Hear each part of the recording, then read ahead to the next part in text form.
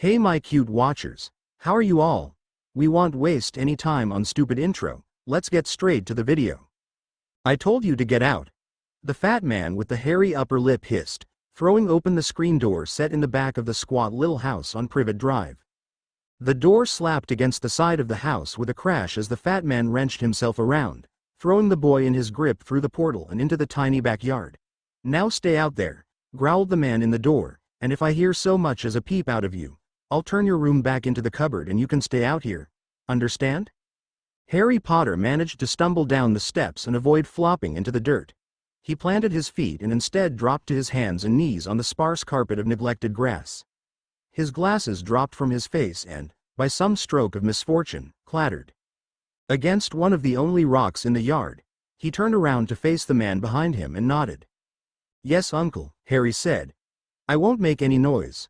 "Good," Vernon huffed. He ran his hand over his face, wiping away the caustic grimace as if by magic and replacing it with a jovial, if saccharine, facade. "Petunia," he called into the house, turning around and stepping back inside. "Have you gotten our guest his beverage yet?" The door shut and clicked locked behind him. Turning to look for his glasses, Harry heard Petunia answer, though he paid no attention. Spotting his glasses and picking up the frame, he took stock of the damage.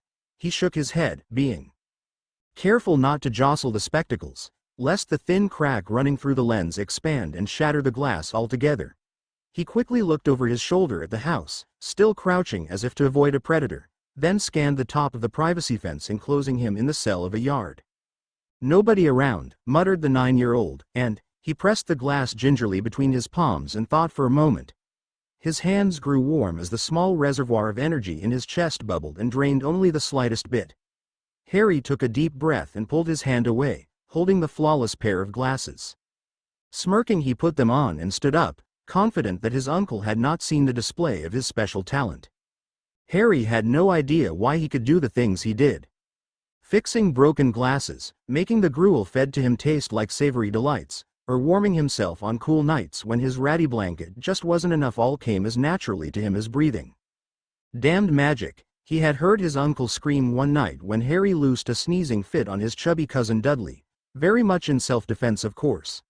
Regardless, that had been a most unpleasant night, and since then Harry had made no small effort to keep his magical talent as secret as he could from his aunt and uncle. Knowing what happened when his aunt entertained anyone, much less someone to whom the family wanted to endear themselves, Harry suspected that he was in for a long and lonely afternoon. Walking to the small bush, long since left to slowly fade from neglect in the corner of the yard, Harry knelt and reached under the thorny plant, feeling along the ground until his fingers lighted across the small metal box.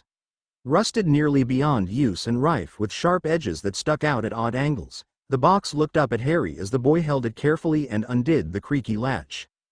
Opening the lid, Harry remembered back to the day he'd first found the box, cast off like garbage in his neighbor's yard. He'd had no use for it then, but Harry had later found a purpose for the tiny chest and hid it behind the dying rosebush to keep his only treasured possession safe. Like his talents, Harry had no idea from where the necklace originally came, but when he'd found the silver trinket jammed at the bottom of a trash bin, Harry had quickly slipped the little piece of jewelry into his pocket and hidden it behind the bush. Every now and again he'd risk a peek at it, fully aware that he'd never see it again if his aunt, uncle, or cousin found it, but too enamored with the charm to leave it to be forgotten. He stared down at the silver pendant on the wispy string, admiring the craftsmanship and detail the jeweler had poured into the little metal eagle, and for a moment it distracted him from the dreary day and the clouds that had settled over Privet. "Hello," the voice tinkled like a bell. Harry started and closed his hands around the necklace's charm. He cast about for the source of the noise and spotted the silvery gray eyes peering out at him from a hole at the bottom of the fence. "What have you got there?" asked the girl, poking her head and shoulders through the hole and looking at Harry's hands. Just a nothing really," Harry stammered, looking at the girl with the dirty blonde hair as she crawled into his uncle's yard and knelt beside him. "You know you're probably not supposed to be here? Who are you exactly?" "I live back there." The girl pointed over her shoulder at the house behind Harry's. "I was exploring the edges of the fence and found my way here. My family is moving to Ottery Street Catchpool soon and I want a last look around. So what's your name?" "Harry," the boy answered. "Harry Potter. Nice to meet you." The girl looked up at him, staring at his eyes and then focusing on the scar that twisted across one side of Harry's forehead before she reached out and patted his head. "Very nice to meet you too," she said. "Want to hear a secret?" The girl raised her eyebrows and leaned in a little closer. "What?" Harry asked. The blonde girl cleared her throat and put her hand and her lips up to Harry's ear to whisper to him. "My mom is going to try turning sugar into gold tonight," she said quietly. "And my dad thinks it might work if the goblins don't sabotage it." Harry paused, his 9-year-old mind mulling over the idea of turning sugar into gold. "How will she do that?" asked the boy. The intriguing idea stuck in Harry's mind. The Dursleys did, after all, keep a cupboard stuffed to the brim with all manner of sugary substances. The girl shrugged and puffed up her cheeks. "I don't know," she said. "But magic can do funny things like that." Harry shifted the necklace in his hands a little farther away from the strange visitor. "I don't believe in magic," he said. "There's no such thing." The girl blinked at him. "You don't really believe that, do you?" "Why wouldn't I?" asked Harry, defensive now. "Oh, I don't know," said the girl, her face falling a little as she continued to stare at him, studying him. Harry thought. "I just thought you might since you look like that sort of person." Harry went silent and tried to think of something to say. "What makes you say that?" "I don't know that either," she responded in a sigh. "But you wouldn't lie about it if you did have magic, would you?" She stared at him, growing very stern for a minute. Harry grinned a little and shook his head. "Promise not to tell?" The blonde girl's demeanor lightened and she quickly nodded up and down. "Promise," she said. Harry reached around and opened up his hands, revealing the charm which seemed to catch what little sunlight broke through the clouds at uneven intervals and flicker a bright silver. Harry smiled with approval when his visitor cooed at the sight of the necklace. "And watch this," he added, reaching for the magic in his chest. With a hint of effort manifesting on his face, Harry drew his hands away from the charm, allowing it to hang in midair as if caught by some invisible net. "Pretty," said the girl, reaching out and tapping the silver eagle with her finger. Harry winced, concentrating to maintain the token wisp of magic allowing the necklace to float. He focused harder and the necklace floated a little higher in the air, hovering just in front of the blonde girl's face before circling once around her head. "That's wonderful," the girl laughed. "It's magic." She held out her hands and the charm dropped into her open palms. Harry grinned, his head pulsing from the effort of molding the magic with his will alone. "It's magic," he echoed as the girl held up the charm and looked at it. "I can't believe you can already do magic," said the girl, looking up at Harry. "My parents say I can't have a wand or a spellbook until I'm older." "A what and a what?" asked Harry. "A wand and a spellbook," the girl repeated quizzically. "To use magic. My parents have to spend a long time reading a big book and practicing with a wand to get the spell just right, don't you?" Harry shook his head. "No," he said. "Then how do you do magic?" asked the girl, still hanging onto Harry's charm. "I just do," Harry answered. "I just sorta make things happen. I thought that was how magic worked." "I don't think so," said the girl. "My dad says it takes a long time and a lot of practice. You have to go to school for years and practice and study for hours if you want to be any good." "Not me," said Harry, reaching out and picking a thorn from one of the brittle branches of the bush. He focused on the tiny spike, releasing a little bit of magic and lifting it into the air. "This is all I have to do." He lifted the thorn over their heads and it began to glow like a torch. The girl smiled and watched as the thorn, now a little ball of glowing energy, lifted higher and turned colors from white to green. "Higher," she laughed. "Make it purple." Concentrating against the heat in his head, the same heat that seemed to come whenever he used too much magic or maintained it for too long, Harry made the light shoot up into the air and flash from green to purple. When his friend laughed in delight, Harry decided to have a little more fun and focused on shapes and patterns in his mind. The light traced out the patterns perfectly, shining and sparking like a silent firework as it drew letters and animals in the air next to the house. Harry grinned, despite the fever burning in his head and chest, and went for one last finale, knowing the discomfort would fade as soon as he stopped. He tried to think of the eagle charm and focus on the outline of the pendant. The ball of light started to go through the motions, but stopped short when Harry yelped in surprise. As the girl turned to look at him, Harry reached up and pressed his hands over his eyes as the headache and fever suddenly intensified and stabbed at him. "Harry!" The girl asked, reaching out and putting a hand on his shoulder. What's the matter? Harry turned and looked at the ball of silently pulsating light, which had fallen to sit directly level with the dining room's big portrait. Window. Oh no, he muttered, feeling the magic slip loose of his control. Silently expanding to the size of a small car, the light flashed brilliantly and then collapsed in on itself. An instant later it exploded like a mortar shell, shattering the dining room window and cracking the wooden trim around the pane. Harry and the girl were knocked to the ground by the shock wave, and the girl screamed in fear as glowing flecks of shrapnel shot out like stinging hornets from the explosion. Reaching to pull her away from the blast and put himself between the blonde girl and the flying debris, Harry whimpered as the boom gradually faded into an intense ringing in his ears. Both children turned to and looked towards the site of the smokeless explosion. The window was gone, and the dining room, before set with the Dursleys' finest china for a nice dinner, lay in absolute ruin. Petunia's shrieking and Dudley's crying echoed out of the living room, as did Vernon's vehement curses. "Wow," whispered the girl. "Where did you learn to do that?" Harry shook his head. "I have no idea," he answered, laying on the ground next to his prone guest. His head hurt. "Harry Potter!" Vernon screamed from the living room, following up with unintelligible shouting and yelling as he stomped through the house towards the dining room. Harry's eyes went wide and he immediately turned to the blonde girl. "He's going to kill me," Harry stated matter-of-factly. He cast around and quickly located the eagle charm. Picking it up and putting it in the girl's hand, he closed her fingers around it with his. "Hang on to this for me," said Harry. "Okay?" The girl nodded. "But, go now," said Harry, getting to his feet and helping pull the blonde to her knees. "Just go." Crawling towards the hole in the fence, the sound of a car alarm going off in the distance, she turned and looked at Harry. "I had fun." "Until you blew up the house," she said. "Can I come back tomorrow?" Harry nodded. Sure, just go." He turned around to face the house as Vernon, his normally meticulously combed hair completely out of sorts, stormed into the disaster area of a dining room. The boy didn't turn to look and make sure his friend had escaped the yard, instead focusing all his attention on his uncle. "You little witch child," growled the fat man, stalking towards Harry like a bear. "I know you did this. I know you did this," he shouted. Fortunately Vernon and Petunia had decided not to murder Harry, despite Dudley's insistence. Their decision likely had something to do with the prompt arrival of the police on the scene and the desire of those police officers to question everyone in the house, including Harry. Thus, after several hours of sitting around waiting to be questioned, followed by half an hour of meticulous inquiries and desperately hoping that no one blamed it on him, Harry retreated to his room under the stairs.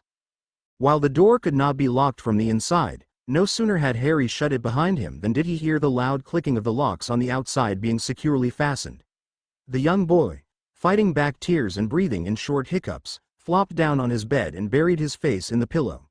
He hated magic, he told himself, hated it as much as he hated having to live with the Dursleys. Why, he wondered, did magic have to be a part of him? Why couldn't he be normal like everyone else? If he had been born normal, at least, maybe his aunt, uncle, and cousin wouldn't hate him. Maybe he'd be able to be friends with Dudley or even be in his cousin's gang. At least then he'd be popular. Harry lay on the bed, listening to the noises in the house and trying not to listen to Vernon and Petunia argue over whether they should go to a hotel or simply board up the window and stay in their home. When he heard someone storm out of the house and start the car, Harry at first assumed that they were going to leave him here and go to a hotel for the night. Harry wasn't concerned about that. The locks on his door could do nothing to contain him if he really wanted out, but an hour later he heard the car return. The sound of an electric drill and banging hammers filled the house as Vernon fixed a board over the window and walked up to his bedroom. When the house went silent, Harry rolled over and looked at the cheap clock on his nightstand. The numbers told him it was just now 9. The hunger that accompanies a night without dinner gnawed at Harry's belly and the boy sat up in bed.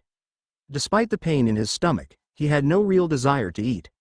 Magic, he thought, had proven to him to be nothing but a curse. Only because I can't control it, Harry thought, trying very hard not to feel miserable. After all, this was not the first time he had lost control of his innate magical abilities. On Harry's 8th birthday, a particularly hot summer day, the boy had accidentally created a blast of cold that inflicted frostbite upon his cousin. Not a month later, Harry had been experimenting with warming up cold food and unintentionally ignited a loaf of bread. Examples abounded of times when Harry had set things on fire, or created flashes of light that frightened his family to no end, all very much by accident. The boy got out of bed and pressed his ear to the door of his tiny cell. Hearing nothing, he assumed that the Dursleys had gone to bed early tonight. "Well," he said as he pressed his palms to the door and drew on the warm energy. "I'll just have to get better," muttered the boy. The latches holding the wooden door closed clicked open and Harry cracked the portal only enough to peer into the dark hall beyond. "I'm going to become the BST." He couldn't think of a word to describe someone who used magic, user, magic wielder, he exclaimed, immediately slapping his hand over his mouth and listening. He heard no one move upstairs or from anywhere else in the beleaguered house and breathed a sigh of relief. "I'm going to become the best magic wielder no matter what," he whispered, tiptoeing into the lambasted dining room and opening the door to the backyard. Making a point to step over or around broken china and fragments of debris, he closed the door behind himself and laughed a little to think of how perturbed Petunia must have been at the thought of her china being reduced to dust. Pausing to glance around the tiny yard, Harry spotted the hole in the fence by the rosebush and looked over the barrier to the house on the other side. All in all, the structure looked remarkably unassuming as he crawled beneath the fence and tried to think of how best to get the attention of the girl from earlier without rousing the suspicion of anyone else. He decided that getting his pendant back would most easily be accomplished by locating the girl's room, knocking on her window, and simply asking to have the necklace back. He began searching. He could levitate himself if need be, Harry thought. A twitch of white light from the window on the second floor caught Harry's attention and he glanced up. Through the pane of glass Harry could see flickering blue, silver, and reddish lights that seemed to fade as they took the shapes of spectral animals and people. Suddenly bubbling with energy, feeling a kind of electricity in the air, Harry crept to the wall beneath the window, and concentrated on his hands for a moment. As the magic pulsed through his fingers, the digits twitched and burned as Harry's fingerprints grew out of his skin like the pads on a gecko's feet. Pressing his fingers to the wall, Harry carefully pulled himself up to the wall to peek in through the window. Nose poking up over the bottom of the glass pane, his eyes immediately locked on the glowing blue circle drawn in the floor. Wispy lines of prismatic light traced their way around the circle like long millipedes, drawing out sigils and runes of mind-boggling complexity. On the side of the circle opposite the window, standing behind a pedestal, a woman in blue robes that ran to the floor held her hands out at her sides.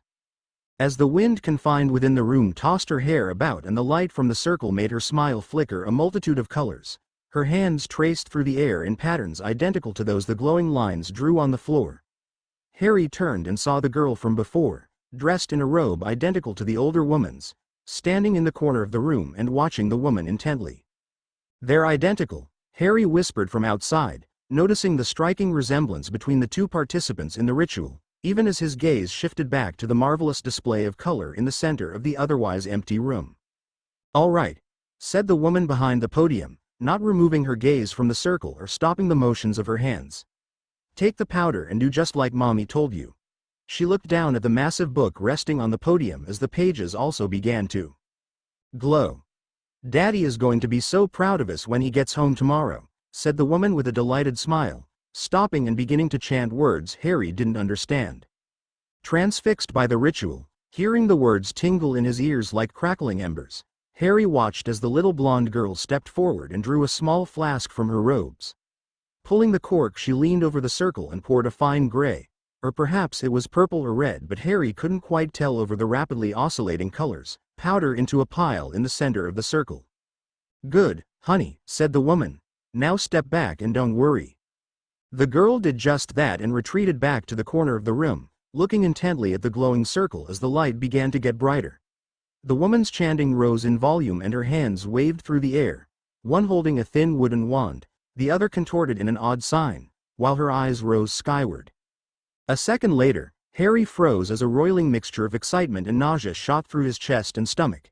He concentrated to keep the magic in his hands from fading and detaching him from the wall, while simultaneously fighting the urge to vomit down the side of the house.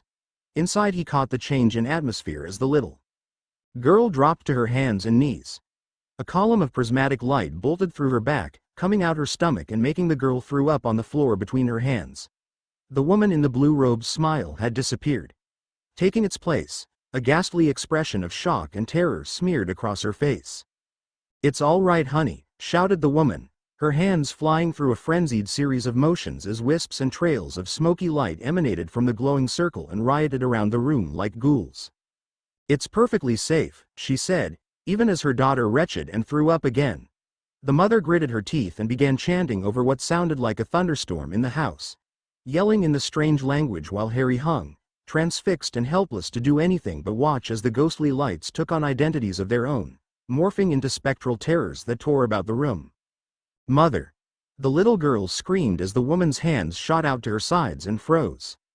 The woman grunted in pain as the wispy hands escaping the circle crucified her in midair. Her head craned toward her daughter and her expression melted to one of both terror and sorrow as her wand dropped to the floor. "Luna, it's going to be okay," she cried, tears dripping down her cheeks. She stopped and screamed as her arms jerked with a snap, pulling themselves too far free of the woman to be in their sockets. "Baby, I love you very." She exploded. Harry clung to the wall, stunned and staring blankly at the pulpy crimson juice which completely covered the inside of the window. His mind refused to work as the magic holding him to the second-story wall faded into nothing. Even as he fell towards the bushes below, Harry's expression remained a mask of shock. An hour later, the boy's body crawled out from the bushes beneath the window and walked back to the hole in the fence. Oblivious to the world around him and shuffling like an animated corpse, Harry returned to the Dursleys' ruined dining room, stepping on crunching porcelain and snapping glass as he walked back to his room beneath the stairs. Shutting the door behind him, Harry crawled beneath his covers, mouth still hanging dumbly open, and stared at the wall opposite his bed. The whole next day he didn't get up from his bed and the Dursleys didn't bother him. The next day passed and Harry remained motionless in bed until well after 3 in the afternoon when his door clicked open and Petunia set for him a bowl of gruel on the floor without saying a word. The rest of the day passed and the gruel remained untouched until after 8 when the door opened and Dudley's foot splashed into the cold meal. "What the hell is this?" sneered Harry's cousin, looking down and crinkling his nose. "Why aren't you eating?" He looked up at Harry, who remained motionless in the bed. Hey, said Dudley, stomping in front of Harry. "I'm talking to you." He jabbed his finger into Harry's shoulder. "I said, why ain't you eating?" Dudley waited for a moment for Harry to answer, but the boy on the bed only rolled over and wrapped his arms around himself. Dudley's face contorted as though he were trying to work a math problem, and he shrugged. "Fine, starve. See if any of us care," he said, walking back to the door but stopping when Harry didn't respond. Dudley bit his lip and walked from the cell without closing the door. A moment later he returned with a small bowl of steaming soup. "Eat, damn you, eat," said the pudgy child, setting the bowl on the nightstand and jabbing Harry with his finger again. "You're going to starve if you don't eat." The smell of the food finally overwhelmed Harry's remaining shock and the boy slowly sat up in the bed. Without looking at his cousin, Harry reached out and picked up the bowl, ignoring the heat which stung his hand and mouth as he spooned the soup between his lips. Eyes glassy, he went at the soup for a moment as Dudley watched, before the fat child turned and kicked the bowl of spilled gruel from the room and into the hall. As the door shut, Harry heard Dudley shout for Petunia. "Mom!" yelled the fat child. Harry threw the food you gave him into the hall again. Chapter 1. Of Snakes and of Sorcery. "So where are you from?" Harry whispered, resting his chin on the pole meant to keep children from getting too close to the zoo's display. Staring intently through the glass at the quasi-jungle beyond, Harry sighed and watched as the large boa watched him back and flicked its tongue through the air. "Burma," the snake hissed. Or, at least it seemed to hiss the word. Even after weeks of pleasant chats with the many garden snakes and king snakes that had come to occupy the Dursleys' backyard, Harry couldn't tell if the conversations were audible or if he and the snakes somehow communicated without actually speaking. "And I'd very much like to go back," said the oily voice. "Sadly, I don't see that happening since I came here on a boat." Harry always heard the words of a serpent as clearly as those spoken by any human, but no one else seemed to notice, even when he spoke back. To the young Potter it was a fascinating puzzle as the snakes didn't know the answer either. They were always surprised to be speaking to a human at all, much less one who could speak to them too. Nevertheless, that did not prevent Harry from quickly building up friendships with the snakes that passed through his yard. "I'm sorry," said Harry. "If I ever hear of any ships headed for East Asia I'll be sure to come back and let you know. In the meantime though, Life in a zoo can't be too bad, can it? The boa uncoiled just a little, as if to shrug the shoulders it didn't have. It's not torture. They give me a sunlamp to warm myself under and plenty of water to soak in, just like back in the jungle. Oh, and the mice here make a delightful little crunching noise and a squeak just before they go, squish. Harry caught the little flick of the head that seemed to serve as a universal laugh among snakes. That was really the only thing about his Ophidian friends that bothered Harry, thought the boy as he faked a grin. Most of them always took such delight in slowly killing things. Well, that's nice. Isn't it though? Answered the snake, turning its head as another human walked in front of its cage. Move it, bellowed Dudley, barreling up to Harry and shoving his cousin out of the way. You've been watching that snake all day. Let me take a turn, said the fat boy as he shoved Harry away. Harry stumbled but managed to land on his palms without hurting himself. He glared up at his pudgy cousin and glanced over at the snake behind the glass as Dudley reached out to pound the glass with the back of his hand. Dudley began barking at the snake to do something funny or to stand on its tail, prompting Harry to shake his head. The boa turned towards Harry. Could you do something about this? Asked the snake, as calmly as ever. Harry thought for a moment and focused on the glass. A pang of effort twinged in his chest as he willed the glass out of existence. Dudley's hand, already mostly through the motion of slapping the pane, met only empty air and no resistance as the glass simply winked out of the universe. Still looking at Harry, the snake flicked its tongue as Dudley's eyes went wide. Thanks, hissed the animal. The snake then whipped its head around, quick as a thought, opened its jaws and latched onto Dudley's hand. As the fat boy screamed and Harry leapt to his feet in surprise, the boa twisted its elongated body and curled around Dudley's arm like a bullwhip. As the scream echoed through the dim hall of the humid reptile house, Petunia Dursley and the rest of the children attending Dudley's birthday party turned around and spotted the commotion. Petunia put her hands up to her face and screamed that the snake was eating her little boy. No, no, stop it, Harry shouted, reaching out as his cousin toppled to the ground. What are you doing? Let go of him. The snake released its bite on the fat child as panic broke out in the reptile house, though it retained its crushing grip on the boy's arm, and shifted to look at Harry. Why? Asked the creature, flicking its tongue. He tastes of pork and salt. Delicious. Just let go and get out of here, Harry barked at the snake, directing his will at the serpent and forcing its muscles to relax their grip on Dudley. The snake shivered as Harry's magic overrode its motor control and then relaxed on its own as Petunia rushed over. The fat woman stopped short of Harry and her son, screaming incoherently at the snake. The serpent flicked its tongue and slithered off Dudley. Thanks anyway, it hissed as it left the reptile house. Petunia dropped to cradle Dudley as the boy grabbed at his hand, trying to cover up the puncture wounds with his good hand. The fat woman turned and glared at Harry as the boy stood up. Silence filled the reptile house as Dudley's crying faded. Harry's own heartbeat seemed to be the only sound in the room while all the other children watched in some combination of fear and amazement. Just wait, Petunia whispered, a false smile glued to her lips, until we get to the house. I'm simply positive your good uncle will have words for you about sicking a snake on our little boy with your witchcraft. Harry swallowed the lump in his throat.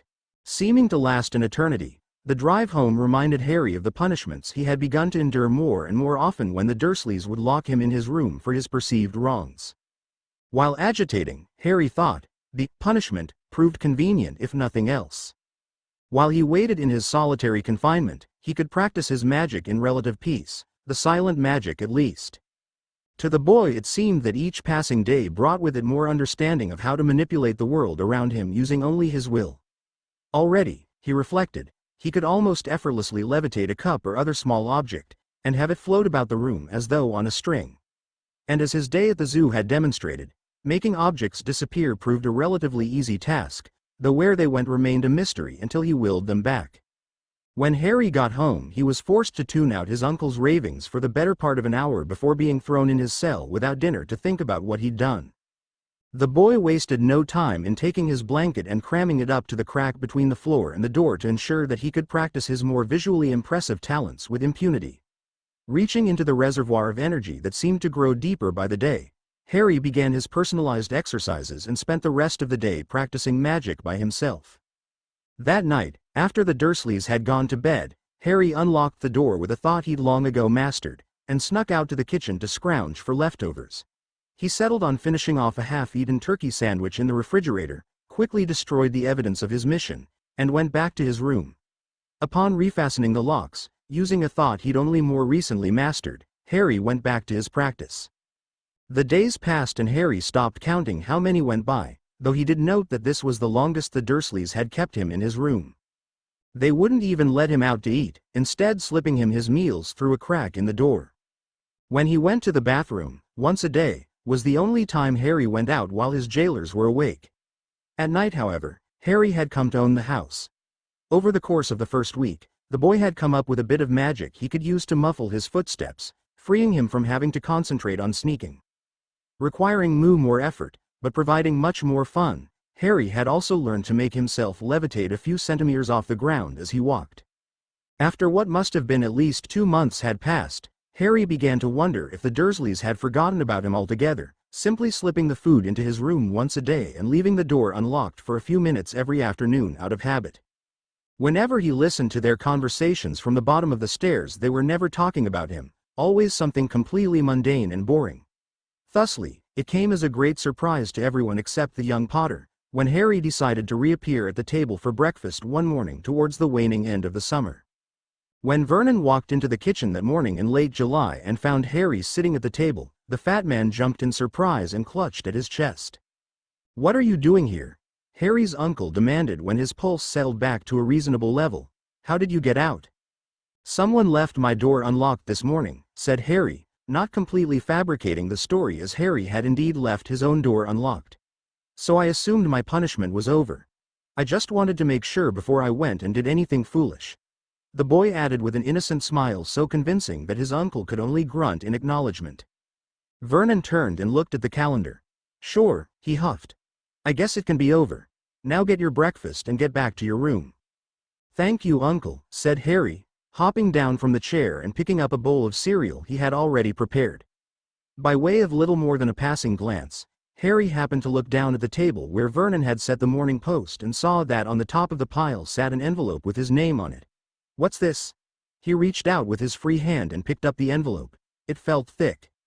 Quicker than a man of his size seemed capable of moving, Vernon snatched the letter from Harry's hand with a definitive snap. "Nothing for you," said Harry's uncle. "Don't give it a second thought." Harry looked up at the fat man, not missing the implied "or else."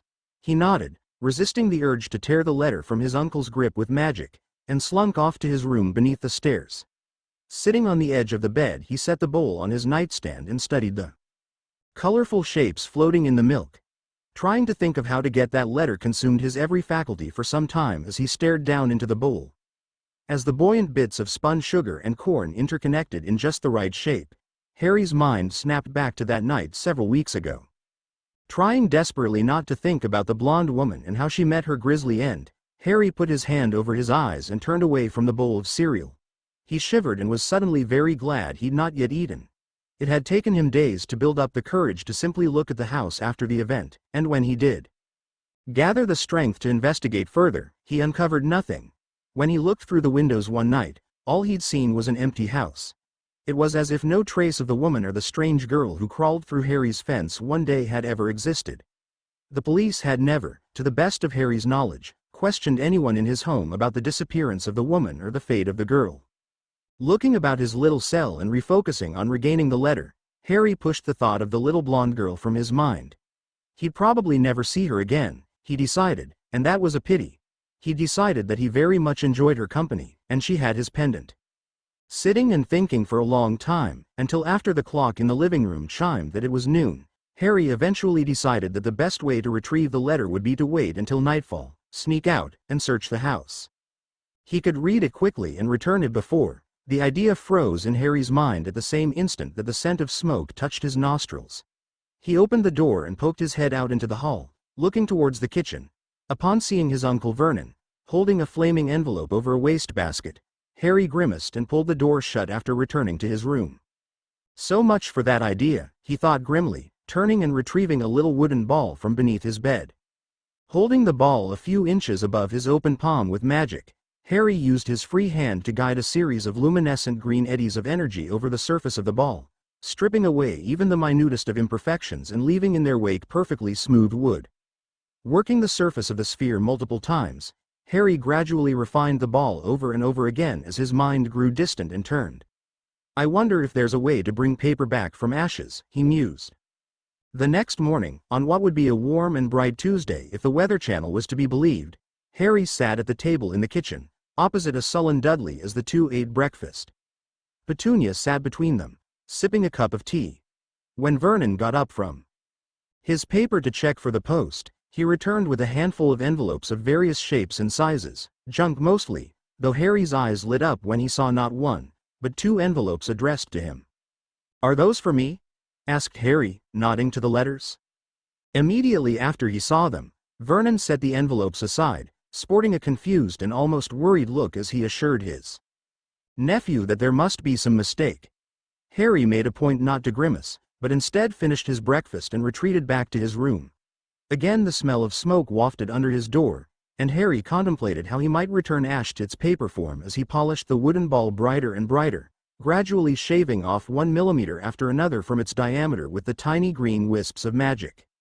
The next day, Wednesday, breakfast stopped on a dime when Vernon arrived at the table, carrying not 2, but 3 letters addressed to Harry. The fat man immediately ordered Harry to his room and labeled the envelopes, "Return to sender." On Thursday, 5 identical letters arrived for Harry, prompting Vernon to put them through the shredder and burn the remains. Friday brought with it a pile of 8 identical letters for Harry. The day also saw Vernon drive to the post office in a rage and return home just as flustered.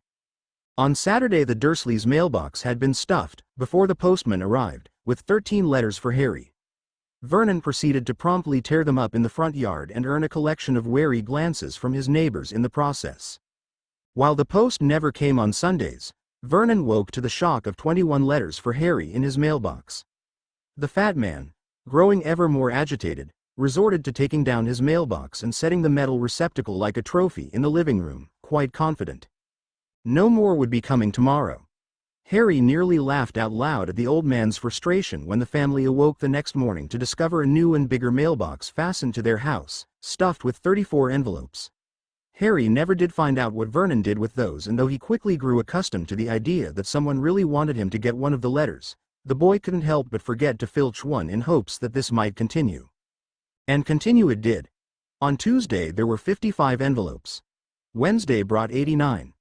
Thursday saw 144, and by the time Friday rolled around, Vernon nearly screamed when he walked into his living room and found that 233 envelopes had been shoved through the tiny slot in his front door, prompting the fat man to take a board and seal up the mail slot.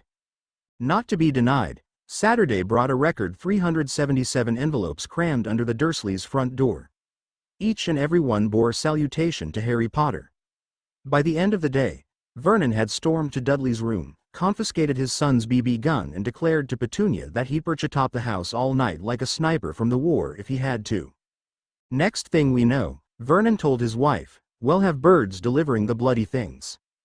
Harry Potter, standing an arm's length from Petunia, cleared his throat to grab his uncle's attention. "What?" seethed the fat man. Harry nodded his head towards the living room window, a large pane of glass overlooking Petunia's flower box and privet drive. Perched atop the flower box and staring mindlessly into the window, there sat a single fat pigeon, a cream-colored envelope in its beak. Vernon and Petunia watched in terror as another pigeon landed beside the first, this one also carrying an envelope. Then a third pigeon with a letter, and a fourth and a fifth. A raven carrying a white envelope, addressed to Harry Potter, landed beside the pigeons less than a minute later, followed by a starling, a robin, and a swallow, all identically laden. But, Vernon stammered, staring at the birds which all looked at him while their heads twitched and shifted for different angles. "Where do they all come from?" "Well," mumbled Harry, only just loud enough for Vernon to hear, "that the one there is a European swallow, so." "Will you shut up?" Vernon exclaimed. "I need to think." He ran a hand through his thinning gray hair, the cooing and cawing of the feathered visitors not aiding his concentration. "I said shut up." Vernon grabbed the trophy mailbox from the coffee table and hurled it at the window. The glass shattered under the impact and the birds scattered in a flurry of flapping and squawking. "Honey," Petunia whispered, reaching out almost sheepishly and touching her fuming husband's arm. "You're going to scare Dudley." "Dudley's out with his friends," shouted the fat man. He began tugging at his sweater with both hands and fidgeting from side to side.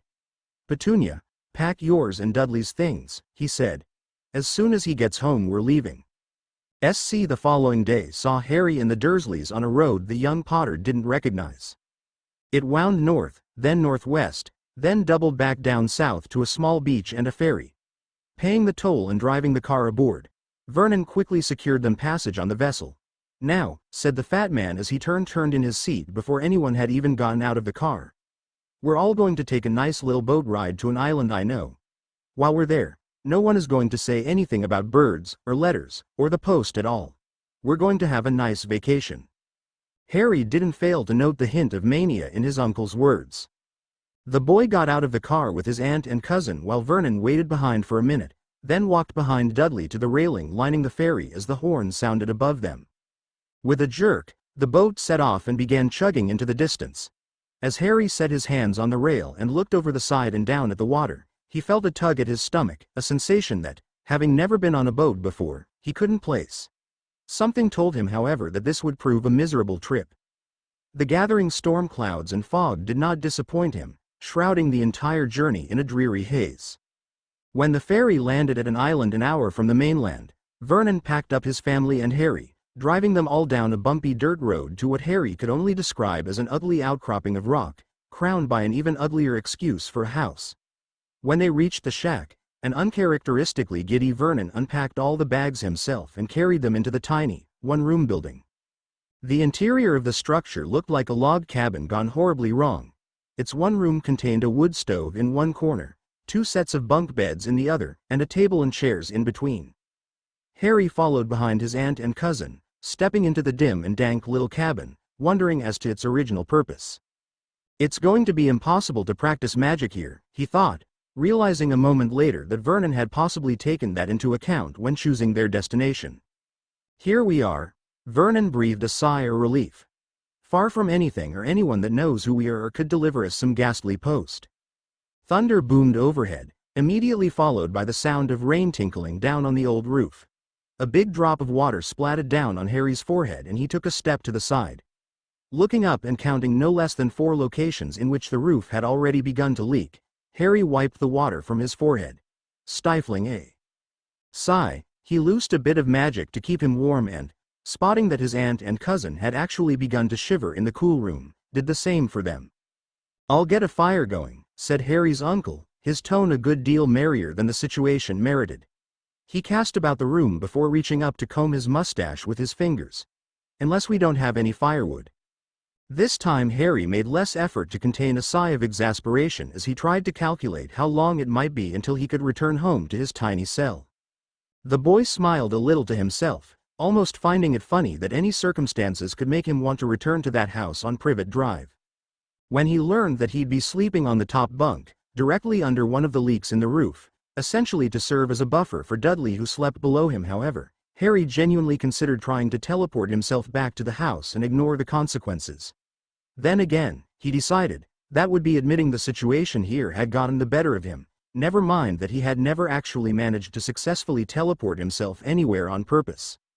The next day passed on the miserable little outcropping of Rick, and Harry was just settling down for dinner, a bowl of potato soup, when he realized that today was the 30th of July, and tomorrow would be his 11th birthday. He silently, and with no small measure of cynicism, wished himself a happy birthday as he finished the bowl of soup and set it in the sink by the stove. He turned in early, as did the Dursleys, but found it impossible to go to sleep. Even after the mattress had dried out from the first night's storm, the lumpy thing proved too squishy in places and too hard in others to provide any semblance of a comfortable surface. Not wanting to use magic in front of the Dursleys, Harry instead decided to put up with it. As the clock on the wall ticked away the minutes and hours, Harry glanced over at it occasionally, counting down the time until he turned 11. At 11:59 and 30 seconds, Harry began counting backwards while staring at the face of the clock. 3, 2, 1. He watched the last few seconds tick by and listened as the clock chimed midnight. Happy birthday to. Harry bolted up in bed, slapping his forehead against a beam in the ceiling as the room filled with a thunderous boom. He dropped back on the pillow, his skull ringing from the impact, and put his hand up to his brow. The warm heat alerted him to the cut the sharp edge of the beam had inflicted upon him. As another boom sounded at the door as someone were trying to smash it down, Harry drew on a bit of magic to try and close up the wound on his forehead. Surprise overtook the stinging when Harry felt the magic drain out of him, but simply evaporate into nothing rather than relieve the pain in his head. He tried again and accomplished nothing. The magic seemed to refuse to mend the gash above his brow. "What the hell is that?" Vernon shouted, rolling out of bed and getting to his feet as another tremendous knock sounded at the door. "Who's there?" he demanded. "We don't want any, go away." The jamb of the door snapped and splintered and the hinges creaked. Giving out with a final groan of complaint, the deadbolt tore loose from the jamb and the door slowly swung inwards, lifting off its broken hinges. Watching in utter shock, Harry scooted back against the wall adjacent to his bed as an enormous figure, shaped like a man but far more menacing, bent low and stepped through the portal, carrying the heavy door by its knob as if it were no denser than styrofoam. Petunia screamed as the figure, its face obscured by a hood and a monstrously untamed beard, looked at the door in its hand and reached up to brush back its hood. "Oh, well, would you look that," said the giant, surprise evident in his voice as he looked at the door in his hand. The man, for indeed Harry could now see that the figure appeared to be an enormous human, set the door down and leaned it against the wall, removing his hand from the crushed knob and turning back to the occupants of the room. "Sorry about that," he said, pointed over his shoulder with his thumb. "I didn't realize it was locked, so I figured I'd just come on in." He cleared his throat and patted his hands down the front of his dark cloak to smooth out some of the wrinkles. "Rubius Hagrid's my name and," he said, scanning the room and immediately spotting Harry. "Ah, there's Harry Potter, at last."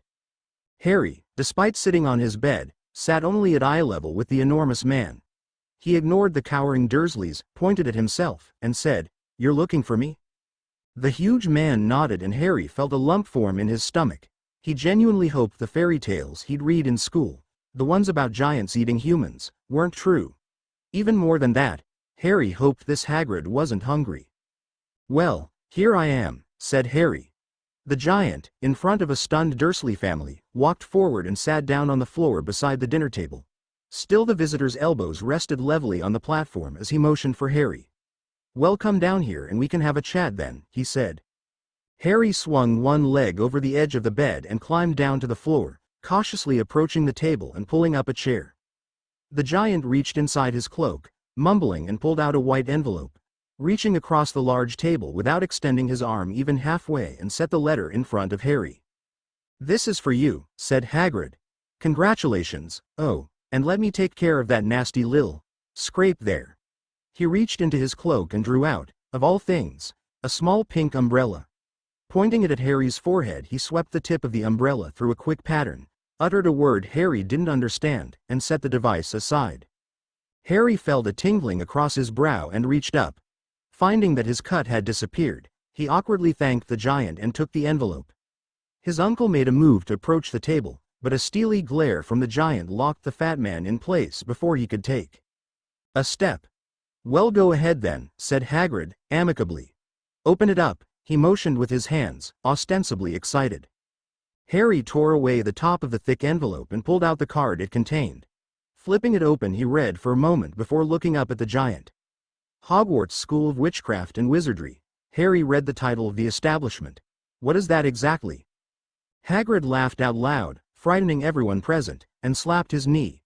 "What is that exactly?" he repeated, setting his hand on the table with another hearty outburst. "You inherited your mum's sense of humor, you did."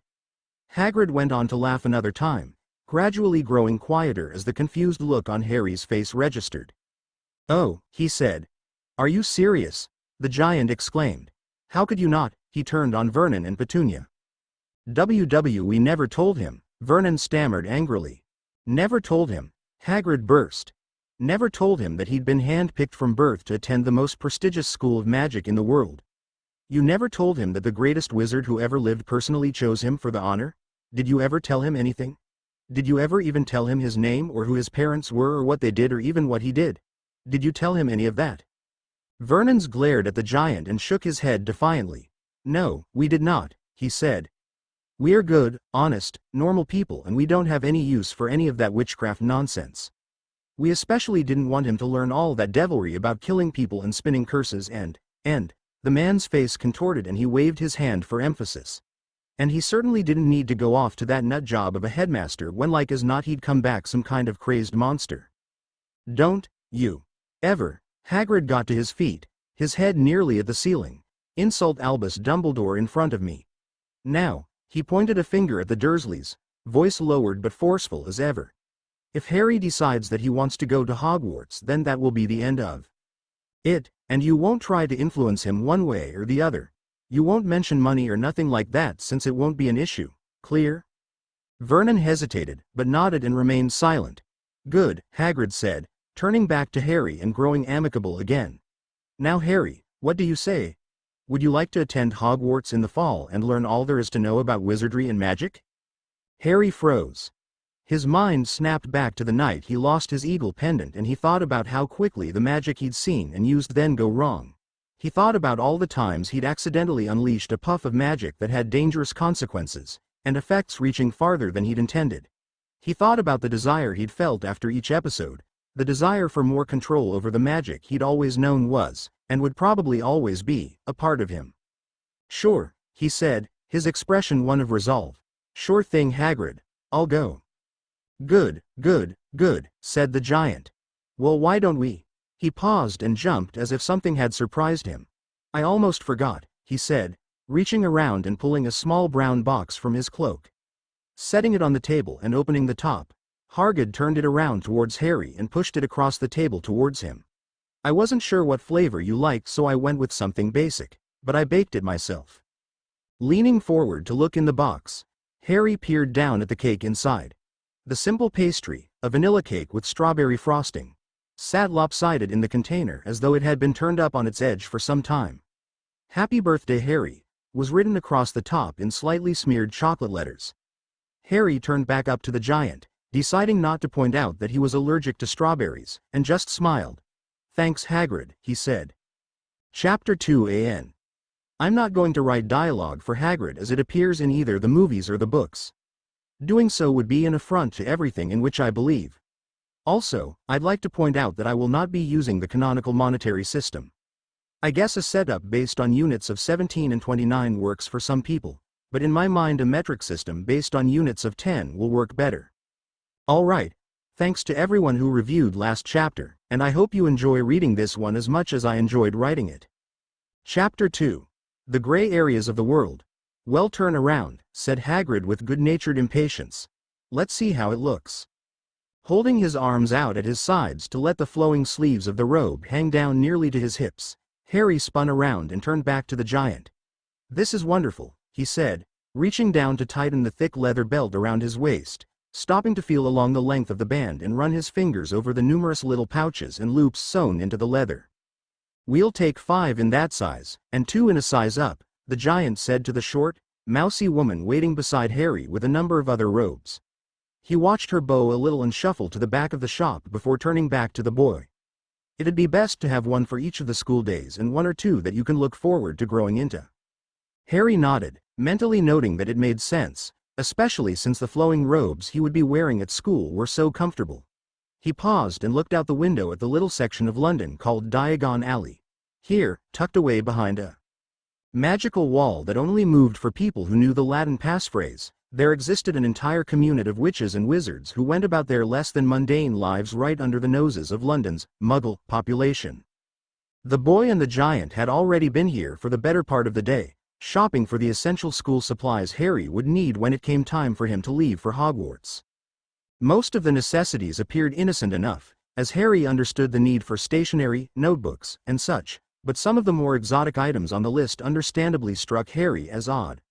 For one, he wondered why in the world he need a box of quill pens, iron gall ink, quartz crystals, a sprig of holly, and a flask of powdered silver. Hagrid, said Harry. What are all these little pockets along the belt for? Ah, those are for spell components, said the giant.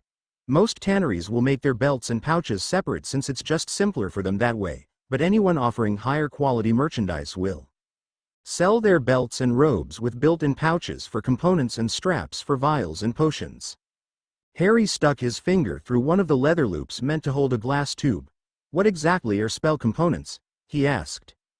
Hagrid shifted on the bench, the wooden seat meant for someone a third his size groaning under the half-giant's weight. You'll get a better explanation from someone like Dumbledore when you get to Hogwarts, said Hagrid, but basically a spell component is something a wizard or a witch uses to power a spell, like a gem or some obscure plant. I don't think I understand, said Harry. What do you mean by power a spell? Well, let me see if I can explain it a little better, said the giant, sighing and looking up at the ceiling. He thought for a moment while. The owner of the shop rummaged around in the storeroom. Think of it like this, Hagrid said, trying to recall what little time he himself had spent at Hogwarts as a student. Every muggle learns early that the whole world is made up of matter and atoms and, he swirled his hands in circles as he spoke, material, stuff. Well, underneath all that is what we wizards call the weave. You'll learn this in your fundamentals of magic class, but the weave is a giant field of energy that basically holds the world and all of the atoms together. Hagrid interlocked his fingers to demonstrate. Magic is the manipulation of the weave to manipulate the world around us. But everything takes energy, you see, especially magic. Magic takes lots of energy which has to come from somewhere, right? Harry nodded. So components, like holly and powdered silver, provide part of the energy needed to do magic, he said. Yes, there you go, said Hagrid excitedly. Now you're getting it.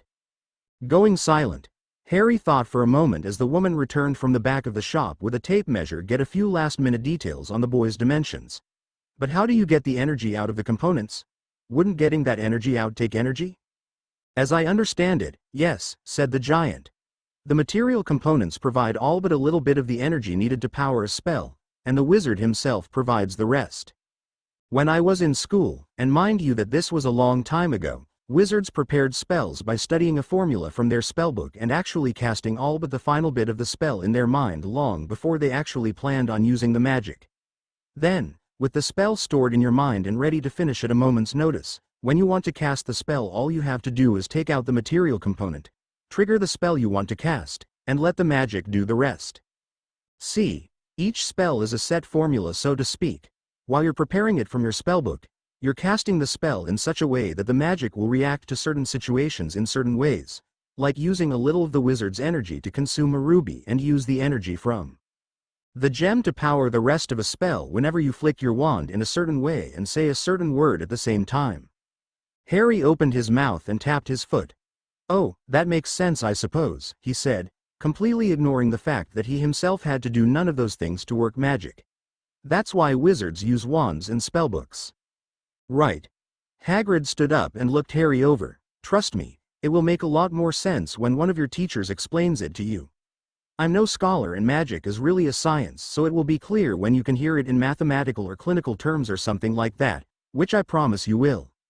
I'm not going to worry too much about it, said Harry as the woman handed Hagrid the extra robes in exchange for a small collection of coins. The boy and the giant left the shop, Harry wearing the robes he'd purchased inside, and the pair stepped out into the small city within a city. Hagrid stopped and cleared his throat, looking around the street to get his bearings as people passed them by. Well, I'd say we're just about done, he said. How about we go for a drink, and then we can go to the bank and stop by Ollivander's to get you your wand? Lead the way, said Harry, grinning like a fool with happiness born of feeling like he was right at home among all of the hustle and bustle of Diagon Alley. As they walked though, and Hagrid went about explaining some of the history of the community to Harry, the boy slipped into a quiet contemplation. He had not once in his brief time with Hagrid heard the giant mention anything about wizards who could cast spells without wands or books or components, and all of the people Harry saw here in Diagon wore wands at their belts or tied to their sleeves. The vast majority carried packs shaped a great deal like large books, prompting the boy to guess that, for a wizard, carrying one's spellbook with them at all times had become a common practice. Furthermore, the way Hagrid had explained magic made it sound as though a wizard couldn't use magic without his book or wand. It all led Harry to wonder if the magic he used was somehow different from the magic everyone else could employ. Following beside the mountain of a man, Harry made his way to the leaky cauldron, ostensibly a small hole in the wall of a pub sandwiched between two larger shops.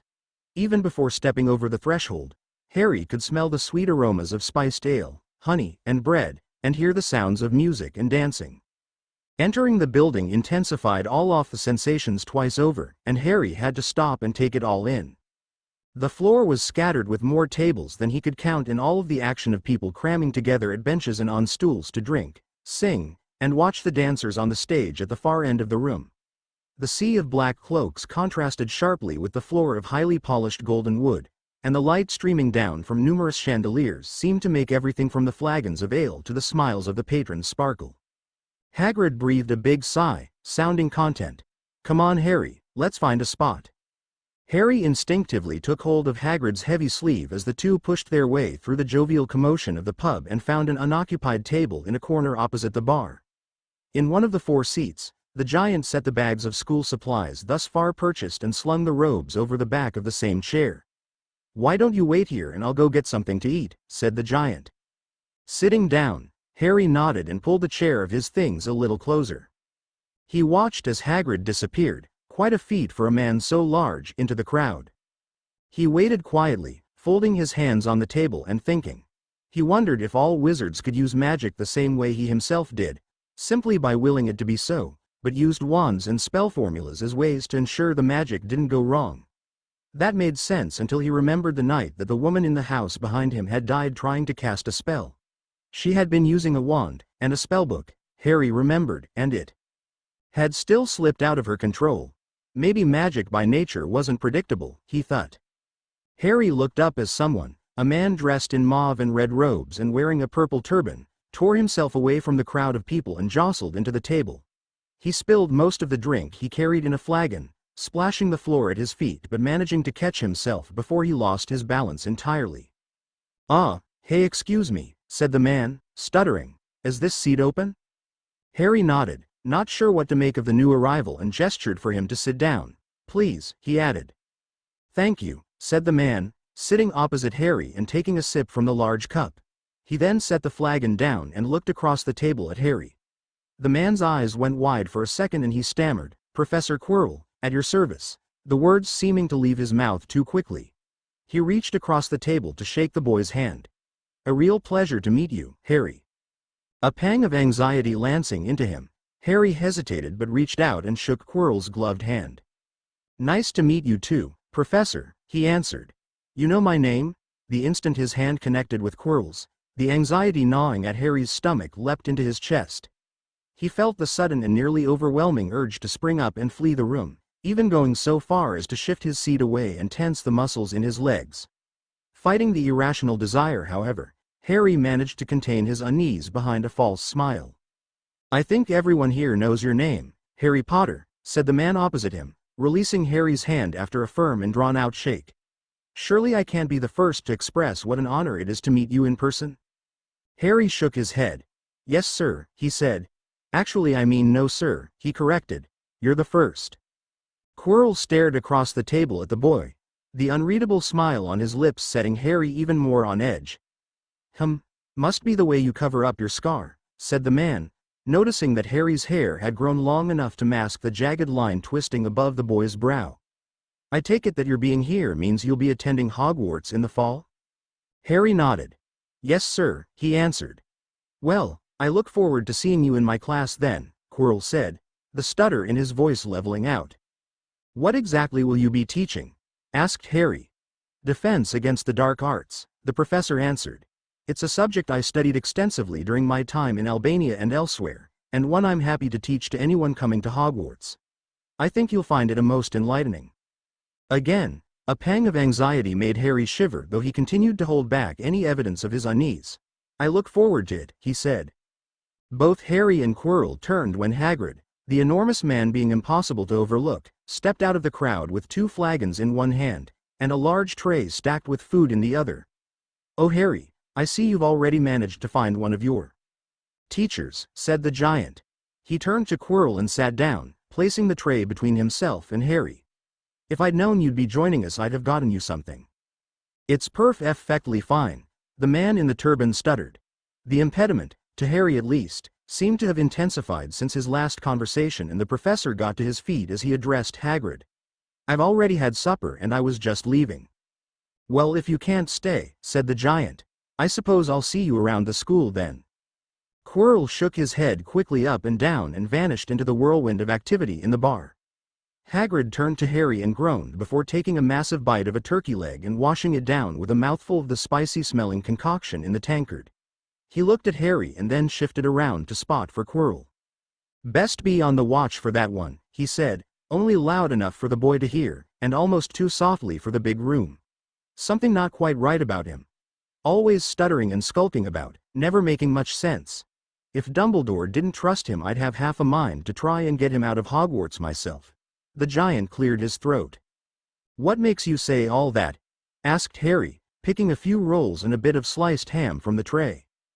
Hagrid grumbled to himself for a minute and finished off the turkey leg. Don't concern yourself too much over it, said the giant. Just a gut feeling is all. Harry looked down at the table and then up at the giant. Hagrid, can you answer a question for me? Hagrid, halfway through a mouthful of ale, set the tankard down and belched against his fist. Sure thing. What's on your mind, Harry? You said back at the shack that you and my parents worked for this Dumbledore years ago. Did you know them? My parents, I mean, asked the boy. Aye, that I did, said Hagrid with a big grin. All my aunt and uncle would ever tell me about them is that they died in a car accident and, well, I never really believed that, Harry said. Could you tell me a little about them? Hagrid's face relaxed and he bobbed in his chair a little. I might be able to tell you a little something. First, you ought to know that your parents were absolutely crazy about you, he pointed at Harry. I knew your mum when she and your dad knew you were coming, and neither one could wait to meet you. Course, that was during the height of the war with. He paused and looked at Harry, who stared intently up at him. Go on, said Harry. Please go on. Well, you're old enough now, said Hagrid. Don't go making a fuss, but some time back, there was a powerful dark sorcerer by the name of Volume. He made an exasperated face. A powerful dark sorcerer by any stretch who started causing lots of trouble for the wizarding world. Long story short, your parents teamed up with a bunch of other good wizards and they all gave him and his thugs a real fight for years. It's said that there were only two people in the world the Dark Lord feared, Albus Dumbledore, who you'll meet at Hogwarts, and your mum. Harry's eyes widened a little. What were they like? My mom and my dad. Your dad had a great air about him, said Hagrid. He was always something of a rogue, but he was the lovable sort. And he was a powerful wizard. The man could spin evocations that would make the hair stand up on a griffin. Your mum, on the other hand, she was always a bit more subtle, but just as fiery as your dad, even though she never flaunted it. Dumbledore once told me that if anything should happen to him, he wanted Lily, that was her name, Harry, to take over the fight against you-know-who. I didn't understand why when he told me, but I learned later. And, Harry swallowed hard, already feeling he knew the ending to the story. What really happened to them? I've always known it wasn't a car accident. That story just never sounded right. Hagrid paused, mouth hanging open a little. Well, He leaned forward and rested his elbows on the table. You know who got to them, he said. He looked around the room and then back at Harry. I can't expect you to have noticed yet, but once you get to Hogwarts, you'll realize, Harry, that a lot of people know your name and want to make a celebrity out of you, and that goes back to the night your parents fought the Dark Lord by themselves. See, here's what happened if you want the little bit of the story I know. He waited for Harry to nod before he went on. Right, I think you deserve to know. Just don't let anyone know that you know, but back before the Dark Lord fell, during the war, there was a prophecy from an oracle about how the Dark Lord would be destroyed. It involved a child, and that child was you, Harry. Me?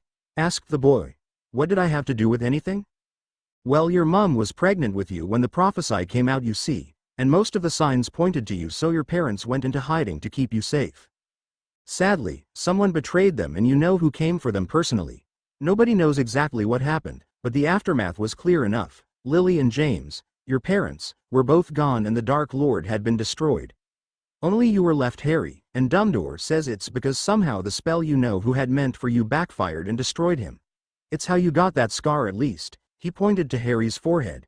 And Dumbledore thinks your part isn't over yet. Harry reached up and brushed the mark above his brow. So that's it then? This Dark Lord killed them and then I destroyed him. Somehow. Hagrid nodded.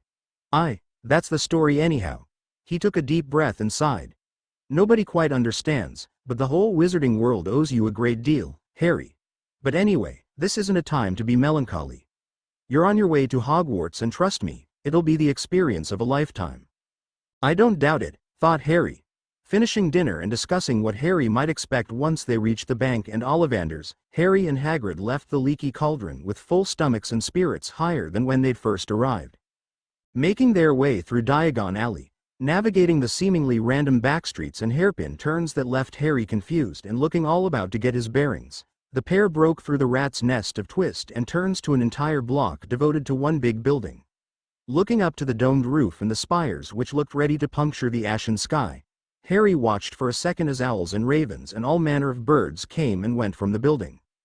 "Welcome to Gringotts," said the giant as he led Harry up the steps of the building towards a set of large double doors. "How in the world does all this stay a secret?" Harry asked, stopping in front of the enormous Gothic edifice and drawing a curious glance from Hagrid. "I mean, I can understand Diagon Alley being a secret if it were just some little street, but this might as well be its own city." He turned around at the top of the steps which, being almost a story tall themselves, provided a stark view of the surrounding city blocks. Hagrid grinned and pointed up at the sky. "What time is it?" he asked. Harry glanced down at the watch on his wrist. "Just after 4. "Now Harry," Hagrid knelt down to come closer to eye level with the young Potter. "When we were on our way here from your uncle's it was a beautiful, sunny day in southern Britain. Haven't you noticed the weather now?" Harry looked up towards the sky, noting the unbroken blanket of gray clouds that submerged the city in an almost surreal twilight. He also noticed, with a twitch of surprise, that he couldn't see any of the usual landmarks of the City of London. Looking towards the direction that should have been north, then looking east, he saw nothing that would betray Diagon Alley as being a part of London at all. "Where are we exactly?" he asked. Hagrid grinned and stood back up. "The world can be a funny place," he said. "It can twist and turn and take you somewhere you don't expect if you make even one step out of your day-to-day routine. Sometimes it will even double back on itself and create places within places that are already there. Welcome to the world of magic. Think about it for a while and tell me if you can understand." He turned and led the confused young boy into the bank. Inside the air hung heavy, cold, and close. Harry cast about the enormous inner chamber, spotting out long lines of teller windows along the walls, desks littering the center of the floor space, and myriad halls and side passages jutting off this way and that into the unlit reaches of the establishment. The dull hum of lowered voices filled the chamber and floated up to the vaulted ceilings high overhead as a dozen or two of people, all wearing the uniform black cloaks of the alley, conducted their business. All about there wandered squat, hunched, humanoid characters that gave Harry pause and made him look to Hagrid for assurance. The giant, catching the wary glance thrown his way, patted Harry on the shoulder. "Don't mind the goblins too much," he said. "Greedy and nasty they are, but they won't hurt you if you don't try to filch their purse." Motioning for Harry to follow, the giant walked through the big room and stopped in front of one of the clerk's windows, rapping on the counter to get the sleepy goblin's attention. Fluttering awake, the little creature looked the patrons over and rubbed the sleep out of his narrow eyes. "Welcome," he said in a squeaky voice. "How may I help you today?" The words struck Harry as less than enthusiastic. "Just need to make a few withdrawals," Hagrid rumbled, removing a slip of paper from his robe. A bank slip already filled out in a script too fine to be the giant's and signed in a fluid cursive that Harry couldn't make out before the goblin picked up the form. Looking over the slip, the goblin scratched the top of his head and hopped down from the stool on which he'd sat, opening up a small door in the counter. He waddled up to Hagrid and patted the giant on the leg to garner his full attention. "If you'd follow me, I'll show you the way down to the vaults." "Thank you," said Hagrid, tapping Harry's shoulder and turning with the goblin. Both Harry, and especially Hagrid, had to take truncated steps to avoid passing the goblin as the wrinkled creature led them towards one of the many unlit halls built into the side of the main chamber. Stopping at the arched entrance to one of the passages, the goblin clapped his hands and sconce on the wall lit up. A glowing ball of green energy appeared at the end of a wooden torch and illuminated everything 30 or so feet ahead of the group as they set off down the hall. "This place is enormous," Harry muttered, looking all around as the goblin led him and Hagrid down an open spiral stairway.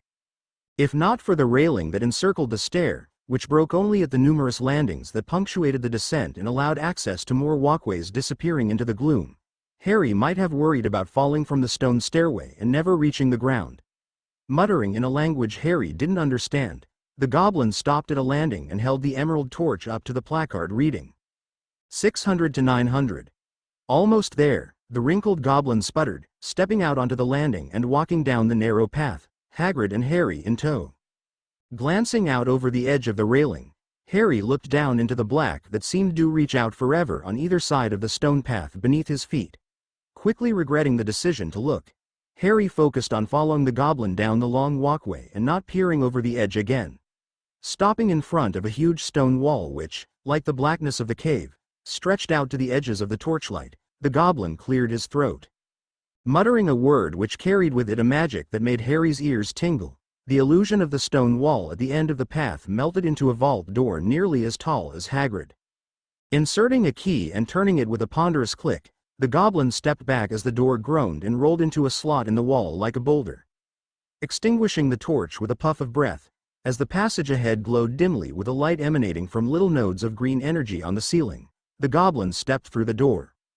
"Mind your head," he said to Hagrid. "These tunnels might have been carved to be impressive by dwarven standards, but they might be too low for you."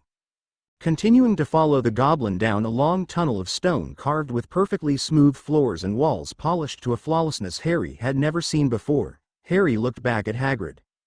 The giant made do by walking down the center of the room, where the arched ceiling allowed just enough space for his head. Passing by doors that looked to be cast of iron, Harry looked down the hall and saw that each of the evenly spaced doors had a number carved above it in the wall. The comparative clumsiness of the numberings compared to the perfection of the stonework in the hall led Harry to think that the doors and their designations had been placed here long after whoever had carved the hall itself had gone. "Really something, this dwarven architecture," said Hagrid. "Looking at it you'd never think it was built before human Egyptians built those giant pyramids. Too bad the new owners here lack the same skill. Got to hand it to them though." Before the goblins took over the banking system, the Wizarding World's currency was a complete mess of complex rules and denominations worth one thing one day and something else the next. "So how does it work now?" asked Harry. "It's all based off the value of different metals," Hagrid explained. "Each and every coin in the Wizarding World is cast from exactly 1 ounce of a different metal, with a copper canute being the least valuable. Next up you have the silver sickle, which is worth 10 nuts and works as the standard trade unit of most of the common folk.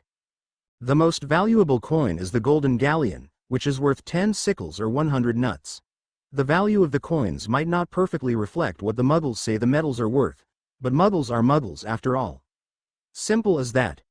Some of the richer families and businesses use platinum coins called peregrines, but most people will never see one of those since they're each worth 100 galleons.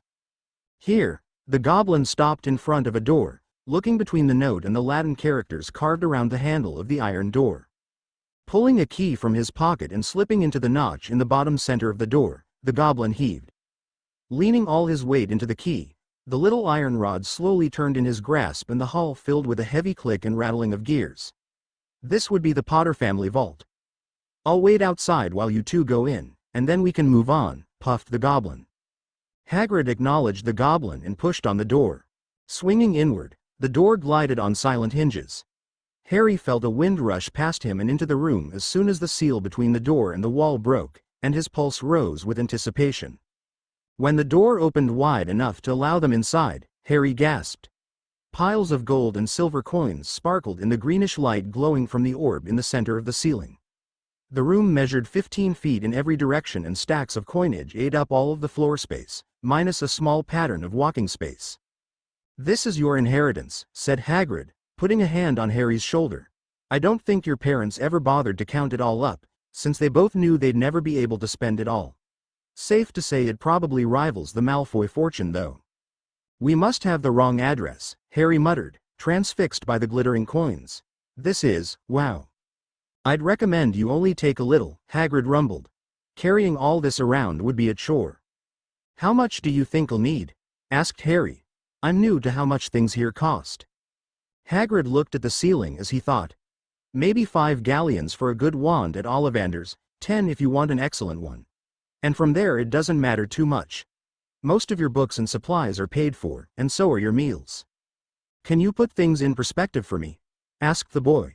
How much would I have to pay to repair my robe if I tear it, or for a new book if something should happen to it? Most of what you'd be paying for wouldn't cost much more than a few nuts or a sickle at most. Once you get older and want to start working on expensive experiments like researching new spells or brewing complicated potions, then the materials will start to cost you more. Unlimited access to the library at Hogwarts, for example, would cost you 10 galleons a week, and the apothecary access fee is a galleon a day, but you won't need to worry about that until you start independently researching your own projects and using up lots of magical supplies in the process. All of the resources you'll need to graduate will be free of charge. Harry nodded, scanning the stacks of coins. Good to know, he said, picking up 2 silver coins, both the same size but bearing different markings. One bore the motif of a diving falcon and one, quite uncreative thought the boy, a sickle. He held them up to Hagrid and asked if there was a difference between the two. The giant laughed nervously for a second, and pointed out that the coin bearing the likeness of a sickle was indeed a sickle, and the falcon represented a peregrine. Thanks, muttered Harry, his head going light as he realized that the pile of coins just off to his right consisted of dozens, perhaps 100 or more, of the peregrines.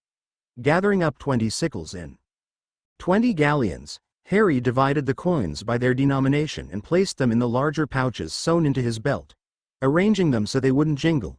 Picking up 5 of the platinum peregrines, Harry looked at the coins, and turned to look at Hagrid, who had busied himself with fiddling at the drawstrings on his cloak, and slipped the platinum coins into the pocket in his robe. Thinking for a moment, he grabbed one more of the platinum coins and rolled it around in his hand. Uncle Vernon did always say that money makes the world go round, he whispered, walking to the giant. Hagrid, said the boy. Oh, ready to go then? Asked the man, looking down at Harry. Not just yet, said the boy. But I wanted to give you this. He held out the peregrine. Hagrid's eyes went a little wider, looking at the coin, but he quickly took a deep breath and put his hands in his pockets. That's very kind of you, Harry, but it really wouldn't be right. That's your money after all, and I wouldn't want to take it from you. I want you to have it, said Harry, proffering the coin again. From what you said, this is valuable, right? Hagrid nodded. More than most people with decent jobs make in a year is there in your hand. Good, said Harry. Well, you've been kinder to me than anyone I've known in my entire life, and this is for you. He stared intently at the big man. Hagrid looked between Harry and the coin. You don't have to buy my friendship, he said. You're a good kid and I'll be happy to stay friends with you without the money. That's not it at all, Harry sighed. I'm not trying to buy friendship, just show it. It's a gift. Waiting for a minute as Harry continued to hold up the platinum coin, Hagrid took another deep breath and rubbed his fingers together before reaching out and taking the money. Would you be too insulted if I exchanged this for some smaller ones and took care of some bills?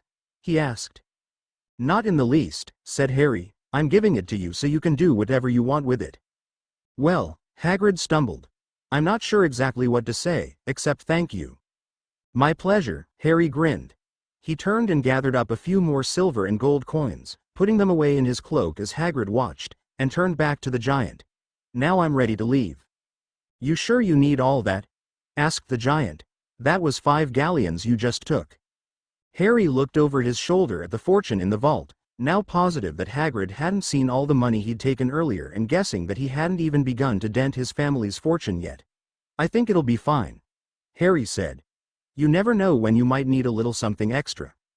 True enough, said the giant, stepping over the threshold and closing the big iron door once Harry was out. The locking mechanism clicked closed automatically and Hagrid turned to Harry and the goblin. Next vault, he said. The goblin nodded and waddled a little farther down the hall. Stopping in front of another door, identical to all the others, he repeated the process of unlocking the mechanism and filling the hall with a loud click. The sound of metal bars sliding on one another and steel cogs turning over rattled in Harry's ears as the goblin announced, Vault 731. Hagrid put his hand on Harry's shoulder and knelt down in front of him. Wait here for just a minute, he said. Hogwarts business and all. Harry agreed and stepped back as Hagrid pushed open the heavy door and stepped inside the vault. The boy had just started to crane his neck to see inside the breach in the door, but a small, almost imperceptible puff of wind caught his attention as it fluttered the pocket of his cloak. Stopping in his tracks and pulling open his cloak, making sure the goblin was too focused on watching down the hall to notice, Harry reached inside the affected pocket and scowled when he found a plain white envelope tucked away in the confines of his robe. A small portion of his magical reserve left him immediately, like a tiny breath of air, and Harry filled his lungs reflexively as if to replace the spent energy. Not these things again, he thought, closing his cloak and deciding to leave the letter for later. A moment went by and Hagrid stepped out of the vault carrying a small package, no larger than Harry's fist and wrapped in brown paper. The giant tucked the parcel away in his cloak and turned to Harry and the goblin. "All right," he said, putting his fist to his mouth and clearing his throat. "Business concluded and all that. Ready to go?" Harry nodded as the goblin turned to lead them down the hall. "Hagrid," he said to the giant, "what was that you took out of the vault?" "Something for Dumbledore," said the giant. "I told him it weren't safe just sitting in a safety." He cast a glance down at the boy. "Oh, never mind it, it's nothing too important." Harry decided to let it go and focused on the path ahead of his feet as the goblin led the boy and the giant out onto the narrow stone walkway. As the vault door closed behind them and faded back into the wall, Harry felt the inside pocket of his robe. The envelope was right where he'd left it and, for whatever reason, that calmed the boy down as he climbed the monumental stairwell. As he walked out into the comparatively bright light of Gringotts' main chamber, Harry looked around again at all of the people in their dark robes and wondered if it was fashion or law that required the drab colors. Hagrid thanked the goblin for his assistance as the wrinkled creature hopped back behind the counter and waved off the patrons. Harry couldn't help but wonder how the bank remained open if that one goblin's customer service was even remotely representative of the bank's as a whole. Pushing open the big double doors ahead of Hagrid and walking outside, Harry lurched backwards as he nearly ran into another boy. "Watch where you're going," barked the second child, a boy about Harry's height with platinum blonde hair and a complexion paler still, "or I'll tear you a." "Calm yourself, Draco," said a voice behind the blonde child.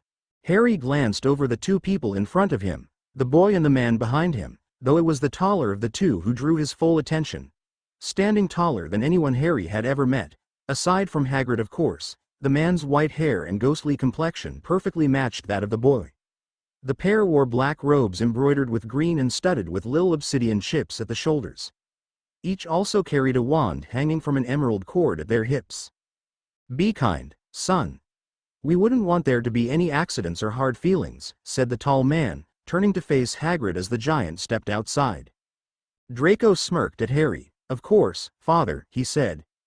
"Ah, Lucius and Draco Malfoy," said Hagrid, sizing up the two without being overtly impolite. "A pleasure as always." "Likewise, Rubius," Lucius said in a slow, somber tone. "And you must be Harry Potter." He turned to Harry, eyes the color of thin smoke piercing the boy to his core. "You'll forgive me, but I've been quite looking forward to meeting you ever since I heard you'd be attending Hogwarts. It's an honor to finally make the acquaintance of the boy who lived. Allow me to wish you the blessings of the Malfoy house." He smiled calmly. "If you ever need anything of us, don't hesitate to ask. Draco," Lucius cocked his head towards his son, "I'm sure we'll make every effort to make you feel right at home." "Of course, father," Draco said without looking away from Harry. "I'll make sure he knows exactly where to go." "Thank you. I appreciate that," Harry answered, unsure of whether or not he should believe the smiles both father and son suddenly wore to be genuine. "Perhaps you'll find yourself in the Slytherin, even.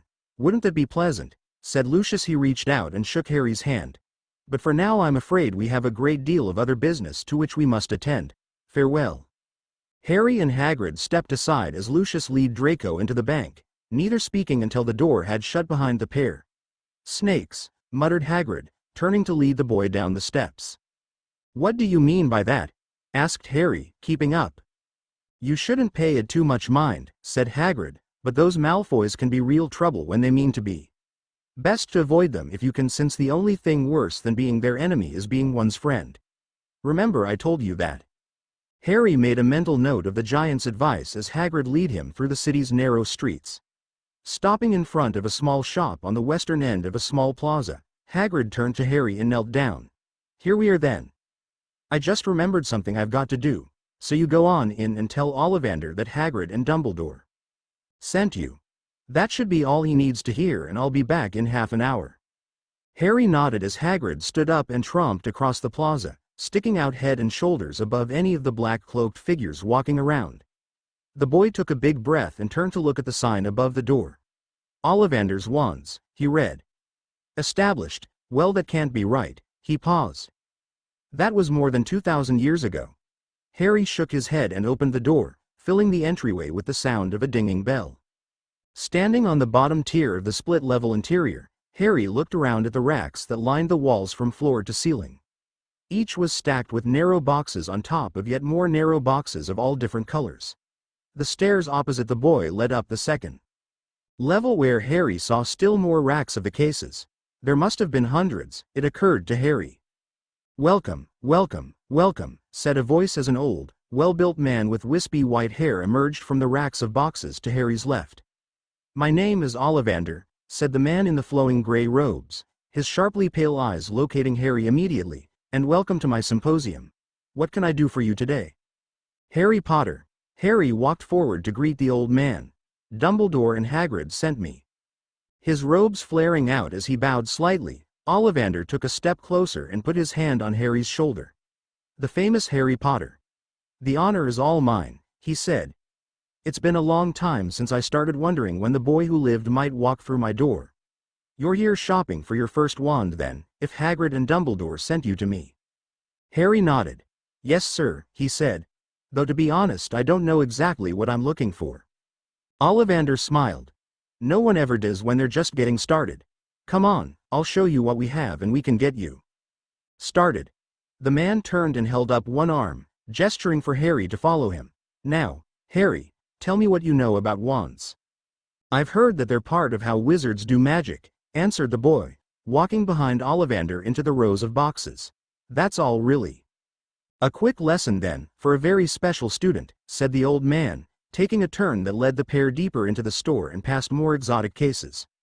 Remember this on your first day and you might impress a teacher or two, but there are two different kinds of wands.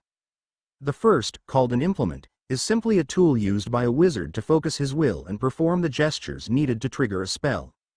Wizards use these wands as it's simpler and more reliable to swish a wand through the air than it is to hold your hand in a complex pose and try to trigger a spell that way. It takes a little longer to use a wand, of course, but the reliability more than makes up for it. Harry took a mental note and scanned the racks Ollivander led him through. And why is that? He asked. Well, to put it simply, said the craftsman, you can key a spell on any trigger you'd like, but when it absolutely has to work exactly when you want it to, you need a trigger word and a somatic gesture, just to be safe. You can use your bare hand for the gesture, but suppose you hold your fingers just barely wrong, you might ruin the spell entirely and blow yourself to bits, or charm someone you don't mean to.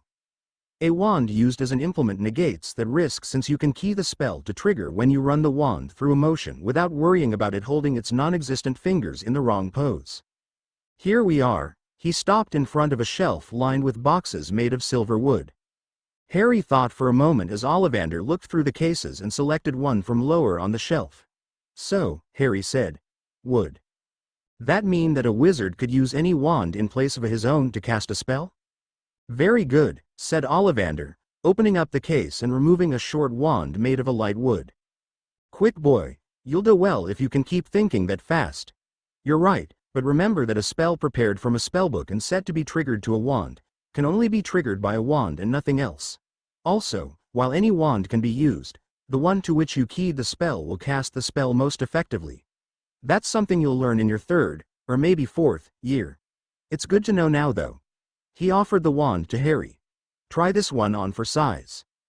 Harry picked up the thin wooden instrument, flinching when, having expected to feel a jolt of magic, he felt nothing. Flicking it through the air, much to Ollivander's amusement, Harry looked at the old man. Should I be feeling anything in particular? He asked. No, not really, said Ollivander.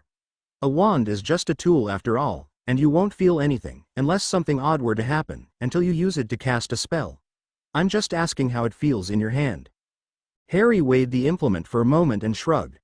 A little clumsy and heavy, he answered. As soon as he'd said it he began to hope he hadn't offended the craftsman. But it might just be me. To the boy's relief, Ollivander laughed once. Well, that's perfectly fine. We can keep looking till one fits you right. It's important that you feel the right wand in your hand. The pair spent the next several minutes pursing the shelves and trying out a number of different wands for the young Potter.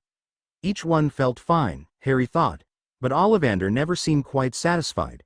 After what must have been an hour had passed, Harry began to wonder if the old man just wanted Harry to say that one felt perfect. It feels a little too. Harry searched for a word, twisting his hand around to point the wand straight up, springy. Good, good, we can keep looking, Ollivander said patiently. Perhaps well, wait a moment. He paused and touched his lip with his finger. I think I have one. Follow me. He quickly led Harry back towards the front of the store and up the stairs. Sir, Harry asked as they climbed. Earlier you said there were two kinds of wands and you explained about an implement. What's the second? Ollivander paused at the top of the stairs and looked back. Oh, I thought you'd forgotten. I'm glad you asked. The man reached out and took a dark wand from a display pedestal. The second type is called a woven wand. This is on here. See what you think, but be careful not to wave it around. Harry took the instrument and gingerly shifted it from one hand to another. What is it exactly? He asked. A woven wand, said Ollivander, taking the wand politely back from Harry and handling it as though he expected it might turn and bite him, is one that has been specially crafted to contain a number of spells that are ready to cast as soon as someone holding it says the trigger word. The brilliant thing about them is that they allow a wizard to cast spells without exhausting his store of prepared spells. The downside is that they're very expensive and dangerous to craft, and, if you ever break one, it might release all the remaining magic at once. Amazing, Harry whispered, looking at the wand on the pedestal. Can you still use them to cast regular spells? He asked as Ollivander led him towards the back of the shop's second level. Yes, in fact many wizards choose to use them in just such a manner. They'll use the wand to prepare and cast spells like normal and keep their wands charged with pre-prepared spells in case of an emergency. The only problem there is that a craftsman must decide when he first makes the woven wand what spells it's to store, as the methods of crafting it are heavily dependent on the exact types of magic the wand is meant to hold. Harry made another mental note of that as Ollivander stopped in front of an innocuous enough-looking shelf containing matte brown boxes. The old man grinned and mentioned that he always kept his favorite wands in the most drab cases, and picked one from the very bottom of the shelf. Opening the box, he produced a long, thin wand the color of mahogany and offered it to Harry. I'd been holding this one back, but tell me what you think. Harry picked up the wand and immediately sensed something different about it. His fingers seemed to fit the grooves in the handle perfectly and tighten of their own accord. The muscles in his arm buzzed with an electricity Harry had felt before but couldn't place, and, as he looked at Ollivander, the boy's face lit up with excitement. When a small gust of wind from nowhere tossed Ollivander's and Harry's robes, both of the magicians nodded in unison. This is the one, Harry said, looking down at the simple implement. This has to be it. Ollivander crossed his arms and grunted in approval. That happens every once and again, he said. Sometimes a wizard and a wand respond to one another. It's interesting though, that you should respond to that one there, mused the old man. Interesting in a way that's almost uncanny. Why's that? Harry asked, suddenly a little nervous. Like all wands, that one has a core made from a substance particularly attuned to magic. This wand in particular has a core made from the tail feather of a phoenix. A phoenix that donated one, and only one, other feather for me to use in my craft. I say it is interesting. That you'd choose that wand when its brother, he pointed to Harry's forehead, gave you that scar. Harry felt his blood go cold in his veins. You mean, you know who had a wand like this one? Ollivander nodded. I sold it to him before he was the Dark Lord we all know about, but yes. At the core of his wand, is the other phoenix feather. Oh, Harry muttered, uncomfortable. Never mind it though, said Ollivander. I'm quite certain you'll put this wand to better use than its brother. Now, shall we check you out? Ollivander led Harry down to the register at the front of the store and rang up the wand. After a discount, on account of Ollivander's fondness for Harry's parents, the boy paid 10 galleons for the implement, and thanked the old craftsman. Ollivander, sir, Harry said, stopping in front of the store. I have another question if you don't mind. The old man leaned against the counter and put his hands behind his back. Of course, Harry. Anything at all. Harry thought about how to word the inquiry, and took a steadying breath. Do you know if there are wizards who can cast spells without wands or spellbooks, just by wanting to? Ollivander's eyes narrowed only so much that Harry barely caught the change in his demeanor. Yes, I've heard of people like that. They're not called wizards though. What do you call them then? Harry asked. Tone a little lower than before, Ollivander got up and walked a little closer to Harry. They're called sorcerers, he said. And they're very rare individuals. Before the last known sorcerer there hadn't been one for more than a millennium, thankfully. Harry swallowed the lump in his throat and steeled himself to go on. Why? Who was the last one? Again, Ollivander pointed at the scar on Harry's forehead. The last known sorcerer gave you that mark, he said. And as far as I know, you know who wasn't so different from all the sorcerers who came before him. Nobody I know has ever even heard of a good one. Ah, said Harry, trying to fight off a fit of shaking and keep his voice steady. I see. Well, he forced himself to smile. Thanks again for the wand and all the help. Harry turned and left the store, not waiting to hear Ollivander's farewell. Stopping abruptly as the door clapped shut behind him, Harry nearly ran into Hagrid, who stood patiently in front of a cart laden with all of Harry's school supplies. There you are, said the giant with a big sigh. Thought you might have vanished clean out of Diagon. Ready to go? Harry nodded. Yes, he said, almost out of breath. Yes, quite. Well, all right then. Best be getting. Oh, I almost forgot, Hagrid exclaimed, startling the boy. Happy birthday, he said, reaching to the cart and taking hold of a sleeve of cloth covering up a rotund figure. Pulling the cloth away, the giant uncovered a wire cage. Inside on a perch sat a perfectly white owl with bright yellow eyes fixed on Harry. The bird slowly rotated its head 90 degrees to stare at the boy, and Harry caught himself beginning to mimic the motion. What do you think? Hagrid asked with a big grin. Every wizard needs his pet. Hagrid, she's beautiful, said Harry as the owl straightened up and hooted, bobbing its head. How do you know she's a she? Asked the giant. Harry shrugged. I don't know, said Harry. Good guess? Hagrid shifted from side to side and put his hands in his pockets. Fair enough. He refocused his attention from the owl to Harry and bent down to be nearly eye level with the boy. Now Harry, we've got to get you home. I'll be leaving your supplies with you until school time, but I need you to promise me something. Harry nodded. What is it? Promise me that you won't use that wand of yours to try any magic. The big man's face took on a more serious demeanor. Hagrid, said Harry. How am I supposed to do magic without a spellbook? He asked. I didn't say, do, now did I? Answered the giant. I said, try, and I mean it. Even if you can't do any rightful spells, you might accidentally trigger some latent magic that might happen to have collected around the wand. The weave is funny like that sometimes. Furthermore, the Ministry of Magic has divination spells set up to detect when any underage people uses magic outside of designated areas. Not that they're all that useful really, but if you did accidentally funny something up and the Ministry did happen to catch it, then it would create a whole lot of headache for me and Dumbledore, not to mention you. All right, said Harry. I won't use the wand to cast any spells. Good boy, said the giant. Now, let's get you back. Returning to Privet Drive seemed to Harry like being taken back to prison the day after his release. Much to the Dursleys' chagrin, Hagrid helped, and forced Vernon to help move all of Harry's supplies into the hall outside his closet. After giving Harry instructions to be at the train station's platform 9 3/4, exactly 1 month from today, he turned to Vernon, Dudley, and Petunia, offering them a stern warning that should Harry miss the train or lose any of his supplies, Hagrid would know exactly why. The giant bid Harry a pleasant farewell and left. Before Vernon could utter a demand for Harry to go to his room and wait there, the boy had already done so and shut the door as he entered. He waited for several minutes, sitting on the bed until he could hear the Dursleys shuffling about the house and trying to get back to business as usual. Retrieving the wooden ball he kept beneath his bed, by now reduced to a perfect sphere the size of a large marble and polished smoother than flawless glass, Harry levitated the orb between his open palms and focused his will. The tiny eddies of green energy, now manifesting as mostly translucent razor blades the size of ants, crawled over the surface of the ball.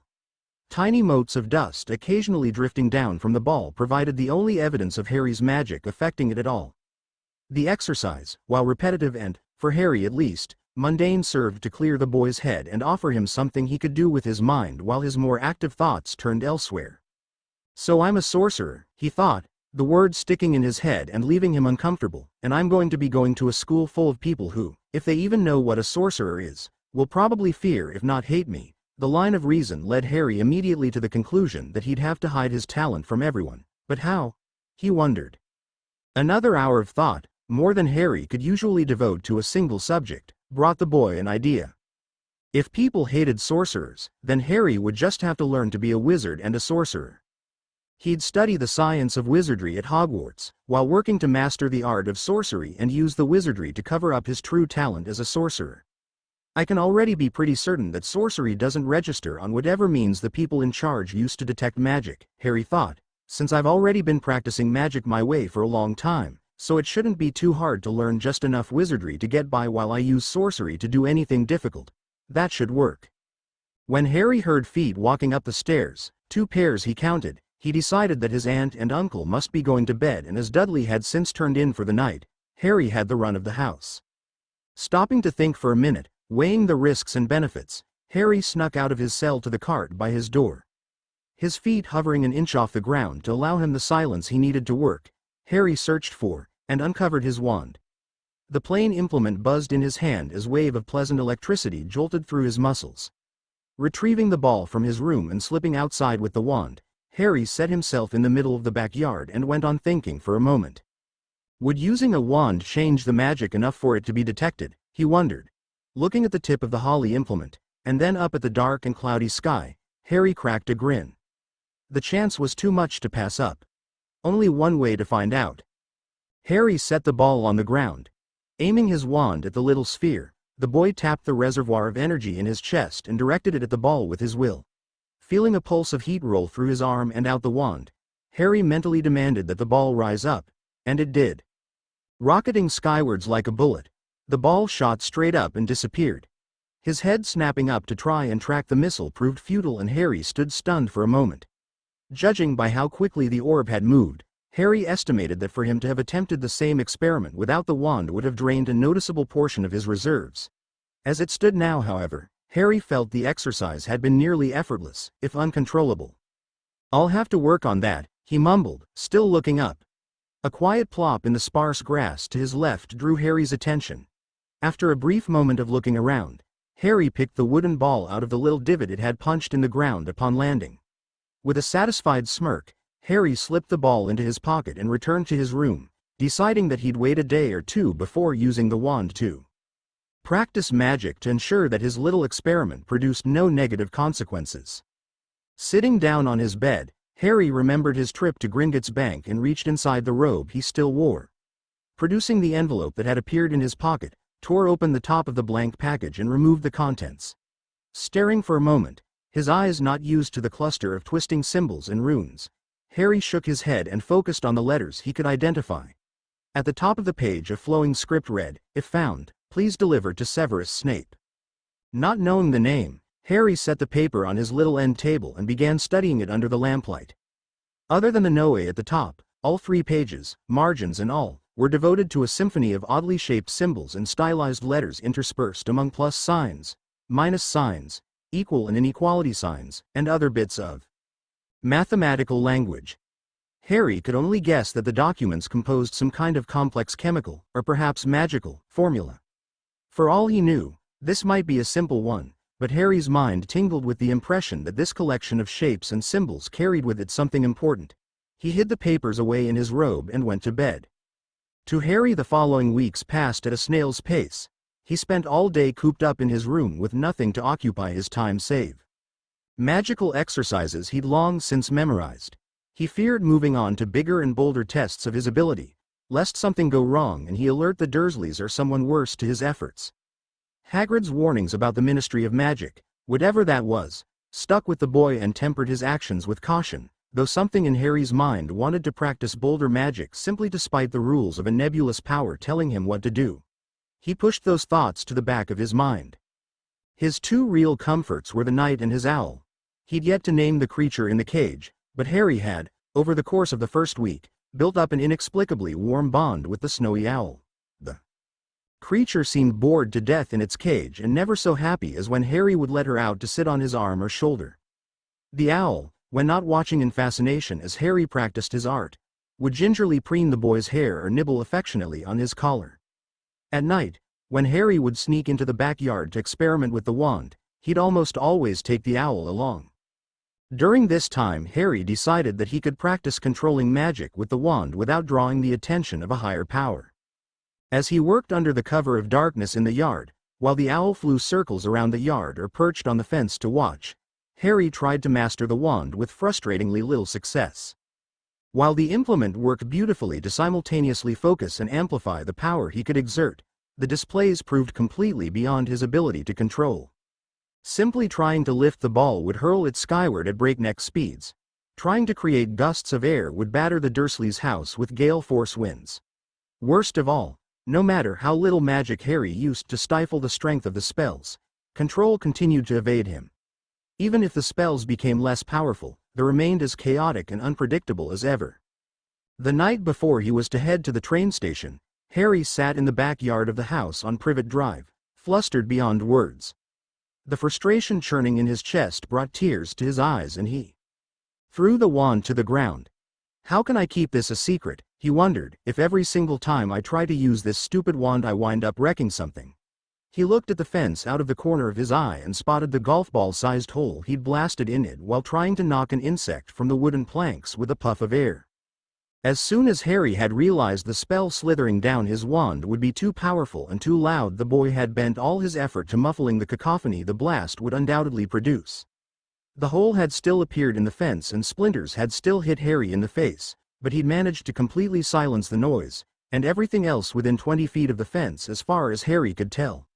He at first wondered if he was deaf, but seeing as how he could still hear his owl hooting overhead, Harry reasoned that he'd accidentally created a zone in which no sound could be produced. I'll have to remember that one, Harry thought, forcing himself to focus on something other than the frustration of failing to control the wand. He begrudgingly picked up the wand and stared at it. You and I will have to come to an understanding, he thought the words as if to make up for not being able to speak them to the wand. If we can't get this under control, there's no way I'll be able to keep being a sorcerer a secret. Harry couldn't be sure, but he felt a slight tingle in his fingers, as if the wand had responded to his thoughts. He contemplated again attempting an experiment with the implement, but decided against the action and instead gathered up his owl and the ball and went back inside. He'd need his rest for tomorrow, Harry reasoned. Chapter 3 AN. All right, next Chapter 3 coming right up. First though, thanks to everyone who reviewed. I can't think of a whole lot to say this early in the game, but I'm sure that I'll come up with something deep and or inspired to say about the Harry Potter universe at some point in time. For now though, all I can think of is thanks all. Chapter 3. Ambition and cunning. The speed with which Vernon expelled Harry and his cart of belongings from the car amazed even the young Harry Potter. Standing by the laden cart on the curb, Harry watched as Vernon's tires spun, squealed for traction, and propelled the car away from the station. Breathing a sigh, Harry reached his fingers through the bars of the cage, scratching the owl's neck when the animal hopped next to the bars and extended its head for Harry. Let's see what happens next, Harry mumbled, pushing his cart past the attendants and into the glass-roofed building. Quickly losing track of events in the hustle and bustle of the train station, Harry pushed his cart down the line of platforms and scanned the many faces pushing past him. Wearing his wizard robes as he expected to meet people in similar garb, Harry felt completely out of place among all the people in their suits and casual clothes. "Excuse me," said Harry, catching the sleeve of a station attendant and stopping the man. Yes, what is it?" barked the man with the thick mustache. "Can you direct me to platform 9 3/4?" he asked. He waited for a second as the man looked down at him with a scowl. "I have my papers right here and it says, 'Quit wasting my time,'" ordered the man in the uniform as he turned and began to walk away. "But sir," Harry protested. "Go find your damned parents," the attendant growled. Still scanning the signs to locate his platform, Harry began wandering around the station with his cart, stopping a number of people and asking for platform 9 3/4. Met only by dumb looks and animosity as he searched for the train, Harry stopped asking anyone for directions after almost an hour of unsuccessful inquiries. Flustered, the boy looked at the owl in the cage and sighed. I don't suppose you know where to go? He asked. The owl turned its head all the way around one way, then the other. Thanks anyway, Harry muttered. Maybe I can whoa. He jumped to his feet as something cold nudged his hand. Looking down, heart beating in his ears, Harry saw the dark bands of the small black snake slither under his cart. Sorry, whispered the boy, taking a breath to steady himself. You just startled me is all. The snake poked its head out from under the cart and looked up at him, flicking its tongue through the air. You speak? Asked the Ophidian creature, a note of curiosity in its oily voice. I didn't know humans could talk. Harry nodded and sat back down. Sure can, he whispered, casting about to ensure no one saw him conversing with a snake. But what are you doing here around all these people? I lost my way, answered the serpent. I was following the smell of rats and toads, looking for the young ones, when I came to this place. I still smell them but I can't find them. Harry thought for a second. Why would there be toads around? He wondered aloud. There's not a lake or pond anywhere near here, is there? No, answered the snake. It's confusing. There's not a rat to be found either. Glancing about, Harry looked up at his snowy white owl and a thought occurred to him. Remembering Hagrid's words from a month ago, Harry tapped the ground by his cart to get the little snake's attention. If you could move around the people here without any of them bothering you, do you think you'd be able to track down the scent of the rats and toads? Harry asked. The snake looked back up at him and flicked its tongue. Possibly. Why? Harry held his arm down so his flowing sleeve hung open and brushed the ground. I'll make you a deal, said the boy. If you agree to lead me to the smell, I'll carry you past the other humans to the source. Sound fair? The snake turned and looked out at the crowd of bustling people, primarily at their feet. Watching as they stomped here and there, the snake tasted the air and turned back to Harry. Deal, it said, slithering into his hand. Don't squeeze me or I'll bite, it added as Harry picked it up. You wouldn't like that. I won't, Harry said, reaching up to the pocket sewn into the breast of his robe. Quick as a thought the snake slithered out of his hand and into his pocket. It coiled up and stuck only the tip of its elongated head out of the pocket, its black scales blending into Harry's robe and rendering the animal next to invisible. Comfy? Asked the boy. No, answered the snake, but this will do for now. All right. Harry stood up and looked through the crowd, as best he could given his distinct lack of height. He glanced down at his pocket as the snake flicked its tongue to catch the scents in the air. Smell. Anything. Plenty, said the animal. Nothing remotely pleasant aside from the rats and toads, but, it paused. Start walking. Harry took hold of his cart and began pushing it aimlessly through the crowd as the serpent went quiet. He did a lap around the platform and stopped near where he'd first met the snake. Got it yet? He asked as politely as he could. Go back, said the serpent. The smell was stronger a moment ago. Harry retraced his steps, drawing a number of odd glances from the people packing the busy station and stopped when the snake shouted for him to do so. He began walking again when the animal hissed that he needed to turn left, then right. Sluggishly making his way about the station as the snake gave rough directions of left or right. Stop, whispered the snake, bringing Harry to a halt. Here, through this door. Harry looked around and tapped his robe. This is a wall, said the boy, looking at the blank brick face before him. Standing before an unremarkable wall of red brick and stained-off white mortar, Harry glanced around at the station's 9th loading platform. Slithering partway out of the pocket, Harry's temporary companion looked at the wall with one eye and tasted the air. Oh, muttered the snake. The smell is strongest here though. Confusion permeated the reptile's tone. Never mind, I suppose. Perhaps if we... Harry turned and the snake reflexively ducked inside the boy's pocket as a hand touched Harry's shoulder. Excuse me, said a woman's voice. Might we get through? The red-headed woman with bright brown eyes smiled at Harry and quickly looked him over. Are you off to school too then? She asked, gesturing at Harry's robes before he could answer. Yes ma'am, Harry answered, spotting the 3 boys, each sporting hair as red as the woman's and carts laden like his own with all manner of supplies and hangers bearing black robes. Additionally, there was a single girl with ghostly pale skin and a great number of freckles standing next to the woman. But I'm having trouble finding platform 9 3/4, he said, guessing that there could be no harm in mentioning the ostensibly fictitious place one more time. You're right on top of it, said the woman, She stepped back and pulled Harry aside. "It'll be simpler to just show you. George, Fred, you've both been through this. Go on ahead." Standing between the woman and the youngest of the three boys, Harry held onto his cart and watched as the two older sons, identical twins Harry thought by the looks of them, each rolled forward. "Care to go first?" one asked of the other. "My pleasure," answered the second. "Too bad," retorted the first with a laugh, shoving his own cart towards the wall and running to push it up to speed. Harry gasped, convinced the boy was going to hurt himself, but stopped short of reaching out as the cart and the boy disappeared through the wall as if they'd passed through a veil of colored smoke. "Stinking cheater," called the second twin, rushing after the first. Not to be outdone by his brother, the redhead hopped up on his cart and rode it through the illusory wall. "Boys," hollered the woman, scowling. "I told you not to show off, better be glad they're out of my hair or I'd—" She shook her head and turned to Harry. "I'm sorry about that. Do you think you see how it's done?" "They just ran at the wall?" he asked, pointing and staring. The woman nodded. "You can't walk it. If you do you'll just hit a solid wall. We charmed the bricks so the muggles couldn't fall through by accident. You can only make it if you run at a good clip." She motioned to the other boy, a shorter character with freckled pale skin and bright blue eyes beneath a tangled mop of hair. "It's Ron's first time too. Go ahead son, give it a go." Ron went just a little bit paler and swallowed the lump in his throat. "You sure about this?" he asked. "Give it a try," she went on and turned to Harry. "It'll be all right, so why don't you go right after Ron then?" Harry nodded and pushed his cart behind the red-headed boy. Steadying himself as Ron rushed forward with his cart, Harry watched as the boy passed through the wall effortlessly.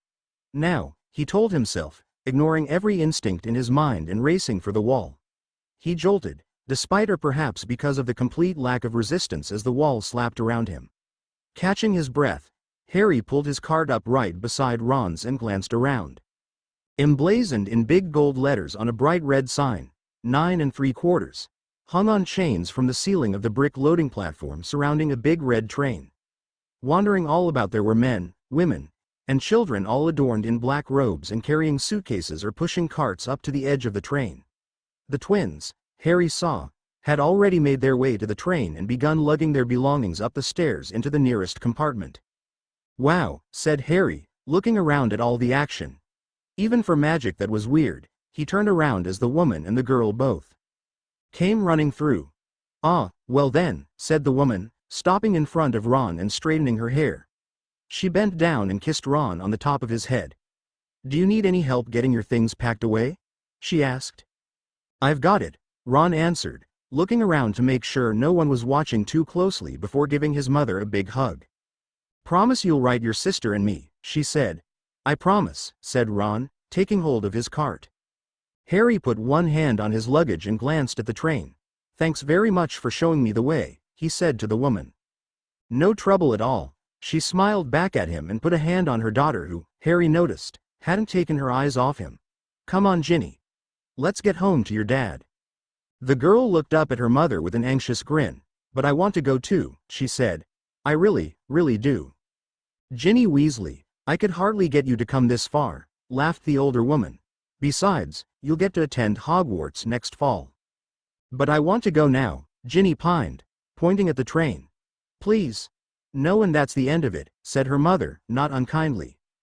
Poking its head out of Harry's pocket only just enough to see around, the snake flicked its tongue about and scanned the scene. "Fascinating," it hissed. "So this is where the smell came from. There must be dozens of rats around here." The snake stopped and looked towards Ron's cart as Mrs. Weasley and Ginny both went back through the wall. It spotted the rat in the cage on the cart and slunk back inside Harry's pocket. "If it's all the same to you," it hissed. To Harry, "I'm going to wait here until I get a good chance to make a break for elsewhere." Harry nodded without peeking to the snake and turned to Ron. "So, that was your mom?" he asked.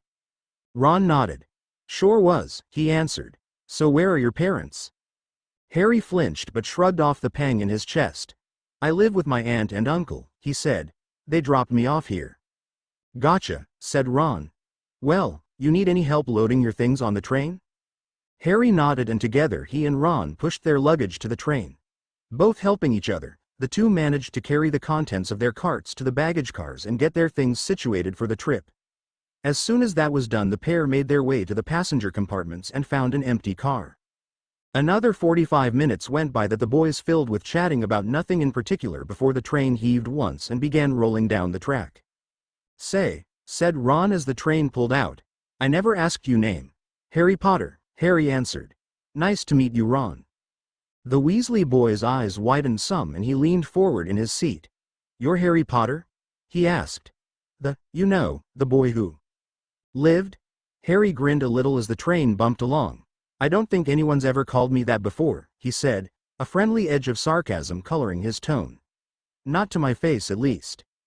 "So you've got the scar?" asked Ron, motioning to his forehead with his thumb.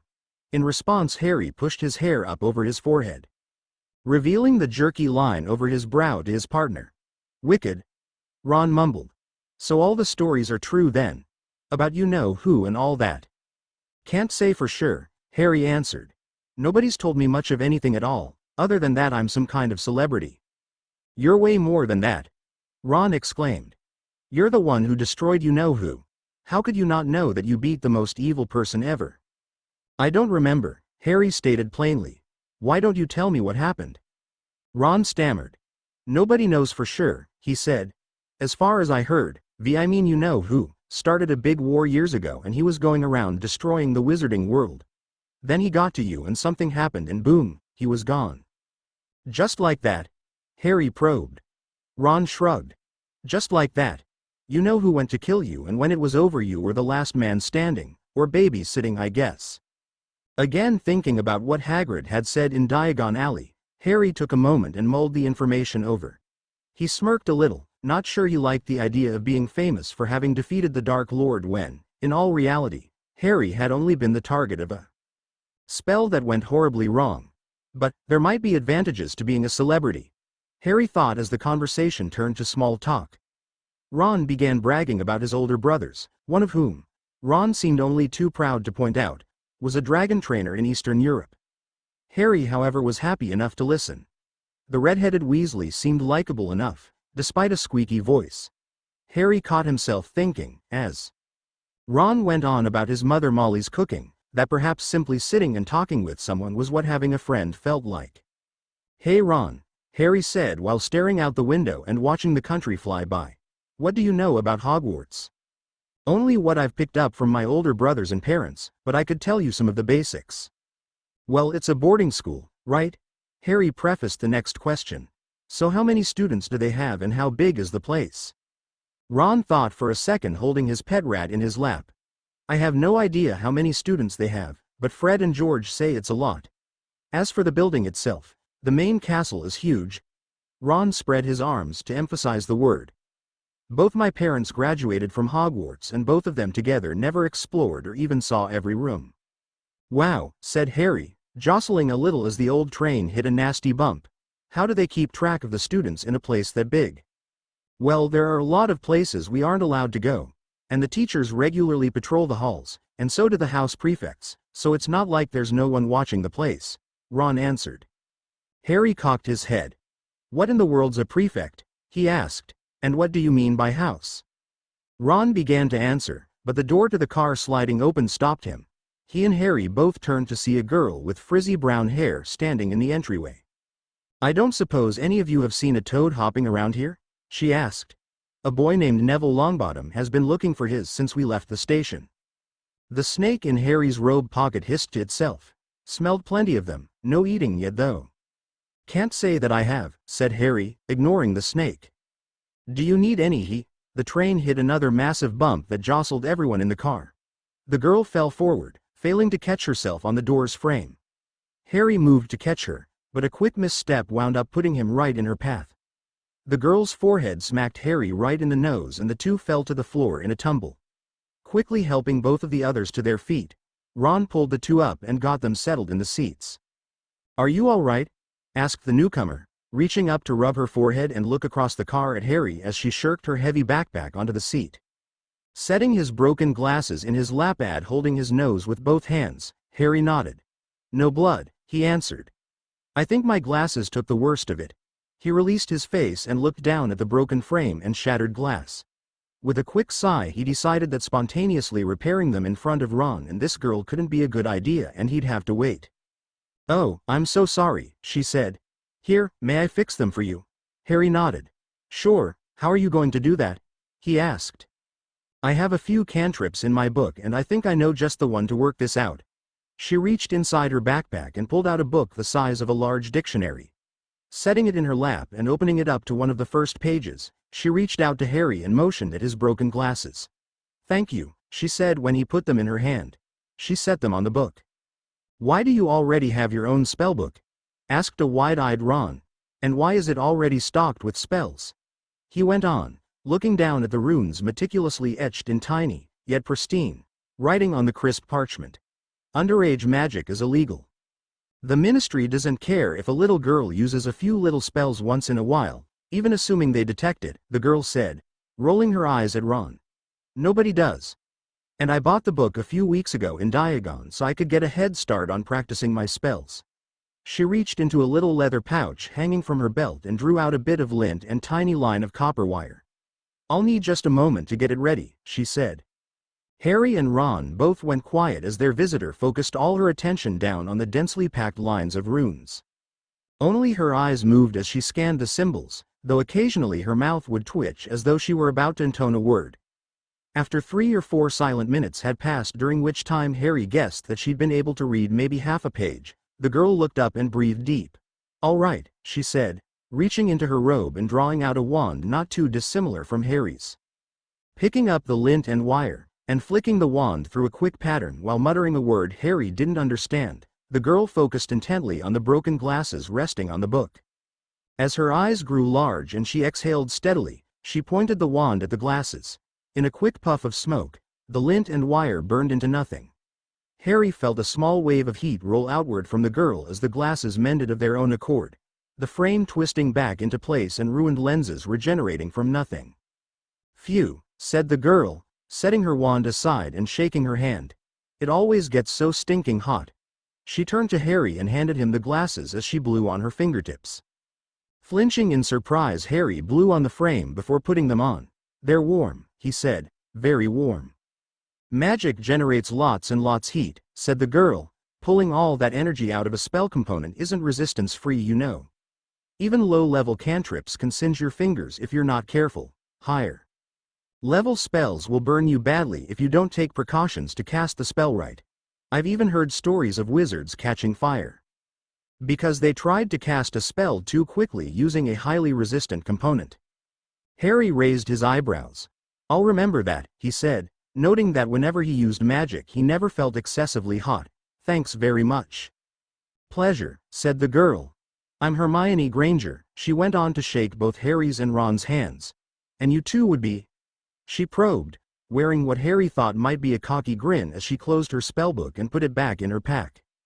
"Ron Weasley," said Ron, glancing at Harry with a mocking imitation of the girl when Hermione turned away. Trying not to laugh at a shocked Ron when Hermione snapped her attention back to the red-headed boy, Harry cleared his throat to get her attention away from Ron again. "Harry Potter," he said. "Very nice to meet you. Do you need a hand looking for that toad then?" Clandestinely striking a bargain with his traveling snake, Harry agreed to help the reptile catch all the mice and spiders it could eat as soon as they reached Hogwarts if it would help them track down the missing toad. Working in such confined spaces as the train cars, Harry and the serpent, who introduced itself as Bassett, quickly located if not the, rogue toad hiding beneath the backpack of a second-year student near the front of the train. "Cho," as she introduced herself after calming down from the anxiety of someone pulling a toad from behind her feet, thanked Harry, Ron, and Hermione for getting it away from her. "How did you know it was there?" asked Hermione incredulously, staring at Harry. "Lucky guess," Harry grinned. "Sure," said Ron, horror painted on his face as he looked down at the toad he'd been made to carry. "Oh," he muttered in a combination of a groan and a whimper. "Can we just find Neville already? I think this thing just peed on me." Harry and Hermione both looked back at Ron and, indeed, something was dripping through his fingers. "Ew," they took a step back in unison. "I don't suppose you have a spell to clean his hands?" asked Harry. Hermione sighed and ignored the question. Looking through all of the train cars, Harry made a point to stand between Ron and whoever sat in the compartments to shield his new friend from any teasing.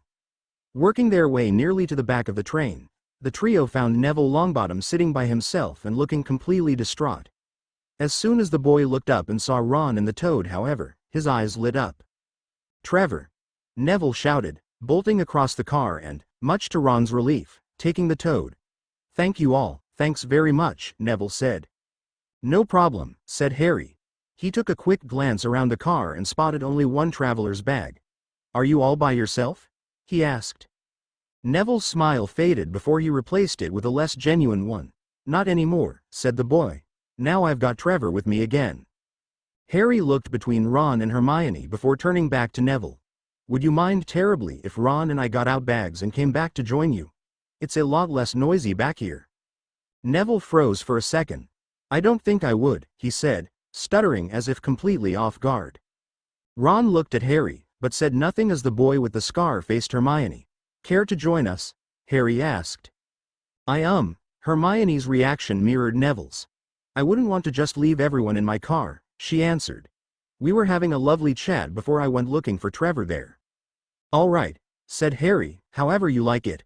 With that, Hermione hurried back to her car while Ron and Harry returned to theirs to get their carry-on bags. Ron packed up the bagged lunch his mother had sent with him before turning to Harry. "You're a strange person," said the Weasley. "You know that?" Harry smirked. "I get that a lot too. What makes you say so?" Ron shook his head. "Forget I said anything," he said. "That Neville," he sounded on the verge of laughing as he changed subjects. "I think you nearly scared the living daylights out of him when you said we'd come back to join him." "Nobody should be sitting alone like that," said Harry, slinging his bag over his shoulder. "It isn't right." "Maybe," said Ron. "My dad's good friends with the Longbottoms, or he was at least, before the Wizarding War with you-know-who. Neville's parents fought the Dark Lord too. They went toe-to-toe with him more than once, but it didn't end well. Neville lives with his grandmother now." Harry paused, before pulling open the car door. "That's sad," he said. "I thought he seemed awfully timid." "He's always been that way," Ron answered, following Harry into the hall. "Looking at him you'd never know he was supposedly a descendant of King Arthur." "What?" asked Harry, turning to Ron with a disbelieving grin. "Ron, King Arthur is only a fairy tale." Now it was Ron's turn to laugh.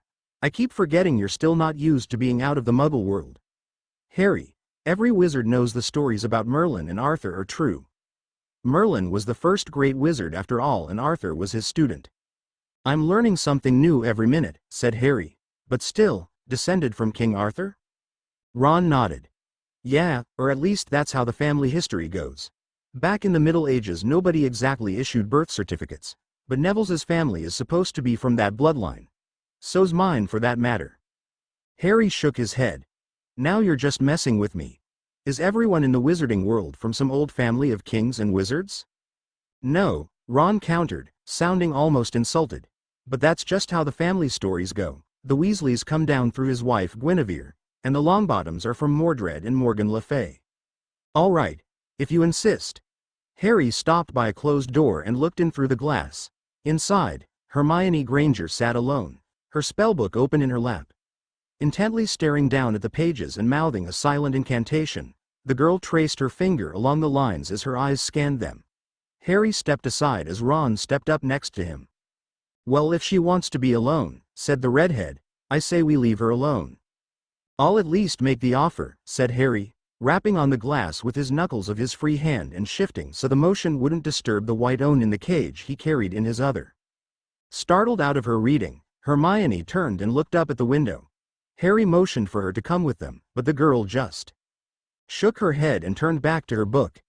Harry faced Ron and shrugged as the two of them set off back down the hall. "I tried," Harry said as they reached Neville's car and walked in. "You tried," Ron echoed as the boy with the toad scooted over to make room for one of them to sit. The three boys sat in the car for the duration of the trip, telling stories and jokes and talking about their families, or Ron talked about his family at least. Harry and Neville both avoided the subject and changed it whenever they could. When a trolley of candy and snacks stopped by, Harry spent 2 sickles and bought best of the stock, much to his companion's delight.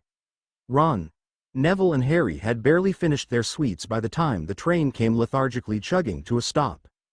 Meeting Hagrid at the train station in the town of Hogsmeade, Harry and the giant both helped the other two boys get their luggage loaded on the rafts that would carry it along the lake to Hogwarts. As the daylight faded, Neville, Harry, Hermione, Ron, and a handful of other students all piled onto one of the many boats meant to carry the students up to a side gate in the castle.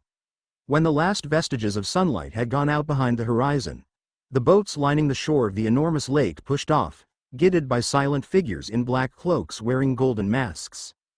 The spires of the castle looming overhead like obsidian monoliths, studded with points of light shining out from countless windows, took Harry's breath away as his boat landed. Wading ashore through the knee-deep water, Harry whispered to Hermione and asked her who founded the castle and when, to which she responded that he shouldn't be talking.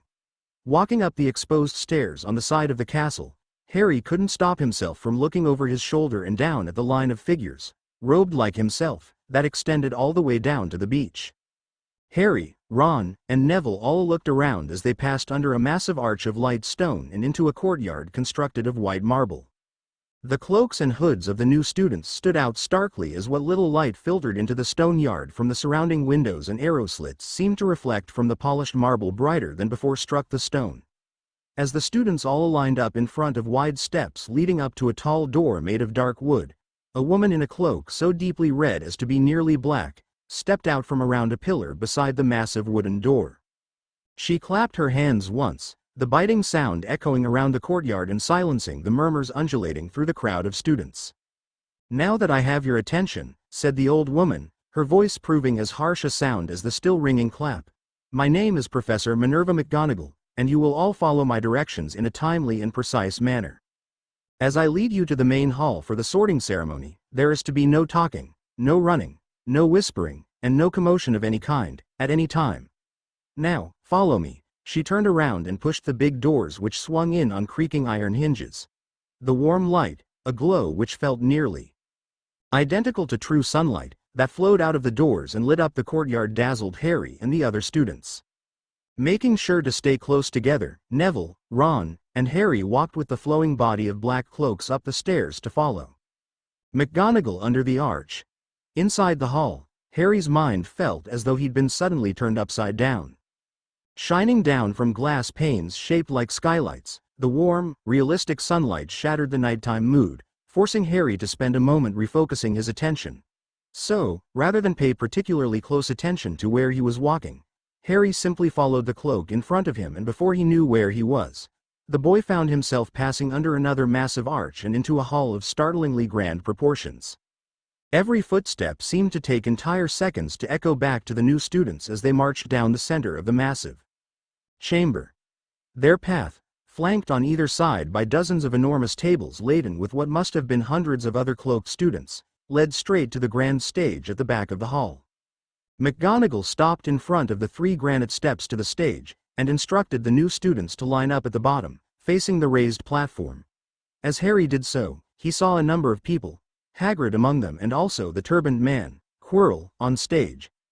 The figure that drew Harry's attention fastest, however, was the old man in huge, flowing robes. Standing behind a golden podium crafted in the likeness of an eagle spreading its claws and wings at the end of a dive, the old man rested his hands on the tips of the podium's wings. His amaranthine robes, embroidered with silver and gold, flowed to the floor in inverted plumes as he watched the students line up. Harry felt the sharp eyes under the pronounced brow spot him from the podium, and he shook as what he could only describe as a wave of radiating willpower nearly knocked him from his feet. McGonagall gestured to the man at center stage. "Headmaster Albus Dumbledore," she said with a bow directed to the stage. "Good evening," said the old man, brushing the top of the stand with his hands. His voice boomed around the hall like distant thunder, sounding too rich and full for a man even half his apparent age. "Allow me to welcome you all, both new and returning scholars, to Hogwarts School of Witchcraft and Wizardry. Allow me to welcome you to the finest institution of magical instruction in the world." Harry listened as the headmaster briefly stated how, for every year he'd been at the lead in Hogwarts, it had been his pleasure to welcome the new students. Dumbledore went on to point out that everyone in the lineup before him brought something unique and Special to the school, and he looked forward to the coming year and all of the growth it would undoubtedly bring. When Dumbledore began introducing the teachers and professors, Harry made a point to memorize who was who and taught what.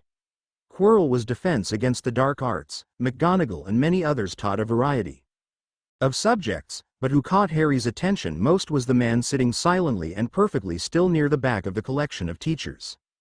Severus Snape, Dumbledore announced, as head of Slytherin House and Potions Master for all Hogwarts. As soon as Harry heard the name, he resolved to give the man the letter that had appeared in his cloak at Gringotts, if only to help resolve the mystery.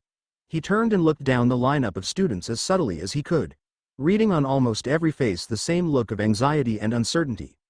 What in the world is that? The young Potter wondered, spotting beside Dumbledore a low stool on top of which sat a wrinkled and pointed hat. And now, said Headmaster Dumbledore, stepping aside and standing next to the bench and the hat and picking up the old article. I will call, in alphabetical order, all of the new students and let the Sorting Hat decide to which house they will go. Observing at first in amused curiosity, and then in fascinated wonder, Harry watched as Dumbledore called to the stage a girl with auburn hair and bright blue eyes, and instructed her to sit on the stool. Dumbledore took the wrinkled hat and set it on the nervous girl's head. After a moment of silence, Harry jumped when the hat spoke. He could hear it speaking and see its wrinkles folding into a face to project the words for all to hear. In a tone similar to a musing dreamer, the hat muttered the girl's name and listed off some of her attributes, eventually declaring, "This one to Ravenclaw." All of the students at a number of tables closer to the east side of the room erupted into applause and cheers as the girl got down off the stage and Dumbledore directed her to go and sit with her cheering peers. Harry's lips twisted up into a wide grin. Amazing, he thought. Somehow the hat reads minds. That or the whole thing is a crock, but that wouldn't be nearly as impressive. Dumbledore called several more students up to the stage and the hat subsequently sorted them into one of the houses of Ravenclaw, Slytherin, Gryffindor, and Hufflepuff. Coming to Hermione's turn, Ron nudged Harry and nodded to the girl. "Betcha she winds up in Ravenclaw with all of the other smart ones," Ron whispered. Mumbled the hat. It grumbled for a moment without uttering anything coherent to the crowd, then shouted, "Gryffindor." A moment later Neville was called to the stage. Trembling so violently he nearly fell from the seat, the boy audibly sucked in a near-panicked breath the moment the hat touched his head. Ron nudged Harry again. "Hufflepuff," he whispered. "Gryffindor," shouted the hat. Harry smiled as Ron's jaw dropped. "Maybe that hat knows something you don't," said Harry. Neville, turning redder than any tomato, hopped down from the stool, thanked Dumbledore in a trembling huff, and ran down from the stage to the nervous clapping of the Gryffindor students, Sorting Hat still on his head. After Dumbledore called Neville back to the stage and took the hat from him, the headmaster sent the boy along with a subdued grin and a pat on the back. Now Harry tapped Ron with his elbow. "Make sure you go and sit by him when you're sorted," whispered Harry. "What mocks you think'll make Gryffindor?" asked Ron, "and why don't you go sit by him?" "Just a thought," Harry answered. "Draco Malfoy," McGonagall called, drawing the smugly grinning Draco to the stage. The boy sat down and Dumbledore moved to put the hat on his head. Before the magical hat's brim had even brushed the top of Draco's head, the animated object shouted out, "Slytherin, Slytherin, Slytherin for this one. No doubt about it." All of the students at the tables to the west cheered as Draco walked down to join their ranks. Harry grinned to himself and waited for his name to be called. When McGonagall shouted Harry's name, the boy, despite the nerves buzzing all through his frame, calmly walked up the steps and sat down. Looking out over the crowd, Harry saw for the first time just how big the main hall truly looked. He guessed there must be 1,000 people in the room. As Dumbledore set the hat on Harry's head, the boy heard the thing grumble to itself. "Interesting," it said.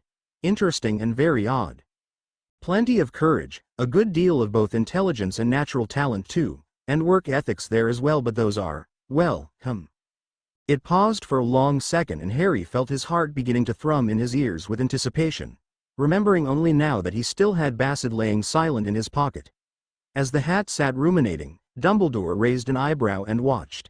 "Ambition," said the hat at last. "Lots and lots and lots of ambition and cunning. A level of guile matched only by latent loyalty and courage. Well, perhaps." The hat again went silent until it exclaimed, "A Slytherin if ever there was one." Harry scanned the faces in the crowd, spotting Draco Malfoy immediately and smirking just a bit when he saw the look of horror spreading over the boy's face. He saw Hermione too, sitting by Neville and wearing a disappointed expression that matched Longbottom's. Harry told himself as he hopped down from the chair, removing the hat himself and handing it politely to Dumbledore, that he'd work hard to stay friends with Neville and try to make friends with Hermione too. Ron, Harry saw as he walked down the steps, looked positively shocked, like a light breath of air might knock him over. Crossing the room and only just beginning to hear the cheers which had erupted from the Slytherin tables, Harry walked up beside Malfoy and sat right next to him. "Looks like we're in the same house after all." "I'm glad your dad was right," said Harry, his words too polite to be genuine. Draco forced himself to smile, a gesture that looked ready to shatter the boy's face like porcelain. "I see we will be." He reached out and offered to shake Harry's hand. Both boys squeezed the other's hand far too tightly for a simple greeting. "I'm sure we'll be great friends," Draco said through his shut teeth in a saccharine smile.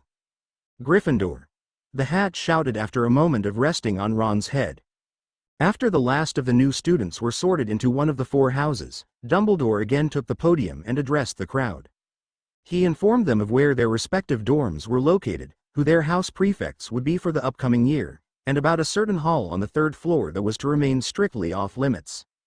"To anyone who does not wish to die a most painful death," said Dumbledore in a voice that left Harry incapable of determining if he jested or not.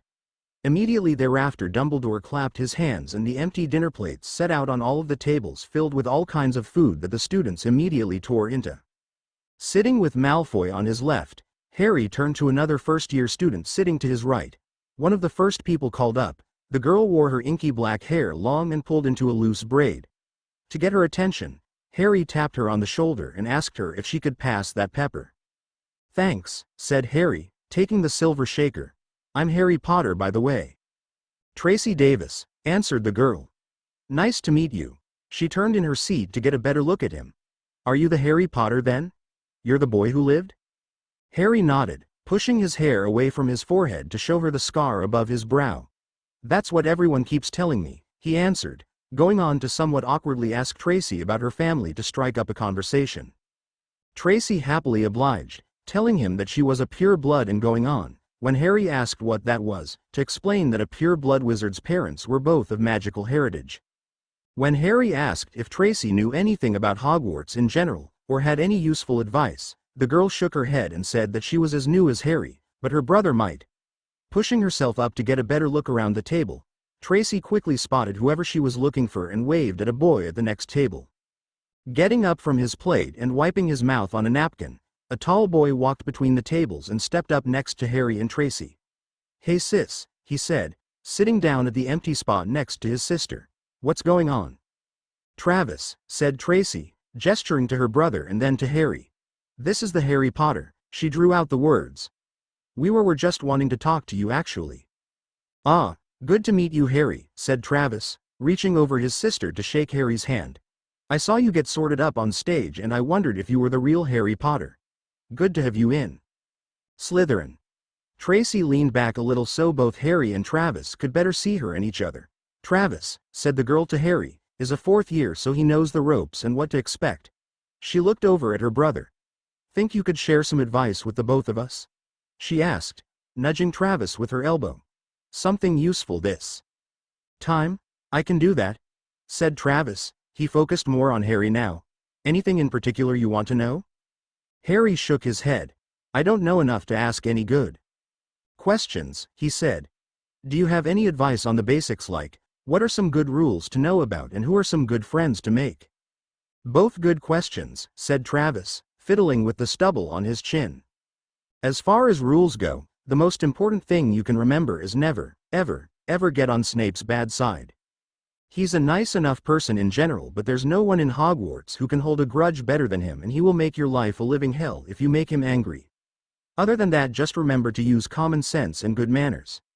You know, don't go wandering the halls at night, always get permission from a teacher to go to any of the lower levels, and if you ever run into a griffin, be as polite as possible or it will snap your hand off." Harry grinned a little, suspecting that Travis was joking about the griffin bit. "I'll remember that," he said. "I'm deadly serious," Travis went on.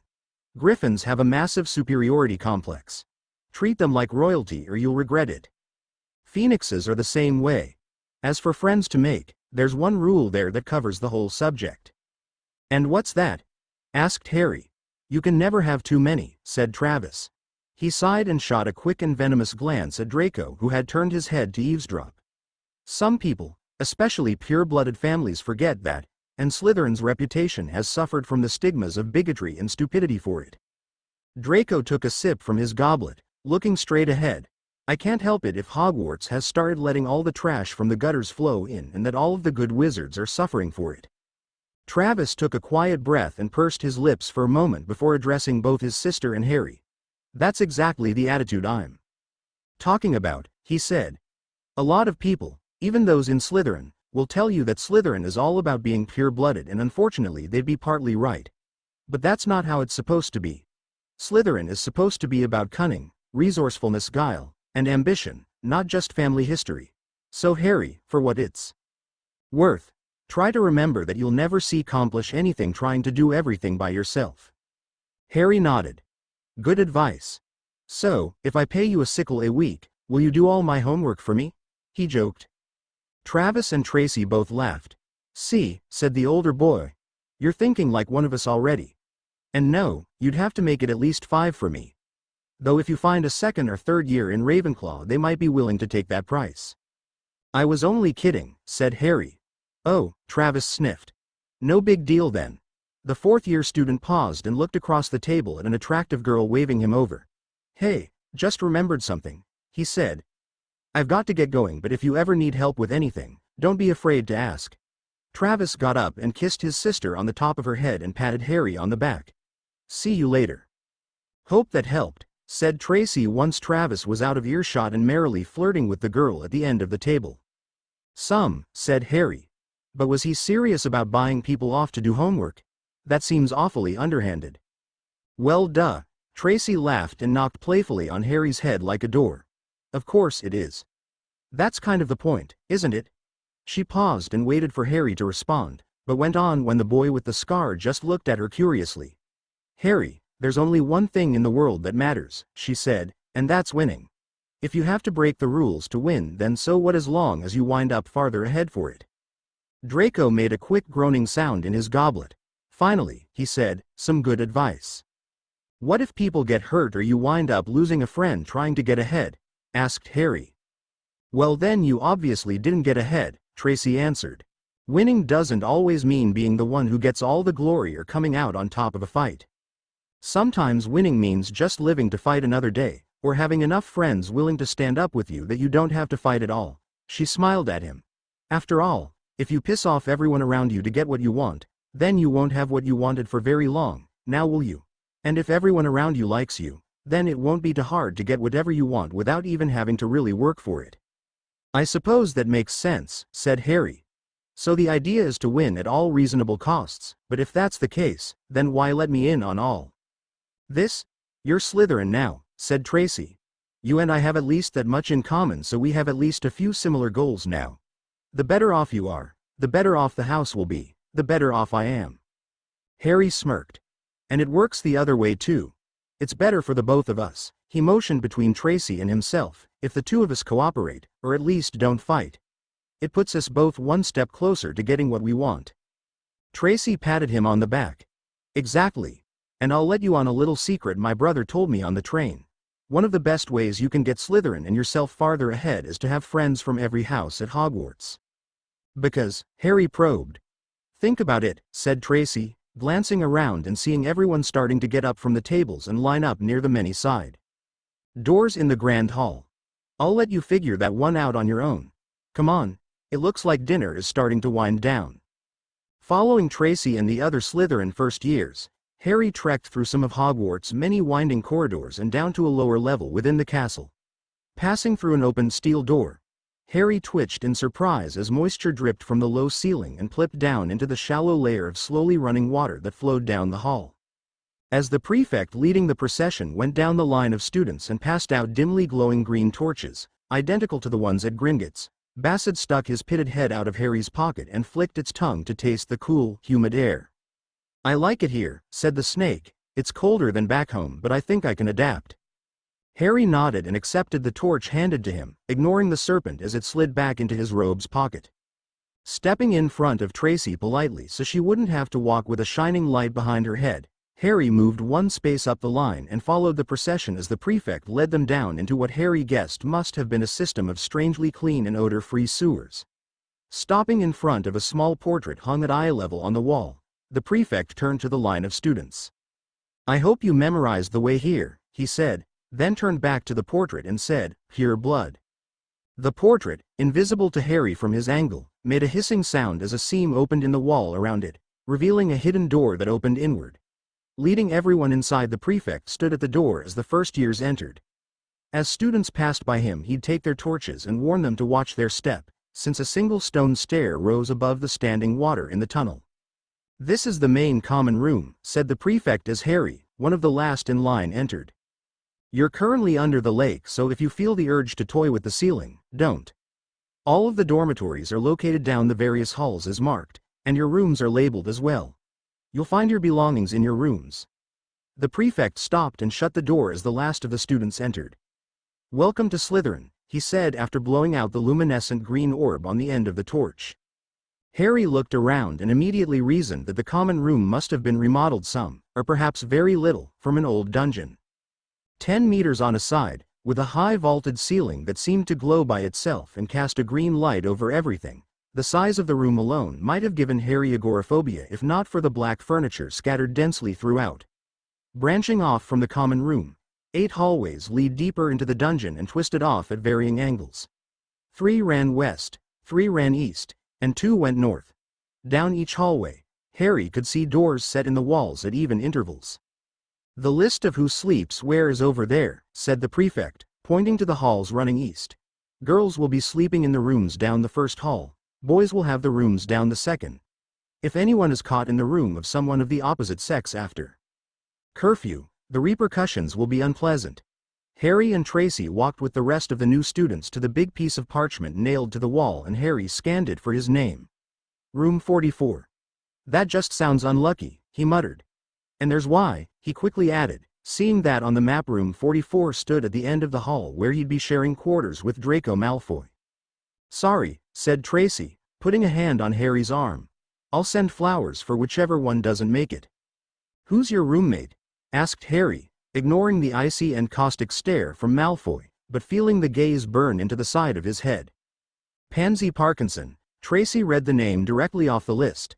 "I don't think I've met her. You want to do breakfast before classes start?" she asked, turning back to Harry. "Sure," said the young Potter. "I was thinking I'd try to track down Ron or Neville and see about eating with them, but the more the merrier." "Meet at 7, here in the common room," Tracy said as the other students began to disperse down the hall. "Works for me. See you then." Tracy waved as she turned and jogged down the hall to the girls' rooms, leaving Harry more or less alone in the common room with Draco.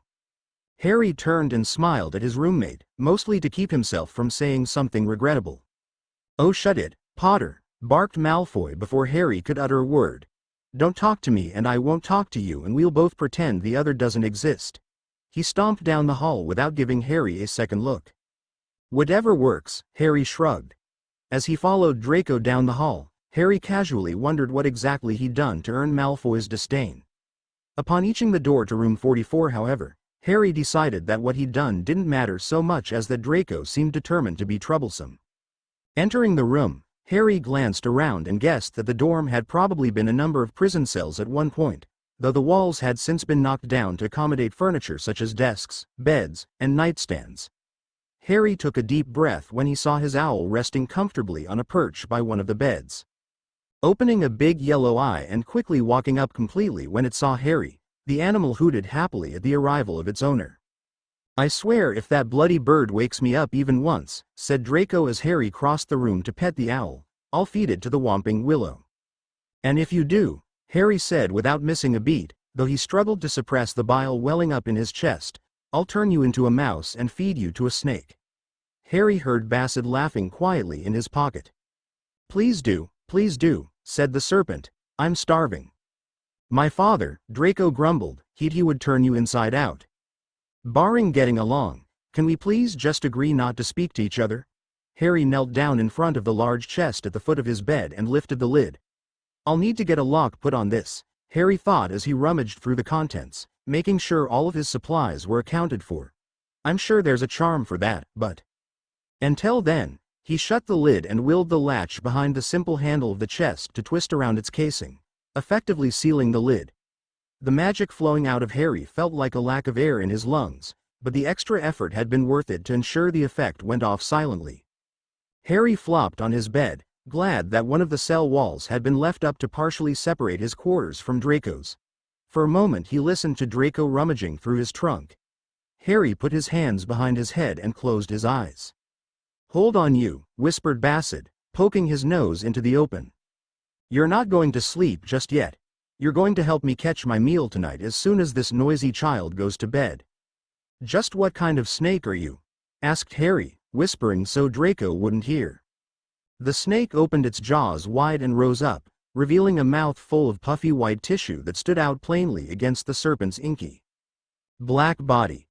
2 fangs, each seeming too long for such a small snake, dropped down from Bassett's upper jaw and twitched. As the serpent closed its mouth again and dropped its head back down on Harry's robe, the boy nodded.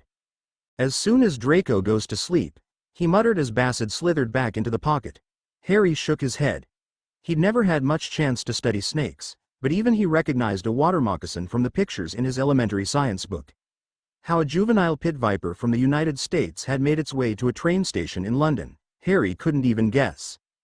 Chapter 4 AN. I have actually made a decision, yes, please try to contain your shock.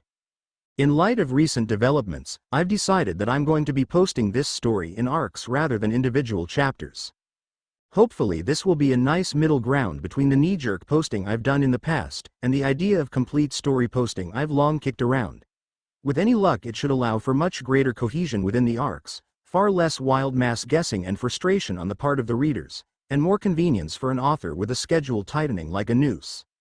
Anyway, here comes the rest of the first arc, so don't expect author's notes until the end of Chapter 8. Chapter 4. Flights of Fancy. Hey, Harry. Ron shouted from across the Great Hall. He stood up and waved as Harry and a girl strode in from one of the side passages. Over here. Harry and Tracy, both already carrying plates of food from the kitchen, made their way to Ron's table and sat down with the Weasley and Neville Longbottom. Harry introduced Tracy Davis to both of his friends from the train, and all 4 students set into the breakfasts.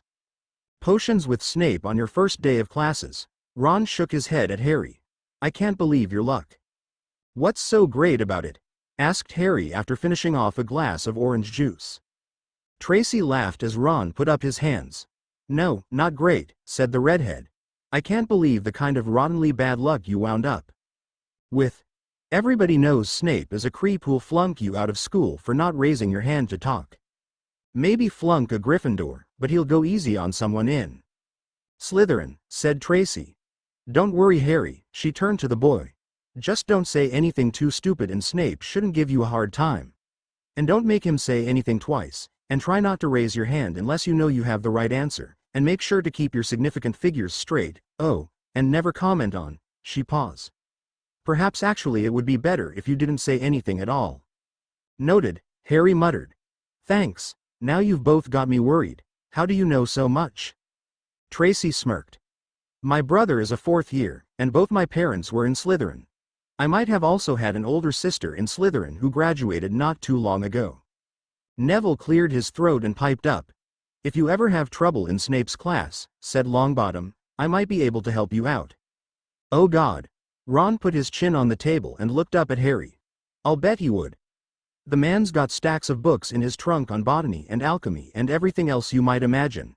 He could probably teach Snape's classes himself. I was just offering to help either of you study for potions, said Neville. You don't have to make fun of me. I wasn't making fun, Ron said. But last night all your reading kept me up. You do know that you tend to read things aloud, don't you? Neville flinched. Oh, sorry. I didn't know that. I'll work on it. Are you 2 roommates then? Asked Harry. Ron and Neville both nodded. Yeah, Ron answered. Who the 2 of you get paired up with then? Not each other, I hope, Ron teased. Draco Malfoy, said Harry, Pansy Parkinson, muttered Tracy. Oh, said Ron. Well, sorry to you, Harry, but I don't know Pansy. Tracy shook her head. You don't want to. Her only redeeming quality is that if you ignore her long enough, she eventually gets bored with talking about herself and her pure blood family and goes away. Draco's is not much better, added Harry, but as long as he leaves Hedwig alone I won't mess with him. Hedwig? Pressed Neville. My owl, said Harry. Finally named her, did you? Said Ron. About time.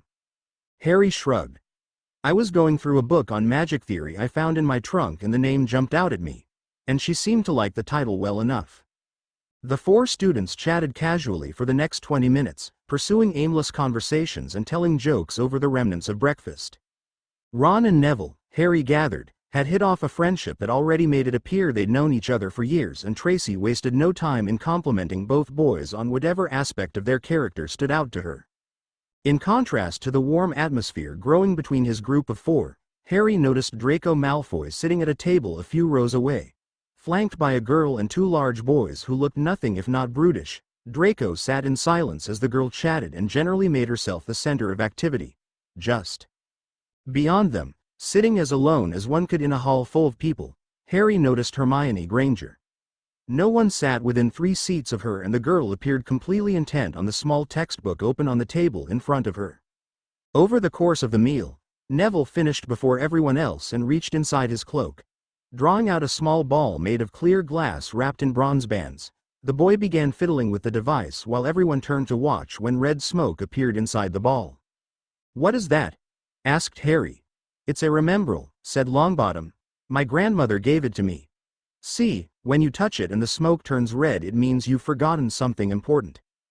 Harry grinned and watched the crimson smoke turn in on itself and curl about. That must be useful.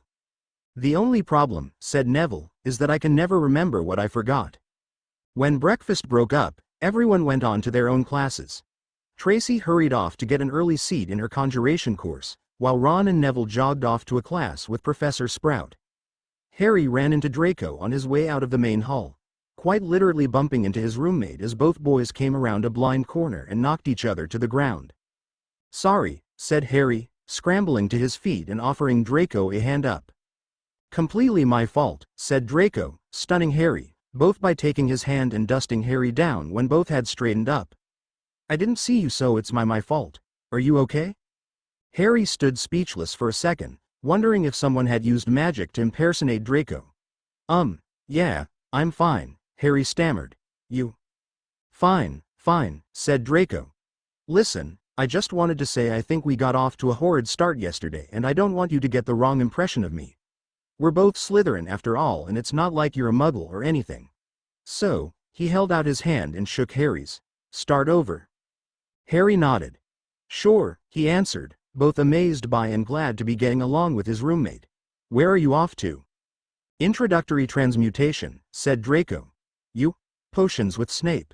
Draco raised an eyebrow. You'd better hurry then, since going the wrong way, said Draco. But Tracy said the potions lab was in the western turret, said Harry. Tracy Davis couldn't find her butt with both hands and a map, Draco said. The potions lab and Snape's office are both in the east wing. 3rd floor, room 3012. Got it?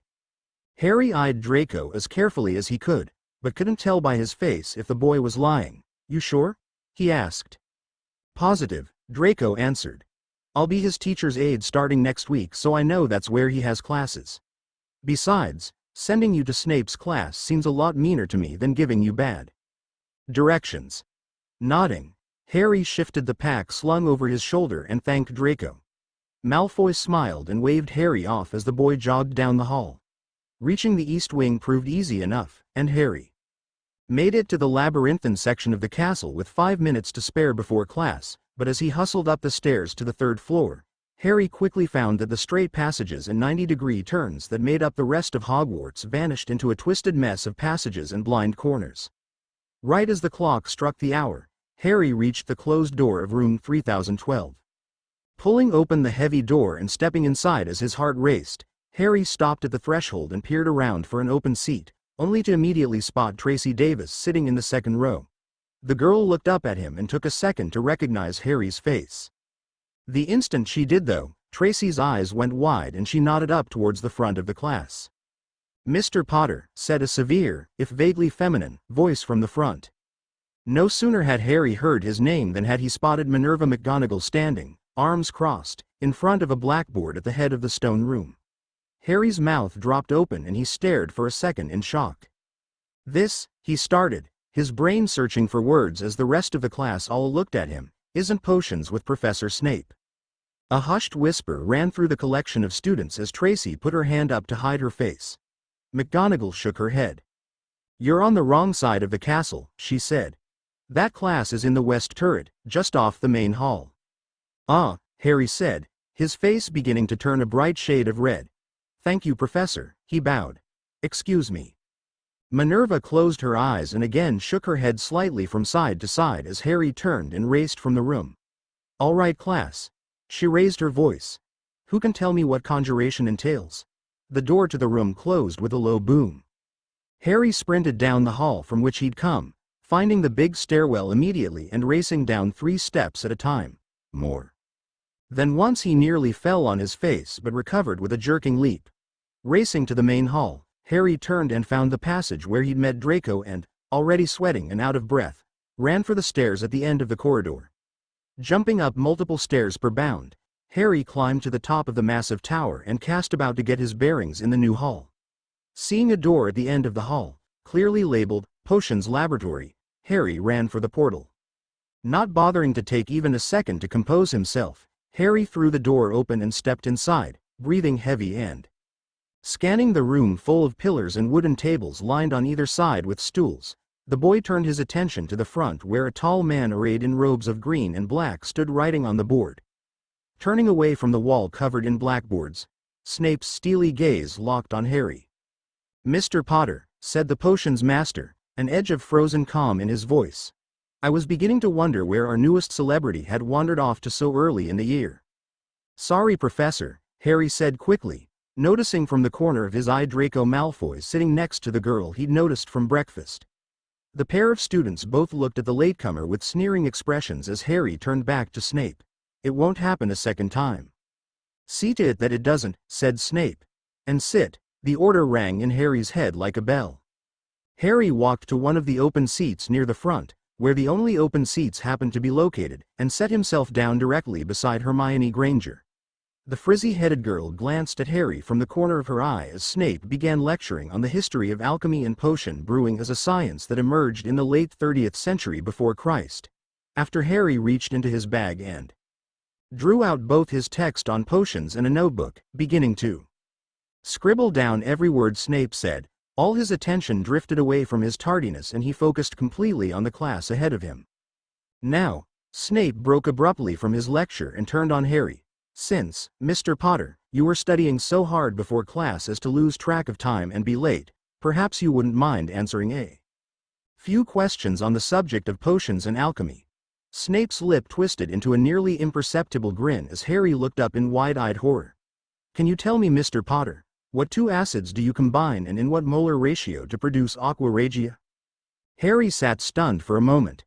Hermione looked his way and, seeing his situation, raised her hand. "Mr. Potter?" Snape probed. I don't know, sir," Harry answered.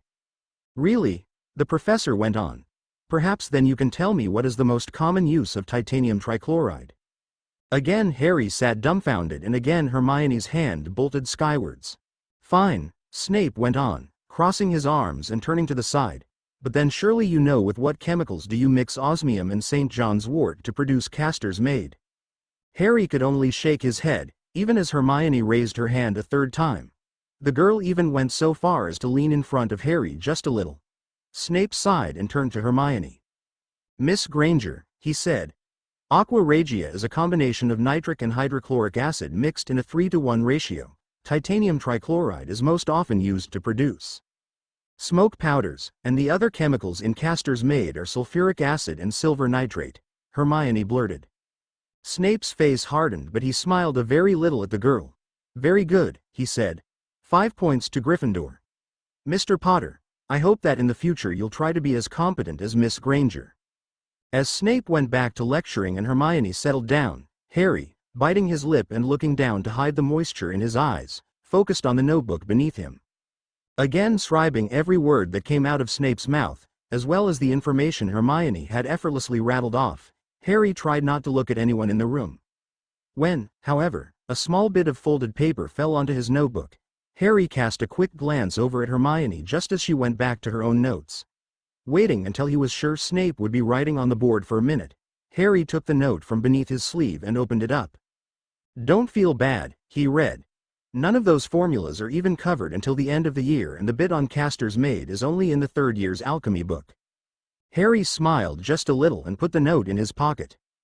As soon as class ended and the students had begun packing up their things, Harry slipped his notes and his textbook into his bag and shouldered his pack. He waited until most of his classmates had gone before walking to the front of the room where Snape stood reviewing some of the symbols written across the board. "Professor," Harry said, quietly, as though the knot in his chest still weighed him down. Snape turned around and eyed Potter for a moment. "Yes?" he said at last. Harry reached inside the pocket in his robe and felt around for the folded piece of parchment. Simultaneously he tried to discern whether the professor's attitude towards him had been because of his tardiness or if there was something else in play. "Ah, here it is," said Harry, pulling out the paper that had appeared on his person in Gringotts. "I have no idea what it is," said Harry, holding out the paper, "but it's addressed to you." "Really?" Snape toned, his interest apparently at an all-time low until he began reading over the symbols. His eyes grew noticeably wider as he read, and he set the papers on his desk before turning back to Harry. "Where did you get that?" he asked. "It was in a vault at Gringotts," said Harry, "or in my family's vault at least. I couldn't make heads or tails of it, so I thought you might have more use for it than me." Snape was quiet for a moment, his eyes darting between the paper and Harry. "You're going to be late to your next class if you dally here any longer," said the professor. "One more incident and you'll be sent to detention." "Yes, sir," said Harry, turning and scurrying from the room. SC. Harry's spirits leapt when he learned that Slytherin would be sharing their flying classes with Gryffindor. After the disastrous potions class, Harry was eager to see his friends again and wasted no time finding Ron, Tracy, and Neville in the grassy courtyard on the field outside the school. The other three students met Harry next to a line of brooms set on the ground a few meters off from the main body of children. "I can't believe you listened to Draco." Tracy reached up and pulled on Harry's ear as if to open it wider as she spoke. "Never listen to," she enunciated each word with crystal clarity, "Draco Malfoy." "Got to agree with her there," said Ron, patting Harry on the back.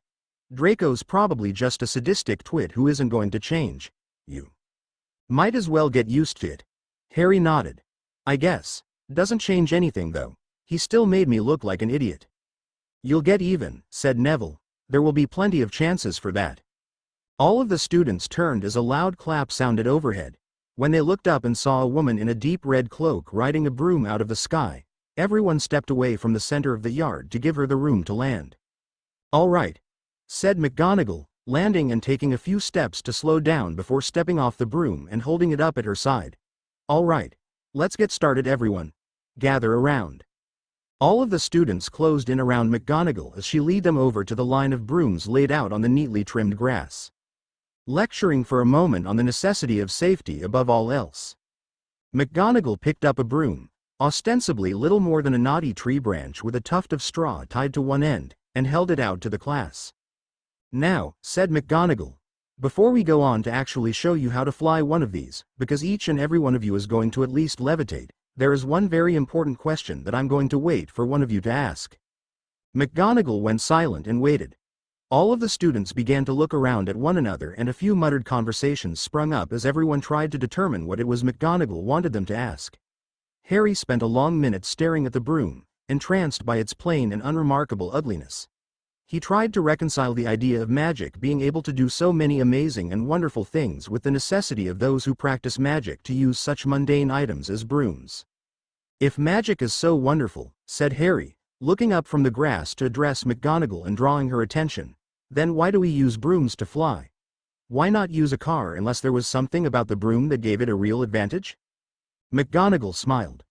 "A point to Slytherin," she said. "And the answer to that question," she went on, "is because magic is a science. It has set laws and rules on which it operates without exception, and principles to which it adheres with very few exceptions. Now, Mr. Potter, for another point to Slytherin, do you think you can say what features give a broom a practical advantage over a car or a bicycle? Harry thought for a second. His stomach turned when he realized that all of the other students were watching him or whispering around him, though no one posited an answer. They're simple, Harry said at last. A broom's is just a stick and some straw, meaning they're probably much easier to enchant than something complicated like a car. McGonagall's smile brightened. Another point to Slytherin. Patting his arm, Tracy leaned next to Harry. Good job, she whispered. Mr. Potter is right, said the old woman in the dark red robes. Brooms are essentially the most practical device a wizard or witch can enchant to fly. But of course a broom meant for flying has to be produced with flight in mind, else it will be nothing but a stick and some straw. At their cores, flying brooms are like a wizard's wand. They have a core of magically conductive material encased in a wooden body. The core of the broom, when activated by a wizard, begins drawing energy from the surrounding environment and converting that energy into lift and thrust. For an additional point, can anyone tell me then, why bother with the tail of the broom, which must likewise be made of a magically conductive material? Harry this time remained silent as Hermione's hand shot up and McGonagall called on the girl. The brooms need to stay cool, said Hermione. Resistance to the flow of energy results in a lot of heat built up in the core of the broom, so the bristles act as a sort of radiator to keep the broom from overheating. A point to Gryffindor, said McGonagall. Very good, Miss Granger. That's also why higher-end brooms utilize steel or silver bristles, as metal acts as a much better radiator than straw, though for the purposes of these low-speed practice brooms, straw will work just fine. Their cores are so burned out anyway that it doesn't really matter how much of your will you direct at them. Now, everyone pick a broom, and stand on its left. Walking forward, all of the students lined up on the left sides of the brooms and, upon McGonagall's instructions, held their right hands over the broomsticks. These brooms, said the teacher, have been enchanted to respond to the command word, up, used in conjunction with a snap of the fingers. Try it now. Everyone snapped their fingers and commanded the brooms. A few of the sticks were slow or jerky in their response, but without exception all of the brooms leapt up into the hands of the commanding students. Harry's, much to the young sorcerer's surprise, rocketed into his palm as though it couldn't wait to get there. Grinning at the response, Harry felt a tiny bit of magic flow out of him and guessed that the core of the broom was reacting to his innate magic. This should be fun, he thought, watching as the rest of the brooms, all identical to his own, seemed sluggish by comparison. McGonagall peered down her sharp nose at Harry, but addressed the class as a whole. We're going to take it slow, she ordered. I want you all to step over your brooms, place it in the fork of your legs, and wait.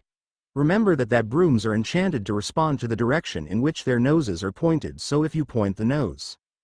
Help! Everyone turned as Neville shrieked and began lifting off the ground. Gripping the broom in white-knuckled fists, Neville clutched at the stick and pulled the nose into the air, screaming in panic as the broom responded by bolting into the air like a lazy arrow. Neville clutched even harder and the broom shot higher into the cloudless sky. By the time McGonagall had turned and seen what was going on, Neville was already 20 meters in the air and spiraling and careening out of control towards the castle wall. Oh dear, not another one, the professor whispered. Longbottom, she yelled at the top of her lungs. Lean back to slow down and turn, Neville screamed as he and his broom smashed into the wall. The wooden shaft disintegrated into a cloud of splinters and Neville fell. While the student body yelled in shock or watched in silent terror, Neville reached out as he fell past a second-floor window. He caught the ledge as McGonagall ran towards him, but his grip failed to do more than slow him down and the boy dropped, crashing to the ground with a heavy thump. As everyone ran towards the child, Neville began to cry and clutch at his wrist. McGonagall bent down beside him and quickly examined the boy. Well, it's not as bad as it could be, she said, looking at the broken radius protruding from Neville's wrist, but it's not exactly good. Reaching into her robes, she drew out her wand and from a pouch on her belt she gathered a small pinch of white powder. Holding the sandy mix in her open left hand and pointing the wand at Neville, she uttered a word and flicked the wand. Burning up in an instant and singeing McGonagall's hand, the powder disappeared and the tip of her wand flashed white. Harry watched in awe as, like it was guided by a deft and invisible force, Neville's broken bone shifted and popped back into place. The gory rift in his skin remained, and blood still trickled from the wound, but the bone had moved back to its proper place and McGonagall breathed a sigh. "Come on," said McGonagall, helping a whimpering Neville to his feet and slinging his good arm over her shoulder. "Let's get you to the infirmary to finish the job." She turned and addressed the rest of the class. "I'll be back shortly, and if any of you have so much as touched a broom, I swear I'll expel you myself." Everyone waited in silence as McGonagall helped Neville walk towards the postern door set in the side of the castle. When she had gone inside, Draco Malfoy bent down where Neville had fallen and picked something out of the grass. Holding it up to the sun, the remembrall flashed in Draco's hand and the boy grinned wickedly. "Well, what do we have here?" said Draco. "Isn't this a pretty thing?" Harry stepped forward and thrust out his hand. "That's Neville's.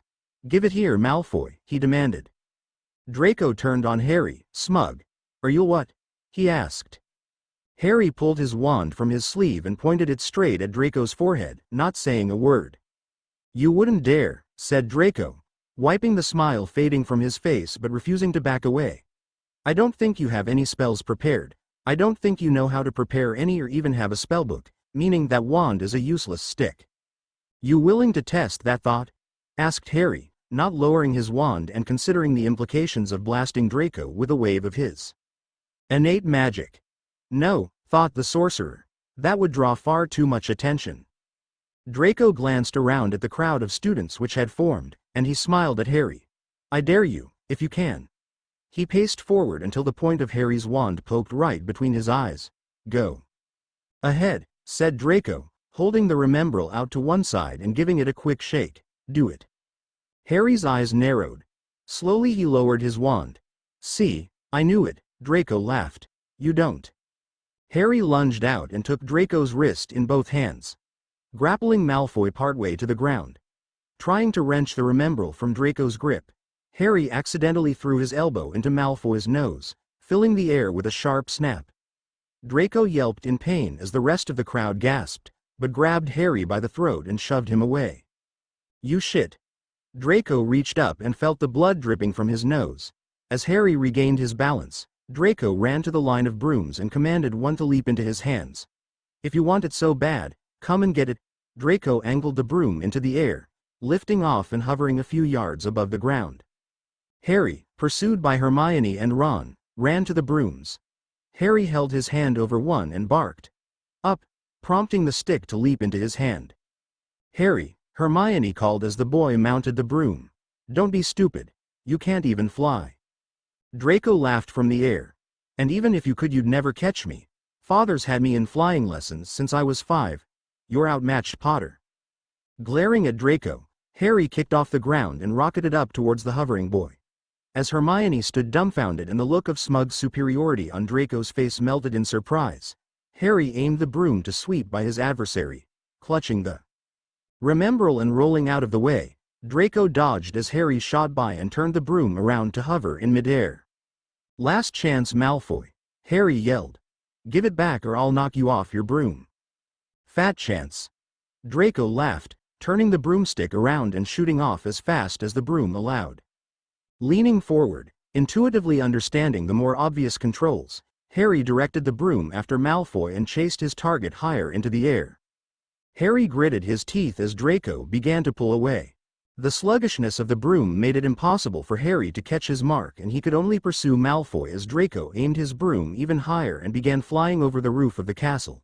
Looking down sent a rush of excitement through Harry's nerves as he saw just how high he'd flown. Seeing all of Hogwarts and the surrounding grounds put things in perspective, and he clutched his broom a little tighter, but then he saw Malfoy hovering 300 feet away. "Draco!" Harry shouted, straining his throat to get Malfoy's attention. "This is your last chance." "Try it," Draco shouted back, his voice barely overcoming the whistling cross breezes whipping through the clear morning air. Harry angled towards Draco without propelling himself forward. Somehow, Harry thought, Draco knew how to force his broom to go faster. The young sorcerer knew his broom couldn't possibly move fast enough to catch Draco by surprise, unless...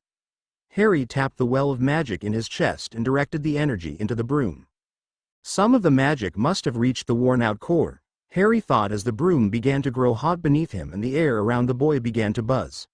Gritting his teeth and locking his ankles tight beneath him to grip the broomstick, Harry resigned himself to his plan and leaned forward. Like a bullet from a gun, Harry shot forward. The wind exploded into a deafening roar in his ears and the blast of cold dried out his eyes in an instant as Harry tried to aim for Draco. Through his blurred vision, the boy thought he saw the look of horror on Malfoy's face as Draco turned around and rocketed up. Harry adjusted course and gave chase, closing the distance between himself and the fleeing Malfoy in an instant. He choked off most of the energy he was pouring into the broom to slow down as he came up beside Draco and reached out. "Give it here," Harry screamed, grabbing Draco's arm and tugging on him. "Let me go." Draco raised a leg and kicked Harry in the flank. The two struggled for a moment, looping downwards and back up, swooping almost out of control as they fought for the remembrall in Draco's hand. As adrenaline completely overshadowed reason, Harry reached for just a little more magic and shoved his palm into Draco's chest. Unleashing a bolt of intangible force, Harry jerked as the equal and opposite reaction blasted his arm back with a bone-numbing reverberation. Draco screamed and shot off his broom as if smashed by a sledgehammer, while his mount dropped like a stone. "Help!" Draco screamed as he fell towards the roof. Head thumping in hot pain from the sudden exertion, Harry looked around to get his bearings. Vision still blurring, he spotted Draco falling and angled his broom downwards without a second's thought. Reaching for yet more magic, his head beginning to burn, Harry poured energy into Broomstick's core. Humming like a bee, the broom responded and bolted towards Draco. Harry reached for Draco again and caught him by the wrist. He heaved to break Draco's fall and managed to pull the both of them out of their collision course for the roof and aim for the grassy courtyard where the rest of the students watched the entire episode in terrified awe. Harry screamed with effort as he fought to slow their fall. The broom's core had just had enough and the vehicle's humming ceased with a pitiful sputter. Panicking as the ground raced up to meet them, Harry tried for more of his sorcerous power, but through the screaming pain in his skull all he could sense was that he'd completely drained his reserves and run out of power. Above all the noise and chaos in his mind, Harry heard a single word ring in his head. For a split second his senses rebelled against him and Harry neither saw, nor felt the impact. Harry could swear he was falling towards the ground as gently as a feather wafting through the air. Then it occurred to him that he and Malfoy both were indeed drifting towards the ground at an impossibly slow speed. When they sat down on the grass as softly as if they'd just stepped off their brooms, Draco gasped and went limp, fainting and dropping to his back. Harry hunkered down on all fours as his stomach turned and his brain worked to make sense of what in the world had happened. He hadn't even processed that all of his classmates and the students from Gryffindor had rushed around him and Draco. All Harry could see was the crimson robe flowing down to the ground in front of his face. Looking up, Harry saw the tall old man with the huge white beard looking down at him. It occurred to Harry that Headmaster Dumbledore was speaking, as his lips were moving, but Harry heard nothing. He dumbly stared up and tried to reason out why he wasn't dead. "All right." Harry heard Dumbledore's drumming voice begin to push through all the white noise and confusion as the headmaster slowly stooped down to look at him.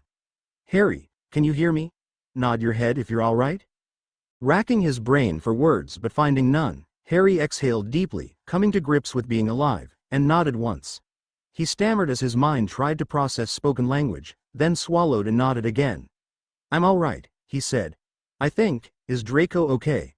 Where's the remembrall? What happened?" Dumbledore shifted and helped Harry into a sitting position while patting the boy on the back. "Draco is unharmed," he said quietly. "You're both fine." The old man grinned widely. "As for what happened during my first flying lesson, I too went a bit above and beyond the normal parameters of the class and wound up falling quite a long way. Since then I've made it a point to keep a feather fall spell prepared at all times." "The remembrall," said Harry, still shaking. Turning to Malfoy again, Dumbledore spotted the glittering orb still clutched in the boy's grip. "Ah, is this what started it all then?" he asked, prying it loose from Draco's fingers and holding the sphere up to the light. Harry nodded. "He took it from Neville when he fell off the broom and I tried to get it back." "Ah, well then in that case," he offered the orb to Harry, stood up when the boy took it, and helped Harry to his feet. "I think I'll let you be the one to give it to him. For now though, said Dumbledore as McGonagall came sprinting out of the postern door towards the students. I think we might have bigger things to worry about than falling to our deaths. He winked at Harry. Dumbledore stepped between the students and McGonagall as the woman in red arrived, yelling at the top of her lungs that everyone in school had seen the display of defiance and disobedience. Putting his hands up and speaking as softly as ever, the headmaster told the teacher that no real harm had come of the event and that he would handle the consequences personally. Harry paid minimal attention. However, all he really cared to sense was the sudden feeling of a dozen hands on his shoulders and people asking if he was all right. Where did you learn to do that? Ron slapped him on the back. You flew like you belonged in the Quidditch World Cup. Hermione pushed her way through the clustered students and stood right in front of Harry, putting her hands on her hips. You're a bloody idiot, she shouted. What were you thinking other than a big fat wad of nothing? She poked him on the forehead. You could have been killed, you dummy. Lay off, Hermione, said Ron, putting a hand between Harry and the girl. Leave the hero alone. Tracy put a hand on Harry's shoulder and rubbed up and down his arm. That was amazing, she said, halfway laughing. Just don't do it again. Harry, said Dumbledore, turning around and looking at the young sorcerer, prompting the boy to break away from the students and approach the old wizard. Yes, sir? Said Harry, words still wavering as they left his lips. I think it's safe to say that you won't miss a terrible lot if you accompany me to my office where we can discuss the exact nature of what happened today. He looked over at McGonagall. If you'd please, take Mr. Malfoy to the infirmary and ensure that he's not battered up too badly. SC, I'd always looked forward to the day you'd come to Hogwarts, Harry, said Dumbledore, taking a seat behind the big mahogany desk at the back of the office. Keeping with the theme of the room, a great relief of a phoenix in flight sprawled across the front of the desk, wings extended and beak open in a silent cry. Books lined the shelves which covered 3 of the room's 4 walls from floor to ceiling, leaving room for lighting fixtures only on the ceiling where a golden chandelier hung down in the center of the tall room. Truly, I always have, but you're going to have to be more careful than this if you don't want to find yourself in a great deal of trouble. I'm very sorry, said Harry, sitting in the chair opposite Dumbledore. I just wanted to get the Remembrall back for Neville is all. His grandmother gave it to him and it's important to him. I couldn't just let Draco get away with that. I understand that, said Dumbledore. And I'm not reprimanding you on standing up to protect your friend. Quite the opposite, I'm commending you by not deducting the 100 points from Slytherin that I could. I'm only asking that you make a greater effort to, he paused for a good long few seconds, work within the bounds of what is expected at Hogwarts. Yes, sir, Harry nodded. I really didn't mean to cause such a ruckus on my first full day here. It's been known to happen, Dumbledore smiled. Every once in a while a group of students comes along who are destined to give teachers like myself and Professor McGonagall gray hairs. Just try not to make too much of a habit of it. Professor, I don't know what I did to make him angry, said Harry when Dumbledore sat back in his chair. But Draco Malfoy seems intent on attacking me and my friends. Is there any way I could ask you to get him to lighten up on everyone? I doubt he'd listen too closely to anything anyone told him, said Dumbledore. Draco is someone who needs to find out for himself that his ideas and methods don't work. All you or I or anyone else can do is give him time and hope he doesn't do anything too malicious in the process of finding himself, and we can defend ourselves as necessary, of course, which is why I'm not going to fault you for what you did to him in the air today. Harry froze as Dumbledore smiled knowingly. The old wizard patted his hands on his desk and sighed. To be honest, if the both of you hadn't flown right past the room where I was speaking with Severus, said Dumbledore, I might have missed it. Harry, if you'd please, could you elaborate on exactly which spell you used to knock Draco from his broom and where you learned such a potent evocation? Harry's eyes went a bit wider and he racked his racing brain for an answer, a task only complicated by the throbbing still lingering in his temples. I don't know what you're talking about, said Harry, mouth going dry. All I did was punch him as hard as I could and Dumbledore raised an eyebrow and the little smile on his lips cut Harry short. Is that so? Asked the wizard, his eyes blatantly stating the fact that he knew Harry was lying.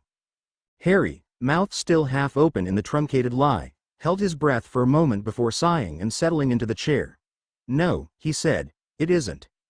Is there something you'd like to tell me? Dumbledore asked in a voice in which Harry could sense only sincere concern. I think you'll find that there's nothing you could say that would surprise me, especially given my past friendship with your mother." "My mother?" Harry asked, heart jumping into his throat. "You knew her?" Dumbledore nodded and looked at a large boxy shape wrapped in paper set on the corner of his desk before turning back to Harry. "I knew her quite well, which is one reason I know that, as you so subtly demonstrated today, you've inherited some of her gifts for natural magic and sorcery." Harry felt his stomach turn and his skin go completely cold. The headmaster put his hands up and gestured for Harry to relax. "Great," Harry whispered, studying the lines of the phoenix's form on the desk. "My first day at school and I've already given it away." "Only to me," said Dumbledore. "How's that?" asked Harry. "You figured it out quick as a thought, so wait," he stammered. "I inherited my mother's gifts? You mean she was, like me?" "Yes, she was," said the old man, "more than you know." "What do you mean?" asked Harry, leaning forward and forgetting completely about his secret getting out. "Tell me about her, please." "All in good time," said Dumbledore. "All in good time. But yes, your mother had the same natural affinity to magic you demonstrated earlier. And like yourself, she went to great lengths to conceal her talent because of the stigma she expected sorcery to bring with it. To the best of my knowledge, not even your father knew your mother was a sorceress, which is likely for the best. I only spotted her talent because I knew what to look for." "And speaking of your parents," muttered Dumbledore, reaching to the package on the corner of his desk and handing it out to Harry. "This is something I think your father would want you to have." Dumbledore waited as Harry looked down at the parcel and tore away the paper. "I spent years looking for his final spellbook without success, but I think the one he wanted you to have when you went to school should work just as well." Harry stripped away the stiff paper and set it on the ground beside his chair, holding in his hands a massive book which glittered a subdued gold in the late morning sunlight. The spine, a structure 2 inches across and more than a foot long, felt like metal as Harry rested it on his thigh, despite looking like nothing so much as stiff snakeskin. The covers, weighty panels of the same material as the spine, were locked together by a latch the size of Harry's fist and possessed a rough and scaly texture. "This is beautiful," said Harry, admiring the book. "It's mine?" Dumbledore nodded. "Your father wanted you to have that. There are 400 pages alchemically treated to be waterproof and highly fire-resistant, and the covers are made from thin slices of dragon bone wrapped in dragon scales to protect the book from almost anything. You should find that more than satisfactory for your time at Hogwarts, and given that your spellcraft classes begin tomorrow, it should come in handy." "Thank you," said Harry. "I'm not sure what to say." "One more thing," said Dumbledore. "During your mother's time here as a student, she worked as my aide, running messages, doing errands and making my life easier in general. If you'd like to take over that position, then you're welcome to it, and in addition I'll provide you with some instruction on controlling your talents when you're not running errands." Harry nodded, still holding the book and lighting up with excitement. "That would be great," he said. "When can we start? What will I be doing?" "Well, not so fast," the old wizard tapped his finger on the desk. "There's still the matter of that stunt you pulled in your flying lesson today, and before we can discuss the nature of your instruction, there's still discussion to be had on a fitting disciplinary measure." "SC. Detention for a month on your first day of school," said Tracy. "If that isn't the most rotten luck." Sitting at the table, surrounded by Tracy, Ron, and Neville, Harry flopped his forehead down on the wooden surface. "It could be worse," he muttered into the table, barely louder than the hum of the room full of hungry students. "I guess I should be thankful he didn't expel me." "True," Tracy shrugged.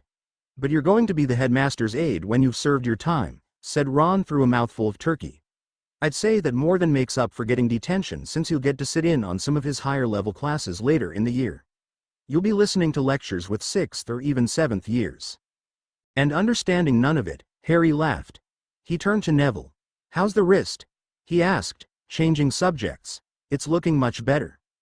Neville held his hand up in front of his face and flexed his fingers, ignoring the day's issue of the Daily Prophet that lay open in front of him.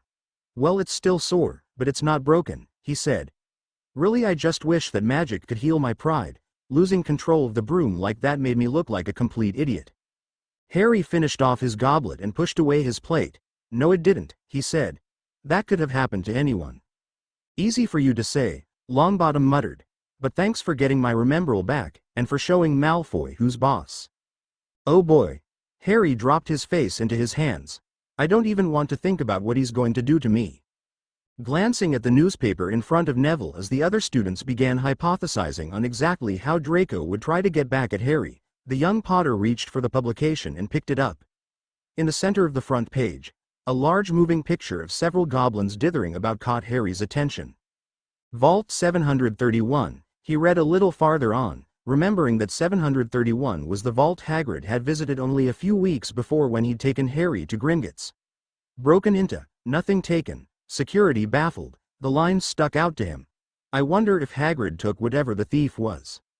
After, he mused, absent-mindedly wondering what it was Hagrid had removed from the vault and where it had been taken.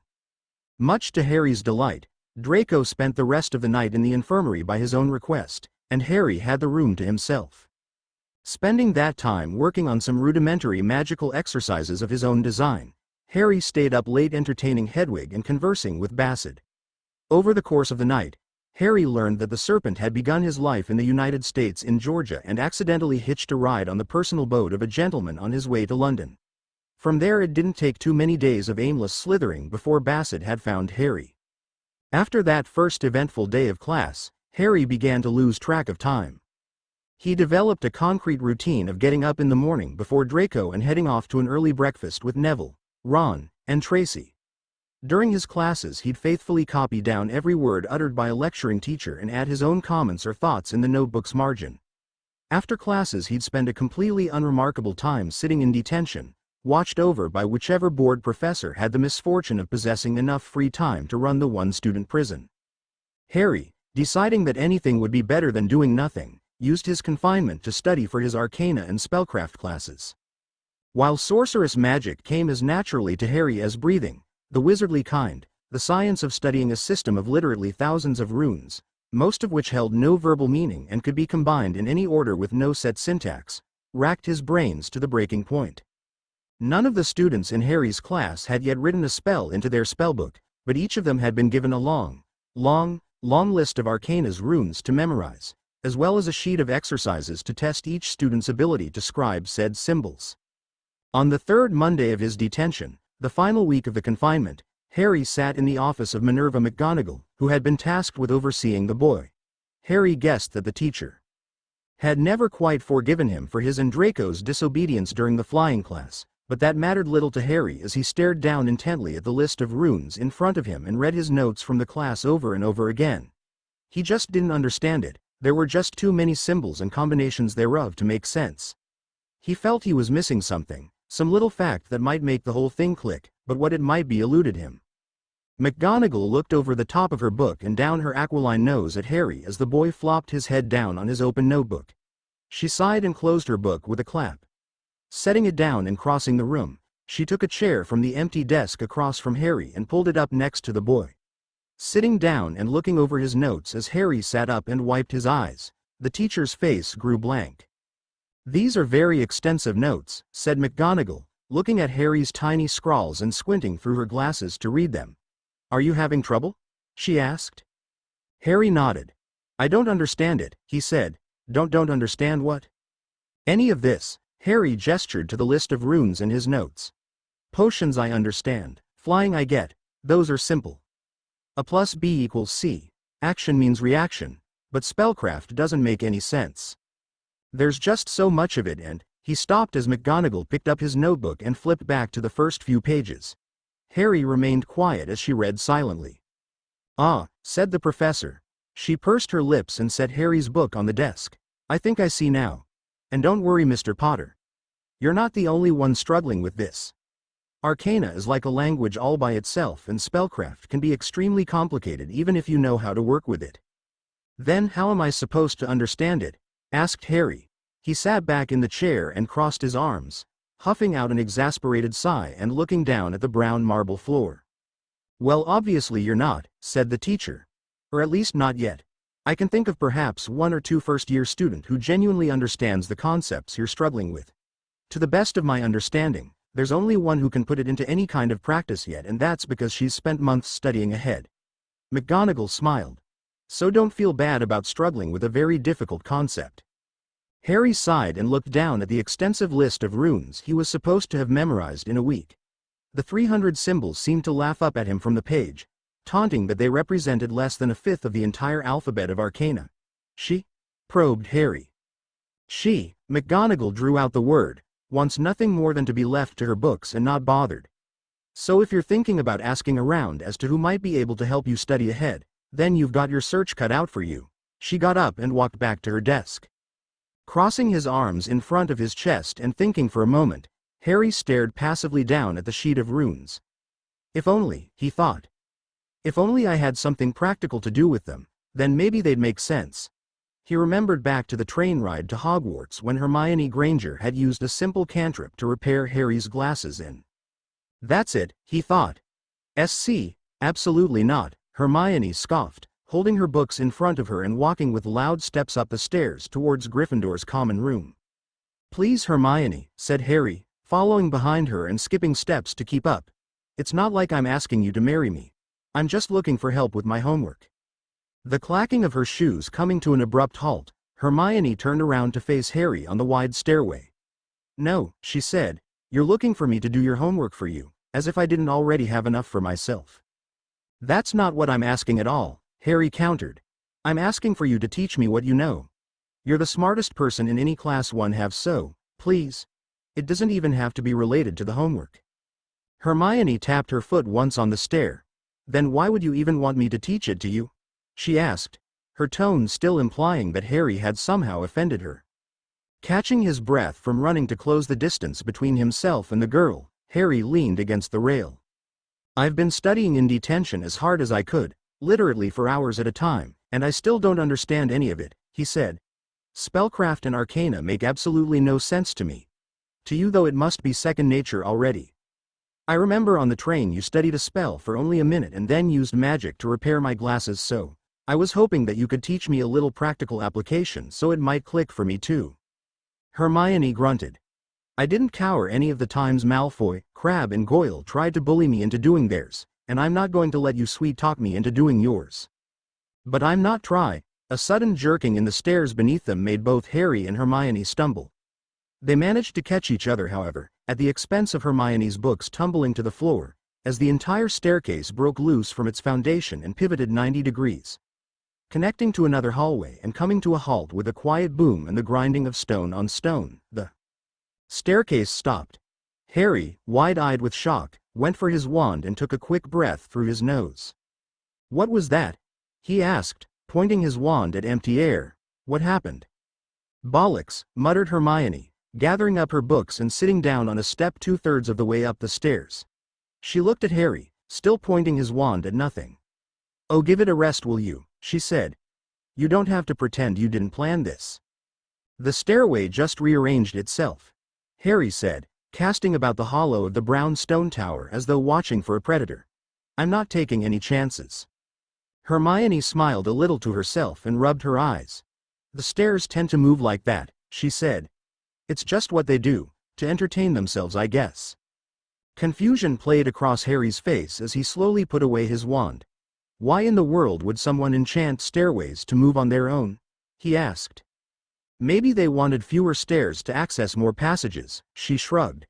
Or maybe someone thought it would be funny to strand Gryffindor students in strange hallways. I don't know. Great, said Harry, sitting on the stair beneath Hermione. How long until they move back? Could be 10 minutes, said the girl. Or it could be an hour. An hour? Curfew is in 45 minutes, Harry exclaimed. What kind of idiot designed this place? He put his hands over his face. Stairways that rearrange themselves, dormitories built under lakes, doors to nowhere. You don't know the half of it, Hermione said, almost giggling. Then I don't want to, said Harry, looking up at the great inner chamber of the tower. Looking from door to door and stair to stair as the vertical passage led upwards, Harry noted that there were indeed other stair moving around as if on invisible ropes and rollers. Bitterly he wondered why anyone would bother with such an inefficient and inconvenient mess.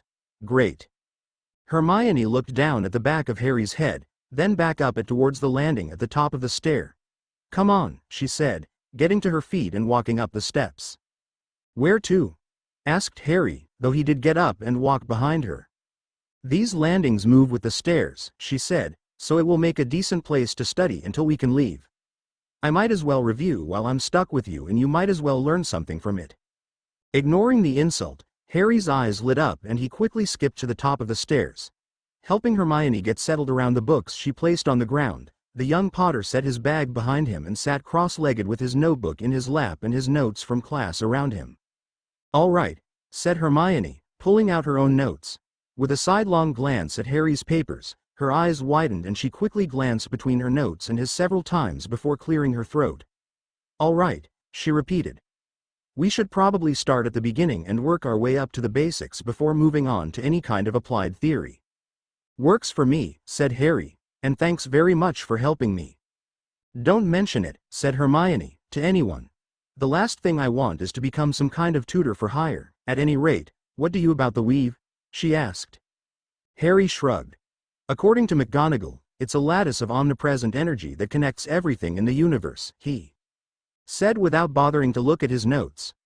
"Rudimentary, but correct," said Hermione, sounding more like a lecturing teacher than most of the lecturing teachers Harry had met.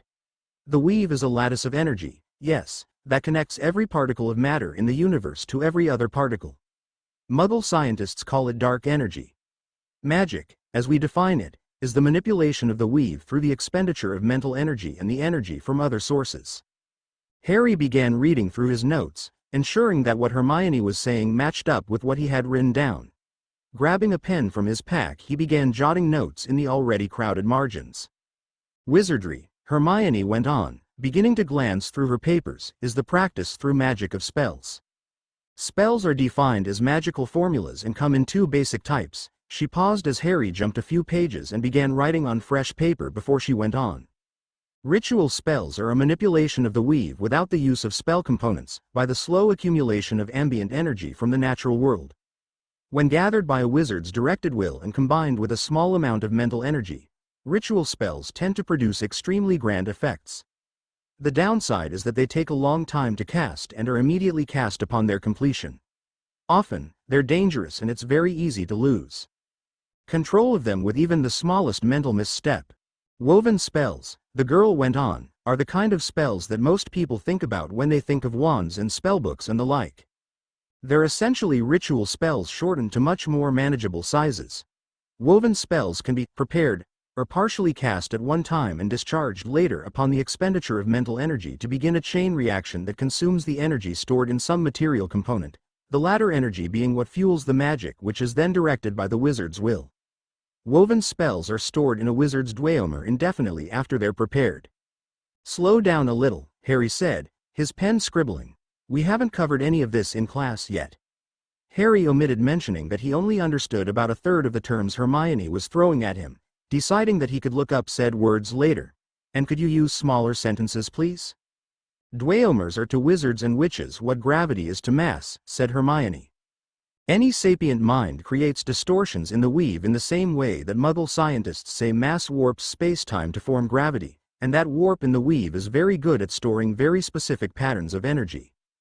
During a ritual, for example, it's a wizard's dueomer that reaches out to collect the energy for the magic, and stores that energy. During woven magic, it's a wizard's dueomer that stores the partially cast spells and serves as a crucible where natural energy, mental energy, and component energy all mix to be directed by the will of the witch." "Actually, on an interesting side note," said Hermione, "a wizard's dueomer has a limit to the amount of energy it can store, but will expand as the wizard ages and gains experience. Additionally, it will expand and strengthen as the witch or wizard prepares spells and forces it to do work. Like a muscle," Harry noted. "You could think of it that way," said the girl.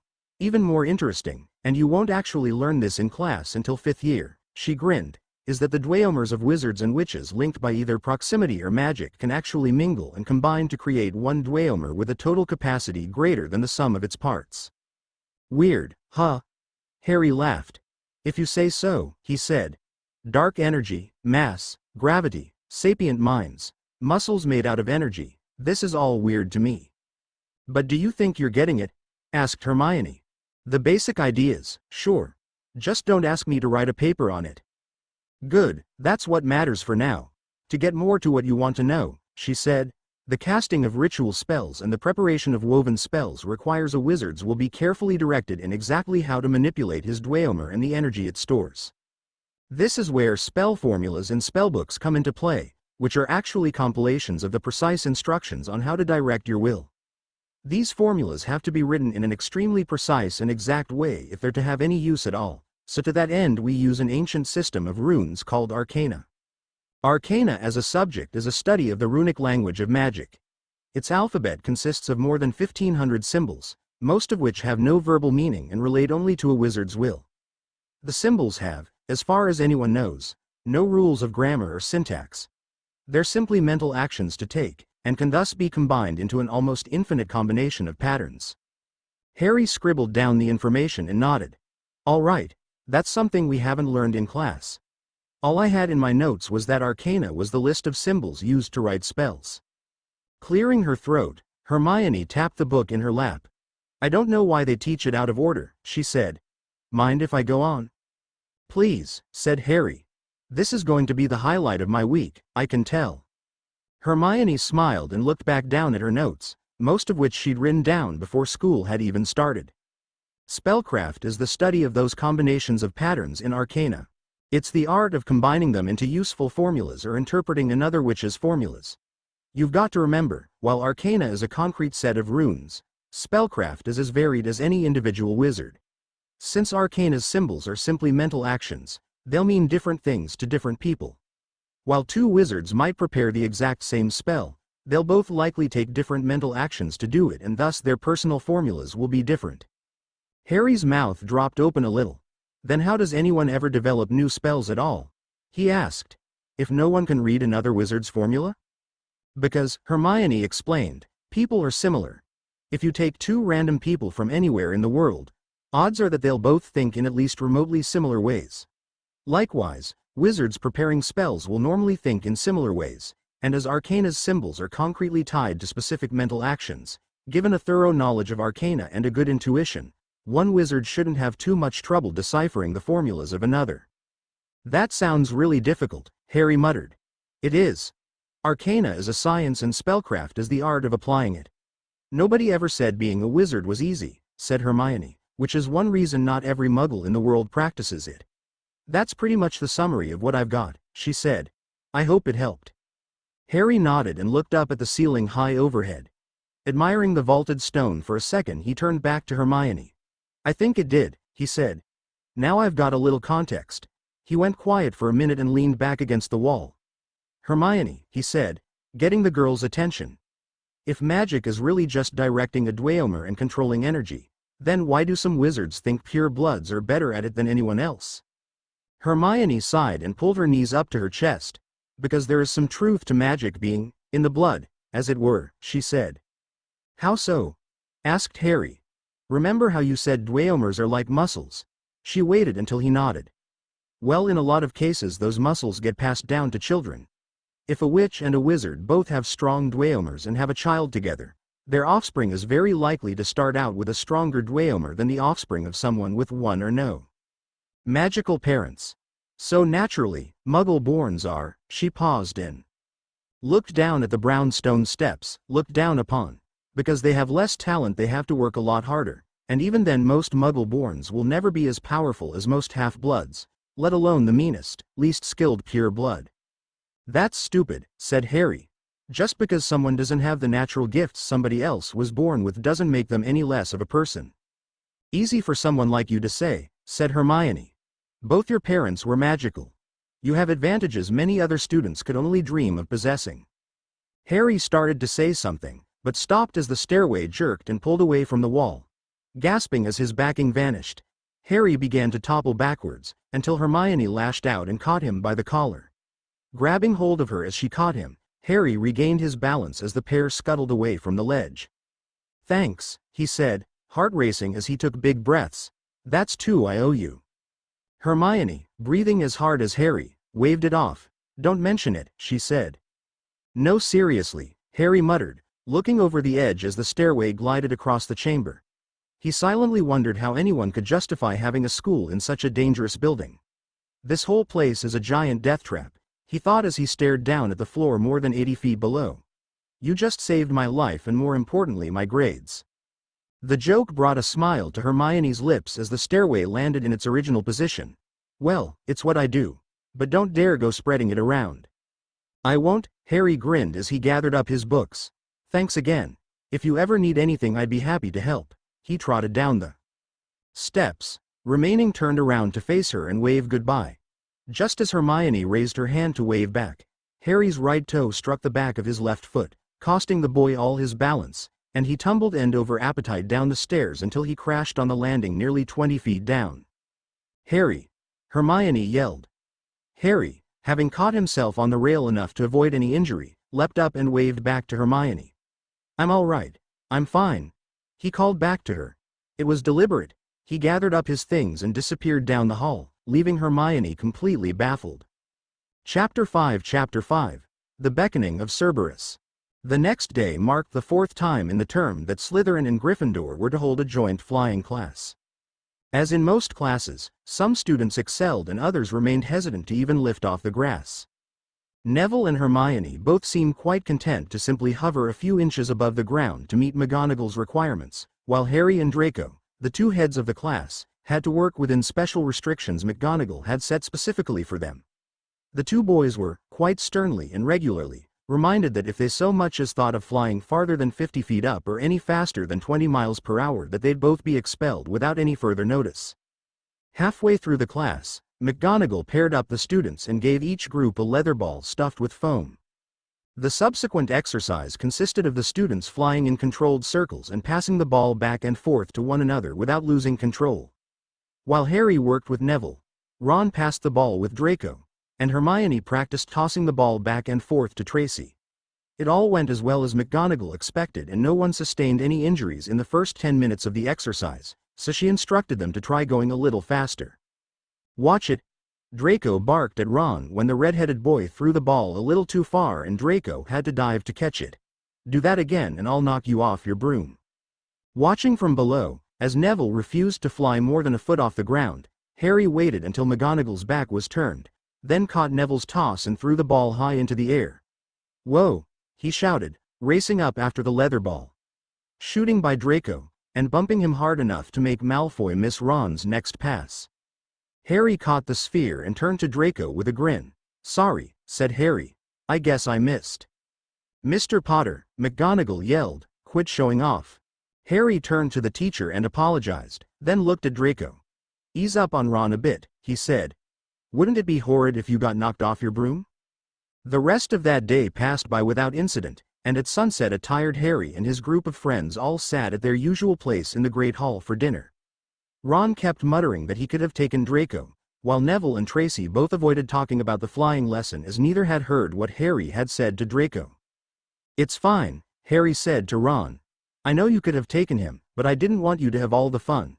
Besides, if being his roommate has taught me anything, Draco is too cowardly to do anything himself. Meaning he'll get his whole gang together to beat you to pieces, said Tracy. I suppose he might, Harry answered. Well, I think he just did, she came back, pointing behind Harry. Harry and Neville both turned to follow the gesture as Draco, Crabbe, Goyle, and Pansy Parkinson all approached the table in a group. Harry glanced around at his friends, who were all looking between him and the oncoming gang of Slytherins. Harry and Neville, both on the side Draco had approached, got to their feet as Tracy and Ron watched carefully from the rear. Draco, said Harry with a big grin. Come to join us? I'm a little surprised you finally accepted the invite. Stuff it, Potter, Draco spat. If you think I'm going to let you get away with humiliating me like that, then you've got another thing coming. The boy turned to Neville with a sneer, startling Longbottom. Harry took a step in front of Neville and stood in Draco's face. See, that's funny, he said. Because I never pictured you as having enough of a backbone to do anything about me humiliating you in front of both classes.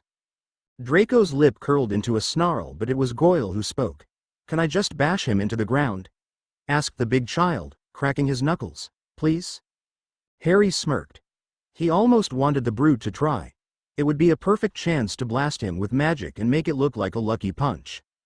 Not yet, said Draco to Goyle, before turning back to Harry. I've got a better idea, a duel, tonight at midnight in the trophy room. Done, said Harry. I'll see you there. Wonderful, Draco answered. Nothing more to be said on it then. Harry and Neville both remained standing until Draco and his coven had go, then turned around and sat back down. "A duel?" asked Ron. "But we haven't even learned how to write spells in our books yet," he said. "What'll it be then? Fisticuffs?" Harry shook his head. "Probably," he said. "But they'll have you outnumbered," Neville interjected. "You know Draco won't go alone." "I know," said Harry. "Don't worry about it. If I go alone and Draco goes with his gang, then his group is more likely to get caught for being up past curfew than I will be. Draco's an idiot if he thinks his whole gang can avoid the prefects. And on the off chance he does come alone, then I've got him." "I don't like it," said Tracy. "I'm going with you." "No you're not," Harry answered. "Nobody at this table is going to get in trouble for this. Besides, I'll be in my room until midnight, so if Draco does come back then I'll know he wasn't serious about a duel." Everyone thought for a second as Harry smugly crossed his arms. "I hadn't thought of you two being roommates," said Neville. "That Draco's a real idiot." "SC. I wish you wouldn't insist on this," Harry sighed, sitting on his bed and looking across the room at Tracy. "And I wish you wouldn't insist on this duel," said the girl. "But you are, so I'm at least going to help you out a little. Now go over the plan again." Harry shook his head. "I'll go to the duel while you wait here. If Draco comes in before you figure that I'm halfway to the trophy room, you'll tell him you were looking for me, slip out, and then come warn me." "Good," said Tracy, sitting down at Harry's desk. "Now if I can't convince you to give up on this, then you'd better go. It's 10 till. Harry nodded and got up, telling Tracy to stay out of sight, then quietly exiting the room. Sighing and drawing on a bit of his magical reserves, Harry wrapped himself in a thin veil of shadows that seemed to blur his form and make him blend into the background. It wasn't true invisibility, but the charm would make him more difficult to detect even in decent lighting, and in the inky dim of the halls he planned to navigate, the charm might as well have been invisibility. As Harry tiptoed through the common room, not willing to expend the magic necessary to levitate as maintaining his disguise already ate up the resources he was willing to spare, he snuck out into the sewers and disappeared down the channels. Coming out in the men's bathroom on the first floor through a panel in the floor he'd discovered with Ron, Harry closed the grate behind him and walked out into the halls of the school. Avoiding the ones he knew would be lit with the magical daylight, Harry navigated the passages, meeting no resistance. Upon arriving at the trophy room, Harry stopped at the vaulted arch leading to the chamber, dropped his sable veil and turned the corner.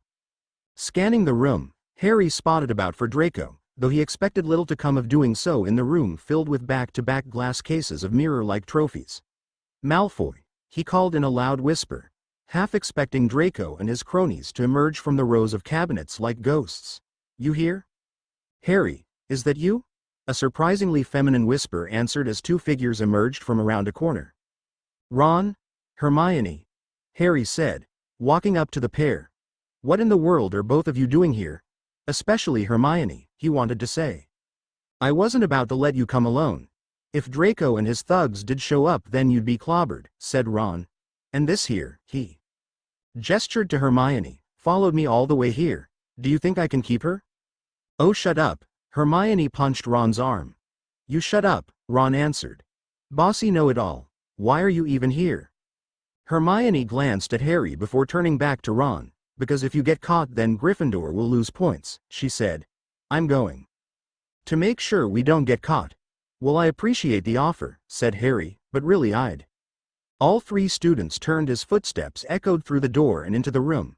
"Who's in there?" a gruff and gravelly voice shouted as a light began nearing the door and filtering into the trophy room. Hermione grabbed Harry and Ron by the sleeves, tugging them towards a side hall without a moment's waste. "This way," she hissed as the trio bolted for the exit. "Who's there?" barked Filch, a hunched man with thinning black hair and wildly bloodshot eyes. He walked into the trophy room and caught the end of a black cloak disappearing out the other exit. "Aha!" he shouted, running towards the other door. "I knew Malfoy's tip would be spot on. Get back here, you little hellions." "Now you've both done it," Hermione grunted as she, Ron, and Harry ducked down a side passage and sprinted for the stairs at the end. Hearing Filch's footfalls gaining on them as they broke into the massive chamber of moving stairs in Gryffindor Tower, Hermione led the group up one flight of stairs, praying in vain that it would move as they left. Turning and running up a second flight as Filch reached the bottom of the first, The trio ducked down a randomly chosen hall and ran to the end. Reaching the lone door at the end and trying the handle, Hermione stopped short. "Bollocks," she hissed, pulling up and down on the latch. "Locked." "We've got to go back," said Harry. "No time," said Hermione.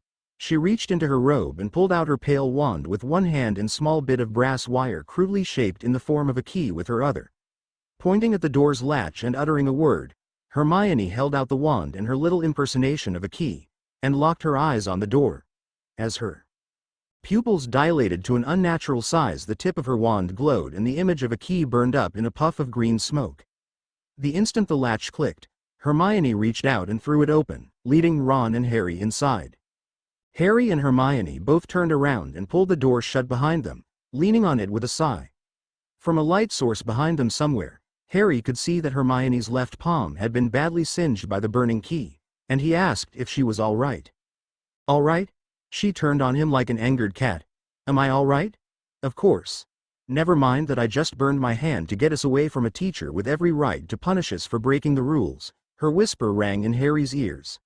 "I'm just fine and freaking dandy. How are you?" "Guys," Ron's voice quaked before Harry could answer. "I'm asking because I'm concerned," Harry retorted. "I was worried." "Guys," Ron repeated, his voice breaking. "Don't be," Hermione spat. "What's your problem?" Harry growled, still barely maintaining a whisper. "I just wanted to make sure you weren't hurt." Hermione stepped closer and got in his face. "I don't need a Slytherin pure blood's pity and I don't want it," she hissed. "So don't try to patronize me or talk down to me or whatever it is you're trying to do." "Because I'd never really try to be your friend," Harry scowled. "No, your type wouldn't. Pure bloods never care about anyone but themselves." Ron gulped. "Guys," he said again. "What?" Harry and Hermione both turned on Ron with varying degrees of chagrin. "What floor are we on?" he asked.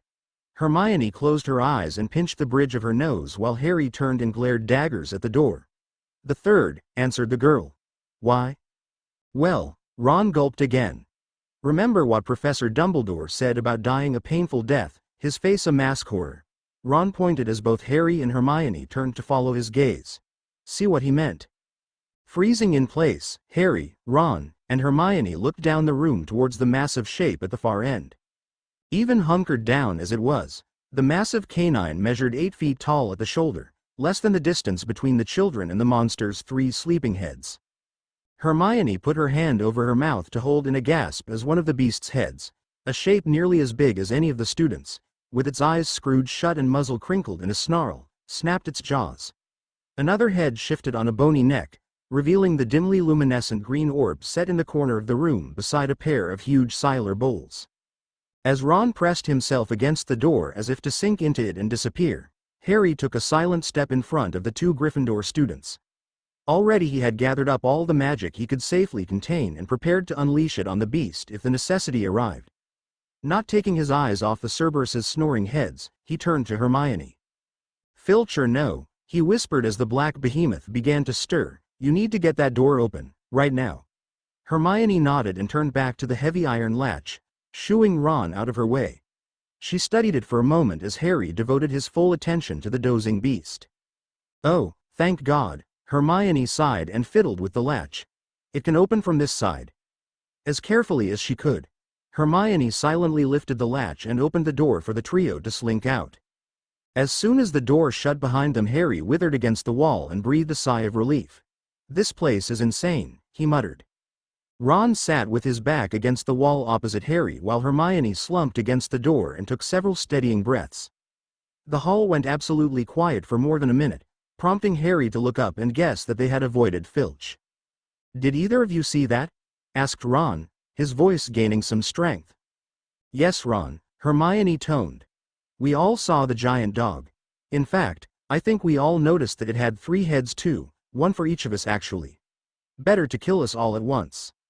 "Not that." Ron rolled his eyes at her. "What else was there to see?" asked Harry. "The trapdoor," said Ron. "That big ugly thing had its paw on a trapdoor in the floor, like it was guarding it." "And if you'd like," said Hermione, "maybe I could go back in and ask it what's on the other side. Let's just get out of here." "SC. What in the world is a Cerberus doing in Hogwarts?" asked Tracy, sitting opposite the breakfast table from Harry. I thought those were extinct. Well, they're not, said Ron, glancing sideways at the girl. Trust me, they're not. Neville finished his spot of cereal and turned to Harry. So I take it Draco didn't show? He asked. No, Harry answered. Tracy, care to fill them in? As soon as Harry got back, I went back to my room, said the girl, where Draco and Pansy were, hiding. He'd set everyone up to get caught by Filch and take a massive loss in house points. She shrugged. Honestly, I think he and Pansy don't care what happens to Slytherin as long as Harry gets the short end of the stick. On the bright side at least, nobody lost anything. Ron laughed. Limbs included, he said, holding up his hands and wiggling his fingers. I wonder what it was guarding, Neville mused. Who cares, said Tracy. If a Cerberus is sitting on top of something, then that something isn't a something that anyone is meant to mess with. Best not to worry about it. All four students paused and looked up as a great hooting and cawing filled the air. As happened most mornings at Hogwarts, a swirling flock of owls and ravens, each laden with envelopes and packages of all different sizes, flew in through the Great Hall's eastern windows. The birds swooped down in steep dives towards the student body and pulled up at the last second to drop the packages either on the tables, or in front of the student for whom said package was intended. Harry reached up at the last second to, for the first time this year, have a parcel dropped off in his hands. Neville ducked away as Harry caught the elongated package. What is it? Asked Ron, leaning over the table. No idea, Harry muttered, grabbing the end of the package and tearing away the paper. Harry and the other three students all gasped as the sorcerer unwrapped the flawlessly polished handle of the broomstick. The lacquered wood caught the morning sunlight just as Harry tore the packing paper away from the tightly bound head of obsidian black bristles. Carved on a small bit of bronze bolted to the side of the broom the words, Nimbus 2000 feet shone in raised gold letters. Wow, Neville, Ron, and Harry all whispered. The three boys spent a moment ogling the broom. Who's it from? Asked Tracy, snapping Harry back to reality. Or should I leave the four of you alone? She teased. Harry quickly turned the broom over in his hand, finding a tag tied with red string to the cluster of metallic bristles. Opening the folded card, Harry quickly scanned the script. Snape, he muttered. Immediately Neville and Ron backed away, putting up their hands. What did he do to it? Asked the Weasley. All it says is, Harry read, that practice will be on the Quidditch field at 5. Tracy reached over the table and patted Harry's arm. Congratulations Harry, she said with a big smile. Professor Snape must want you on the Quidditch team. That's wonderful news. Great, Ron muttered. There goes Gryffindor's season. Harry looked between his friends for a moment and then back at the broom. What's Quidditch? He asked. Harry didn't have potions class that day, and still had to serve out his last few hours of detention, so he couldn't find time to look for Snape and ask about the broom. That evening, per the instructions on the broomstick, he made his way to the Quidditch field with his Nimbus 2000. Finding a dozen other people there, including Draco Malfoy and Tracy's older brother Travis, Harry cautiously made his way over to the students. Ah, look who decided to join us, said Travis, stepping away from the other students when he saw Harry. Glad you could make it, he said, bringing the new arrival over to the group and standing him next to Draco who, Harry noticed was the only other first year in the field. For any of you who don't know me, Travis went on, my name is Travis Davis and I'm your team captain. Congratulations on making the cut. Especially you two, he pointed to Harry and Draco. Professor Snape recommended both of you for the team back on day 1 of classes after he saw your antics in Professor McGonagall's flying lessons. I for one wasn't sure and I wanted to watch both of you for a while before bringing you aboard. Now that I've seen what you two can do under controlled circumstances, I feel pretty good about turning you loose and seeing what you can do for real. Travis went on for another few minutes, getting everyone introduced to everyone else on the team and going over the basic premise of the game of Quidditch, mostly for Harry's benefit. He showed them how to mount a broom, as the technique for faster flying was vastly different than the stance for simply cruising, and had everyone hover around for about 15 minutes. Good, good, said the captain, watching Harry and Draco more closely than the other students. I'm impressed. Draco, sitting atop a Nimbus 2000 identical to Harry's, smirked. I've been taking flying lessons for years. It shows, Travis answered, glancing about the wide-open field at the other students. "But I think Potter might have you beat." Every head turned as Harry, banking hard to the left, looped a huge circle around the entire group. The first-year student hollered, wearing a huge grin as the broom carried him higher into the air at speeds he hadn't experienced since his first day of flying. Harry gripped the handle tighter, his mind barely able to grasp how the broom could slice so effortlessly through the air, without his having to fuel its core with his own magic. This must be what a bird feels like, he thought, pausing and angling towards the ground. Diving for and snapping up at the last second, Harry leveled off and floated up next to Travis. "Those training brooms are nothing compared to this," he laughed, out of breath. Travis grinned and slapped Harry on the back. "That broom's top of the line," he said, "a real feat of both magic and engineering.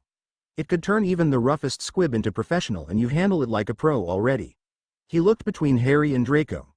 "I think we're going to have a great season, and I'll tell you how we're going to start it off."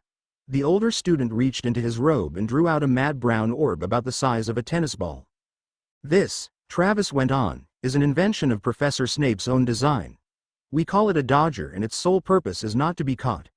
The bloody thing will fly through the air faster than any regulation snitch, and steer clear of anyone who comes within 10 feet of it. Your jobs," he gestured with the hand holding the dodger at Draco and Harry, "is to catch it. Whichever one of you can snare the dodger will be this year's seeker. Ready?" Draco eagerly nodded, and Harry, remembering from what Travis had said earlier that a seeker was a prestigious position, leaned into his broom in preparation.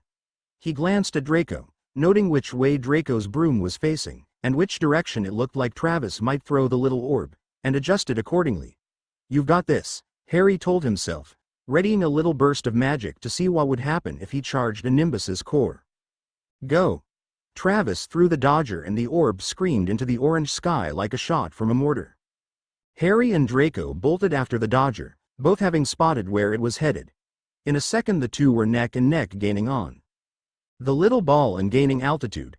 Both boys reached out as they neared the dodger to grab at it, but the ball disappeared in a blur of speed as Draco closed just a little bit faster than Harry. Stopping in midair to look for the ball, Harry spotted around. Heart racing and adrenaline burning in his head, he couldn't feel the smile stretching from one end of his face to the other as his eyes flitted here and there. He saw Draco, coming to a stop lower down and glancing around for the ball. There, the dodger appeared in Harry's peripheral, and he angled towards it before the thought could fully form in his head. Swooping down like a falcon, Harry noticed Draco tracing his trajectory and moving to intercept the dodger. Harry leaned in farther, pushing his broom to cut through the wind like a razor as he reached for the dodger. He closed to within just a few feet of the orb and stretched to grab for it, but again the ball seemed to blur out of existence and vanish. This time, however, with the sun at his back, Harry saw the dodger reappear 20 feet higher in the air and double back towards the west from which it had come. A thought crossed Harry's mind, and he too doubled back west, angling up and leveling off with the dodger as Draco shot forward to grab for it again. Only watching, Harry slowed down and observed as Draco reached out for the dodger, closing on it a few feet at a time. A third time the dodger vanished with untraceable speed, and Harry put his theory to the test. Looking higher up, he grinned when he saw the little orb wink into existence 20 feet higher than Draco and double back on itself, leaving Draco's efforts confounded. Flying up higher to set up for what he planned to be his final swoop, Harry veered higher than the dodger, feigning confusion, and let Draco catch sight of the ball. "This one's mine, Potter," Draco shouted as he shot at the ball again, closing in on it faster than ever. Harry ignored the taunt and angled down towards the empty air 20 feet above the dodger's current course. As Draco streaked for the ball, coming to within inches of the orb and reaching out for it, Harry for an instant wondered if Malfoy might actually catch it, but stayed true to his course. As the dodger blinked out of Draco's clutches, Harry snapped out for the orb as it appeared right in front of his fingertips. As he closed his hand around it, the ball let out a puff of air and quit moving. "I caught it," Harry shouted triumphantly, stopping in midair above the rest of the Slytherin team. He held the dodger out for them all to see as Travis raised his hands and began to clap. The rest of the Slytherins, minus a silent Draco, joined in. "Good game, Draco," said Harry politely as he slowly descended past the other boy. Draco shook his head. "You cheated," he whispered, a false grin on his lips as the two first years slowly made for their team. I don't know how, but somehow you cheated. No foul play, said Harry, and no hard feelings, I hope. Draco glared over at Harry but remained quiet as they landed. Travis ran to greet them. That was amazing, both of you, he said, accepting the dodger from Harry. I don't think I've ever seen a performance quite that extraordinary from anyone, much less a pair of first years. He stopped and looked at Harry. As promised, he said, you've earned the position of Seeker. Good job, Harry, good job. And Draco, brilliant show. Now, let's run the drill again. The rest of the practice went by smoothly. Harry and a third year played the positions of Seekers on different teams while Travis worked with the other players on more group-oriented tactics. Harry, already having caught the dodger's pattern, managed to snare it twice more, though he intentionally began slowing down towards the end to let the other player catch it once. Doing so would keep anyone from realizing he'd figured out the pattern, Harry reasoned. After his first Quidditch practice, the days all began to blur together. Harry traded his time spent in detention for time spent running errands for Dumbledore, which consisted mostly of going to and from the library with various books. The boy quickly memorized the different locations within the expansive hall of books and even, with Dumbledore's express permission, got to run a few books back to the restricted section. On a scant number of occasions, Harry had to run to the apothecary and ingredients closet, more like an entire wing of the castle by itself, for the headmaster, and he took the opportunity to get a feel for what all was there. Harry's only complaint was that, due to Dumbledore being as busy a man as a headmaster could be expected to be, the old wizard had yet to find the time to tutor him on how better to control his sorceress abilities. Shrugging off the anxiety to learn, Harry told himself there would be plenty of time. Dumbledore, he thought, probably had good reason for waiting, and Harry found plenty of other ways to busy himself.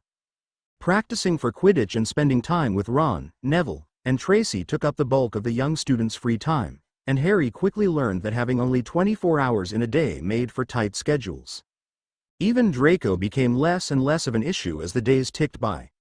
Harry's roommate took to the habit of avoiding Harry whenever possible, even going so far as to spend every waking minute before curfew out of the pair's room. Much to Tracy's frustration, this often meant Draco would spend tediously long hours in her room with Pansy, who, Tracy explained to Harry, had taken quite a liking to Malfoy. Harry decided that, as a sort of less than harrowing penance for inadvertently dumping his roommate on Tracy, he would make it up to her. Thusly the two spent a great deal of time in the library where Tracy would help Harry locate particular texts for Dumbledore. More than once the two of them ran into Hermione, who, for whatever reason, refused to talk to either of them, preferring to spend her free hours going over and over her spellbook and the texts that sat open all around her table. On a few rare occasions, Harry would bump into Bassett in the sewers. The water moccasin claimed to have adapted to the cool water and busied himself with gorging on the many rats and insects that thrived in the dank tunnels. Harry noticed, and commented on, Bassett's rapidly increasing size. Over the course of only a few weeks the serpent had grown to almost 2 feet in length and changed colors from dark brown to completely black. Bassett dismissed Harry's idea that the rats here might have been somehow magical in nature, claiming that it was only because he was eating so many. Sometimes I get as many as 30 a day, the snake had boasted, and never less than 5. Harry didn't fully believe Bassett's claims, but let the serpent gloat in peace. When the last morning of October dawned, Harry had to double-check his calendar, unable to believe that so much time had passed. To the boy's awe, however, no matter how many times he counted weeks, tonight was indeed Halloween. All that day Ron and Tracy spared Harry no details about all of the festivities scheduled for the celebration. For one, Ron overflowed with enthusiasm. Curfew would be extended to incorporate all the fun. There was to be a great feast to start the night off right, followed by scavenger hunts and games and celebrations all night long, with tomorrow being a day off. That evening, when everyone had gathered in the Great Hall, Harry wasted no time in finding Neville, Tracy, and Ron already at their usual table. He sat down to join them just before Dumbledore took to the stage at the far end of the hall. The headmaster greeted all of the students and congratulated them on how far they'd already come. He then, as on the first night of school, clapped his hands to fill the empty plates at all of the tables with stacks of food. As the 4 students at Harry's section of the table conversed and plotted about what to do with their free day tomorrow, other than recover from tonight's festivities, Harry looked up and, on a whim, glanced at the table where Hermione Granger usually sat alone. He remained unsurprised to see her there again, by herself. Oh well, he took a sip of the spicy pumpkin drink in his goblet, watching with great amusement as the liquid in the container refilled itself. I made the offer, he thought, thinking back to how quickly Hermione had rejected the invitation he and Tracy had extended to her in the library earlier today. Just as Harry began to look back to the friends at his table, a glimmer of green movement caught Harry's eye and he saw Draco and his gang, all arrayed in fresh new cloaks, approaching Hermione. Harry almost got up, but decided this presented him with an opportunity to test an idea. As Draco and his gang of thugs clustered around Hermione, sitting down all around her, Harry drew on a bit of magic and directed it with a thought to focus his hearing. As if an invisible cone of paper formed between his head and Hermione's spot, all sound from all other directions faded to a dull whisper and he heard Draco speaking as clearly as if he was only a few feet away. "So have you finished that assignment for me yet?" Draco asked, his tone mockingly jovial.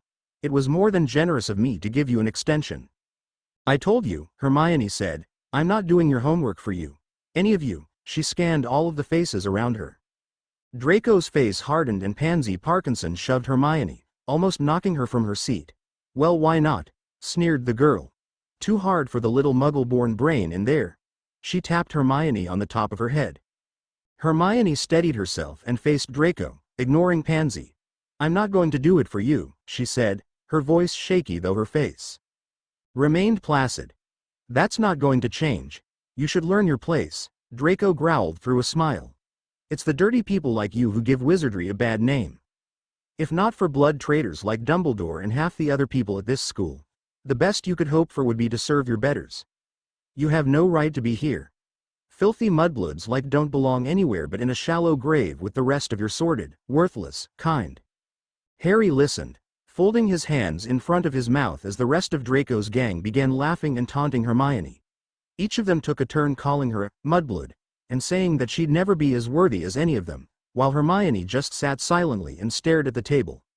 Harry's blood felt hot in his veins and he started to stand, but as he got to his feet, Hermione stood up. "Excuse me," she said, eyes moist as she turned and headed for the main exit. "I've got to go to the bathroom," the girl stammered long after leaving the range of her persecutor's hearing. Harry stood and watched her leave, able to hear as she began to sob as quietly as she could. It wasn't until Harry felt a tug at his sleeve that he remembered the other students around him. "Huh?" he snapped to, ending his spell. "What?" He looked down and saw Neville trying to get his attention. "Earth to Harry," said the boy. "What's going on?" Harry looked back at the door, then at Draco and his laughing cohorts before he sat down. "Nothing," he muttered a few seconds later. A sickness eating at his chest through most of the feast destroyed Harry's appetite. "I should have gone over to help." The thought stuck in his head until long after Draco and his thugs had gone back to their other seats. "Help me!" a voice screamed, filling the hall with an ear-piercing wail. Everyone in the hall turned and Dumbledore, sitting at the table on stage with the other teachers, got to his feet. Professor Quirrell, his wine-colored robes and partially unraveled turban flailing out behind him as he ran through the hall, sprinted to the stage screaming for help. "Troll!" shouted the man, pointing frantically down the hall. "There's a troll in the dungeon." A long silence-filled pause overtook the room. "Thought you'd like to know," Quirrell said to Dumbledore before swooning to one side and fainting. Dozens of conversations leapt to life all over the hall, quickly rising to a thunderous din as the students began to panic. Silence. Dumbledore's voice demolished all other sounds in the room, shaking goblets, rattling plates, and bringing an utter quiet over the students. "We are not going to lose ourselves," he went on, still shouting but no longer at such a deafening volume. "All school prefects are to lead their classmates back to your respective common rooms. Professors McGonagall and Snape will accompany me to the dungeon to deal with this, while all other teachers are to lock down the rest of the corridors leading away from the lower levels." "What about him?" McGonagall stepped up beside Dumbledore and gestured to an ostensibly unconscious Quirrell. The headmaster sighed and shook his head. "He'll be fine," said the old wizard. "Oh no," Harry muttered as he and his friends got to their feet. "What is it?" asked Neville. "Hermione," Harry answered. "She's still in the bathroom." "What?" Tracy spun to face him. "Are you sure? How do you know?" Harry looked around for the Slytherin and Gryffindor prefects as his group began moving to join the students gathering at the mouth of the hall. It doesn't matter, just trust me. Listen, he faced Neville and Tracy. The dungeons are huge and Dumbledore might not get to the troll in time. You too, he said, scanning the room and seeing that Dumbledore, Snape, and McGonagall had already gone. Find Dumbledore and tell him where Hermione is at. If you see the troll, just run. Ron and I will go find Hermione and get her out of there. What? Ron and Neville both exclaimed. Good idea, Tracy interjected. We'll tell them you're going to get her so they know what to expect. Neville, let's go. Are you both insane? Ron barked. We could die or at best get in so much trouble for this. Harry grabbed him by the shoulder. Would you rather lose points or see Hermione dead? He asked.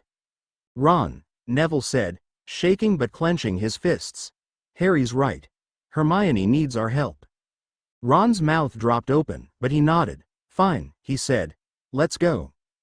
Good luck, Tracy said, turning with Neville and running for the exit through which Dumbledore had departed. Taking advantage of the chaos in the hall to slip by the overmatched prefects and into the side passages, Harry and Ron ran west, stopping only when a grating roar sounded in the lower levels of the castle.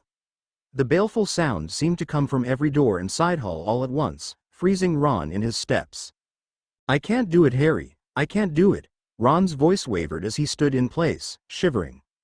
Harry sighed and looked down the hall towards the stairs at the end, which he knew would lead to the first basement and the girls' bathroom. I understand, he said. Ron, if you don't want to go, then head back and find the prefects. Ron shook his head and swallowed the lump in his throat. No, I'm not going to let you do this alone, he said. I won't let you go alone, but I can't go through with Harry, I'm too scared. Frustration welling up in Harry's chest, he didn't even realize that he loosed a small stream of magic from his reserves and laced it through his voice. Ron, I appreciate it, but you need to move, he said, supernatural and honey-like smoothness to his words. One direction or another, move. Ron shook and fumbled for his balance as though Harry had jostled him. Right, said the Weasley, straightening up and taking a deep breath. Right, let's go get Hermione. Harry nodded and set off down the hall, a freshly reassured Ron in tow. As the two students ran down the steps, Harry began to realize, mostly because of the feeling of fatigue pulling at him, that he had done something with magic to his best friend. Pushing the thought out of his head, he focused on finding Hermione as he and Ron broke into the upper levels of the dungeon. This way. Ron pointed down the hall. The pair ran down the corridor and turned down a side passage, stopping just before two big wooden doors. This is, Ron stammered, looking up, oh boy. Lightning flashing through the thin windows cut high in the wall threw a colossal shadow on the wall only a half-dozen meters ahead of the students. A second passed and thunder boomed as the troll, an enormous bipedal beast more than 12 feet tall, lumbered around the corner. Dragging a club the size of a tree behind it, sickly yellow eyes dully luminescent, the troll turned just as Harry and Ron disappeared through the door. Hermione, Ron hoarsely whispered, throwing his back against the door to try and hold it shut. Hermione, are you in here? Harry spotted down the long line of toilet stalls. Each door was open, but at the sinks on the other end he caught sight of Hermione, standing in front of the mirror and washing her face. He ran to her and grabbed her arm. Hermione, we've got to go right now, he said. The girl turned on him with bloodshot eyes and jerked her sleeve out of his grip. What are the both of you doing here? She asked. This is the girls' room, can't you read? Can't you hear? Ron hissed, running up next to Harry. There's a troll right outside that door. What? Hermione gasped. All three students turned as the massive door opened and the hulking shape of the troll stepped inside. Turning to face them, it reared up to its full height in the lofty room, reaching up to scratch the side of its swarthy face and chuckle. Taking a few quick steps forward, it reared back with the club, still laughing. Run! Harry shouted. He grabbed Hermione's arm and broke to the left as the club came crashing down where they'd just been standing. Ron jumped out of the club's path as it tore up the tile and smashed it to dust, but he couldn't recover and rolled to the ground beneath the sinks. The troll reared back for another swing as Harry and Hermione circled around behind it, both children drawing their wands. The troll looked over its shoulder as Ron scampered away from the beast, away from the door, on all fours under the sinks. With a chugging laugh, the troll spun and swung horizontally at Harry and Hermione. The girl grabbed Harry's collar and pulled him down to the ground as the club passed overhead and demolished the line of toilet stalls behind them. Falling to the ground amidst a shower of splintered wood, Hermione screamed and covered her head while Harry dropped his wand. This is all insane, Harry thought, looking for and snatching up his wand. He pointed it at the troll while the monster recovered from the clumsy strike. Shouting a Latin word he'd once heard Dumbledore use, Harry aimed. His wand vibrated in his hand, stinging his palm and fingers with the sensation of dozens of biting insects, and flashed green. A bolt of force, visible as an undulation in the air, shot from the wand and smashed into the troll's back. The monster crumpled and fell forward, catching itself on the wall. Harry grinned as Ron tried to crawl for the door past the troll. I like this wand, Harry thought, not bothering to guess by how much the implement had amplified the attack he'd intended for the beast. His temple throbbed as the exertion knocked the wind from his chest, and he gasped to catch his breath. Run, he shouted again. The troll screamed, the shrieking note piercing the student's ears and cracking the mirrors as its fatty hand reached under the sinks and grabbed Ron. Hoisting the screaming Weasley up by his ankles, the beast turned on Harry and Hermione and swung at them with the club again. Harry grabbed the girl's wrist and pulled her out of the way as the club again demolished the floor. Taking a plodding step between the students and the door, the troll swung horizontally just as its targets recovered from the last attack. Both Harry and Hermione dropped to the ground to dodge the second attack as the troll paused and looked at Ron. The boy, screaming in terror, swung at the troll and punched it in its fat lip. The beast jerked its head back and grunted as though the blow had actually stung, and frowned. Dropping its club, the troll reached up and slapped Ron around with its free hand, knocking him around like a limp fish. Ron stopped screaming and hung loose in the troll's grip, face bloodied, his eyes rolling back in his head. The troll laughed and slapped the boy once more. Rolling to his back and pointing his wand at the troll with both hands, Harry seethed when he saw Ron go limp. Ron! He screamed, gathering all the magic he could muster and focusing it through the wand, filling the air with a resonating clang, as though a great hammer had struck a hollow iron tube.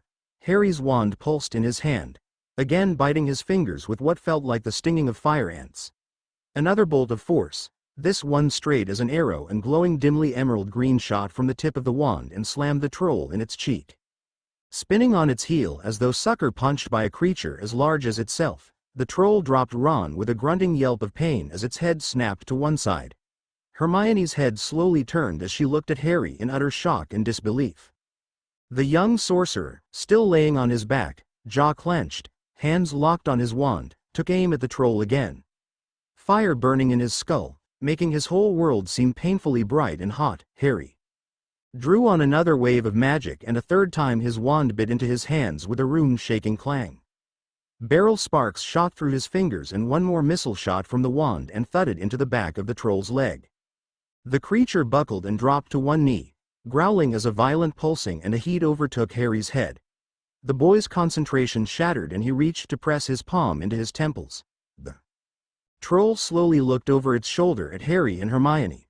All brutish playfulness gone from its face, its broken and dislocated jaw hung away from its skull on one side, bits of bone visible through its pulped skin. The creature roared in a war cry, grabbed its weapon, and raised the club over its head. As it jumped to its feet and Harry opened one eye to see, Hermione pointed her wand at the floor and reached inside her robe, drawing out a tiny bit of dried pork wrapped in plastic.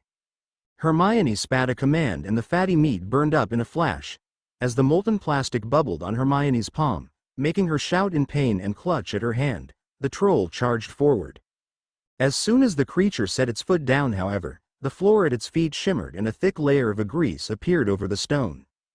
The troll gasped as its balance failed it, and the creature's feet shot out in front of it. With a thudding boom, the troll landed flat on its back in the puddle of thick oil. Harry saw his chance and pointed his wand. Drawing inspiration from the heated pain in his head, he commanded the magic in his chest and it leapt forward from the wand in a stream of emerald fire. The flame washed over the greasy troll and instantly ignited both the puddle and the monster in a small pillar of green and orange fire. After a few seconds the fire went out and the troll stopped screaming.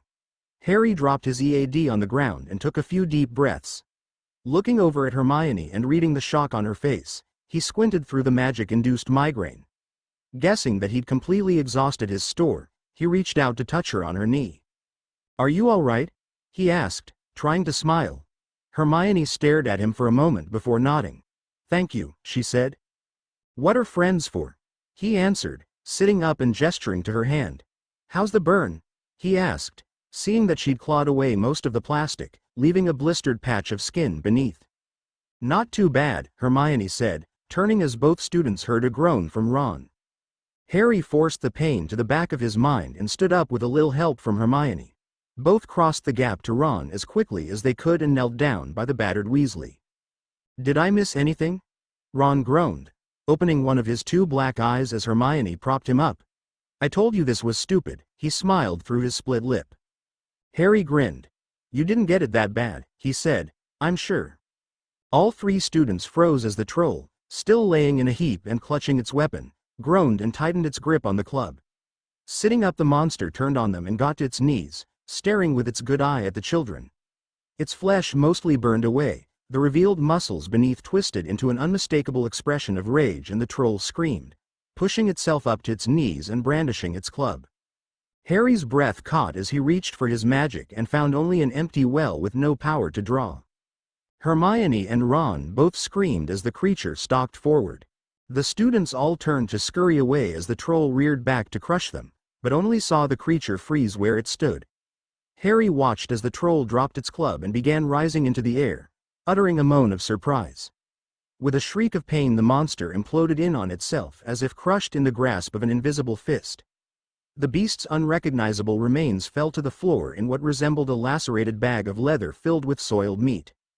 Sitting huddled together in shock, Ron, Harry, and Hermione looked over the troll's remains to the figures standing at the entrance of the bathroom. Lowering his wand, Dumbledore crossed the room with McGonagall in tow. Remaining at the entrance, Neville and Tracy both peeked through the door at the battlefield before them. "Are you three all right?" asked the senior wizard, kneeling down by the students and positioning himself between them and the remains of the troll. Glancing amongst themselves, Harry, Ron, and Hermione nodded, though it was Harry who spoke. "Yes, sir," he said. Slapped around a little, he looked over at Ron. "But we're okay." "Speak for yourself," Ron groaned, rubbing his cheek. "I don't think I'll ever be pretty again." Dumbledore smiled, but McGonagall stormed up beside him before the wizard could say anything. "You three," she fumed. "5, she glanced back at Neville and Tracy, "are in more trouble than you can imagine. 50 points from both Slytherin and Gryffindor and indefinite detention for all of you. What were you thinking? You would have certainly been killed if the headmaster and I hadn't arrived when we did." Dumbledore shook his head. "Professor, I think you might be overreacting," he said, holding up a hand to silence McGonagall when she tried to interrupt. "What they did was dangerous, yes. But as Miss Davis and Mr. Longbottom explained, they did it to help save a friend. And," he added, "if not for their actions we almost certainly wouldn't have made it to Miss Granger in time. With that in mind, for bravery in the face of extreme adversity and loyalty despite the looming threat of death, 50 points to both Slytherin and Gryffindor. I will not, however, revoke your decision on detention. But I would," he reached out and put his hand on McGonagall's back, "ask that you reconsider." The woman in the deep red cloak pressed her lips together and looked down at the cluster of students. "If you had all been 5th or 6th years," she said, "I'd call this an act of great courage. But as it stands I call it foolish and brash, if still brave. 1 day's detention." Harry, Hermione, and Ron all looked at each other triumphantly. "To be served tomorrow," McGonagall finished. "Oh," all 5 students complained at once. Stepping aside, Neville and Tracy parted as Snape strode into the room. Wand in one hand, a flask of bubbling green liquid in the other. Dumbledore and McGonagall both turned as the out of breath Potions Master approached and put away his wand. Harry noted that Snape, usually one who moved with a serpentine grace and fluidity, walked with an uncharacteristic stiffness. Harry saw the man refused to bend his left leg and moved with a noticeable limp. "Professors," Snape muttered, surveying the situation. "I see you neutralized the creature." "Yes," said Dumbledore. "But we had help. These three's effort went a good long way in softening it up for me. Where have you been?" "Severus." Snape looked straight at Dumbledore as if no one else in the room existed. The man's face remained as cold as the moment he'd entered, ready for a fight.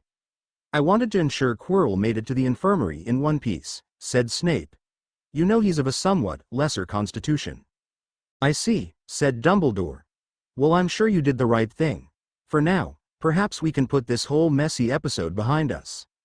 As everyone began to clear out of the room, Snape mentioning that he'd sicked the house elves on cleaning up the troll's mess, Dumbledore caught Harry and walked with him back towards the main hall while McGonagall broke away with Ron to take him to the infirmary. "That was a very brave thing you did," said the headmaster, walking slowly enough with Harry that the others began to pull ahead. "Miss Davis mentioned that the whole affair was your idea." Harry nodded. "Yes, sir," he said. "None of the others should get in trouble for it. Professor McGonagall understands that, doesn't she?" Dumbledore chuckled. "I don't see any trouble coming of it," he said, putting his hands behind his back.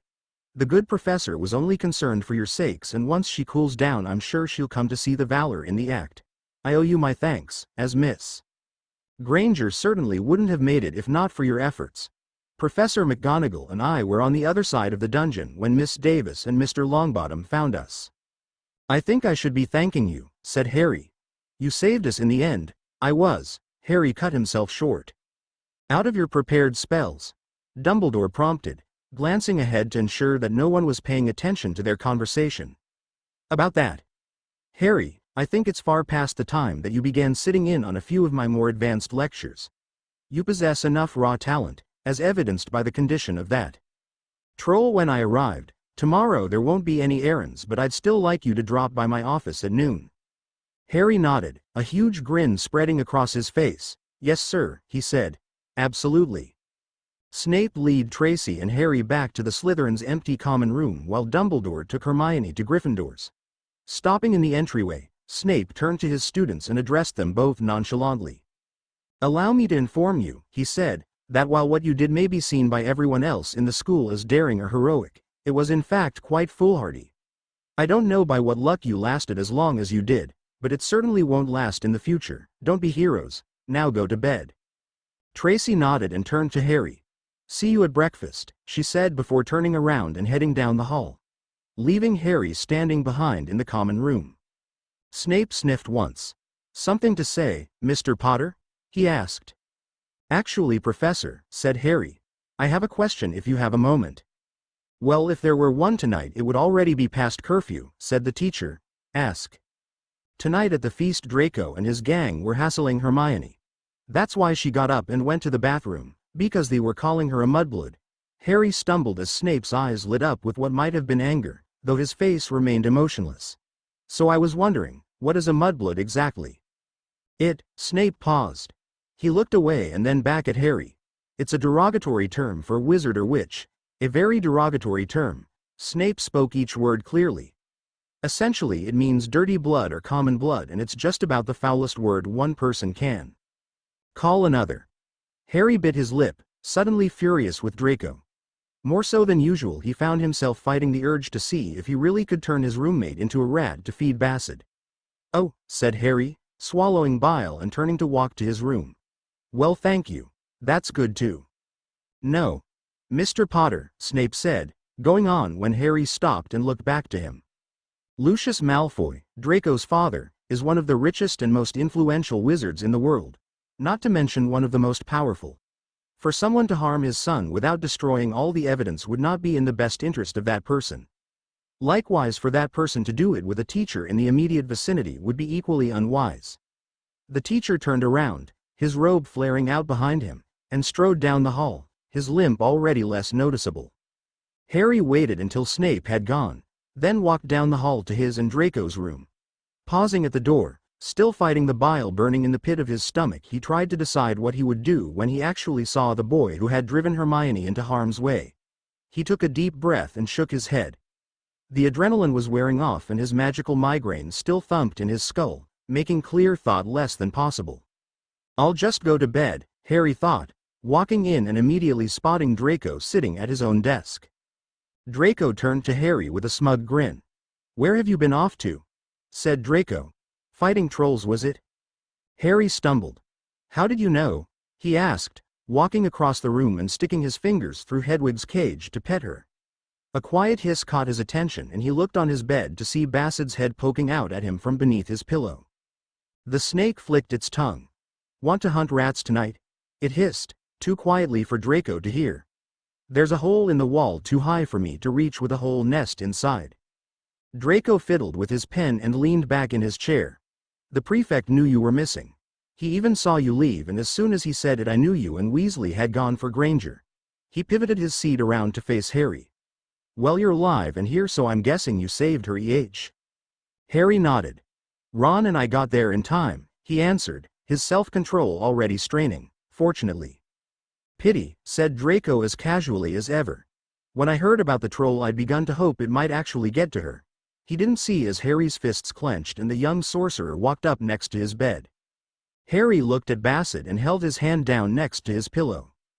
"On," he whispered to the snake. Basset quickly curled up Harry's arm and hid beneath his sleeve.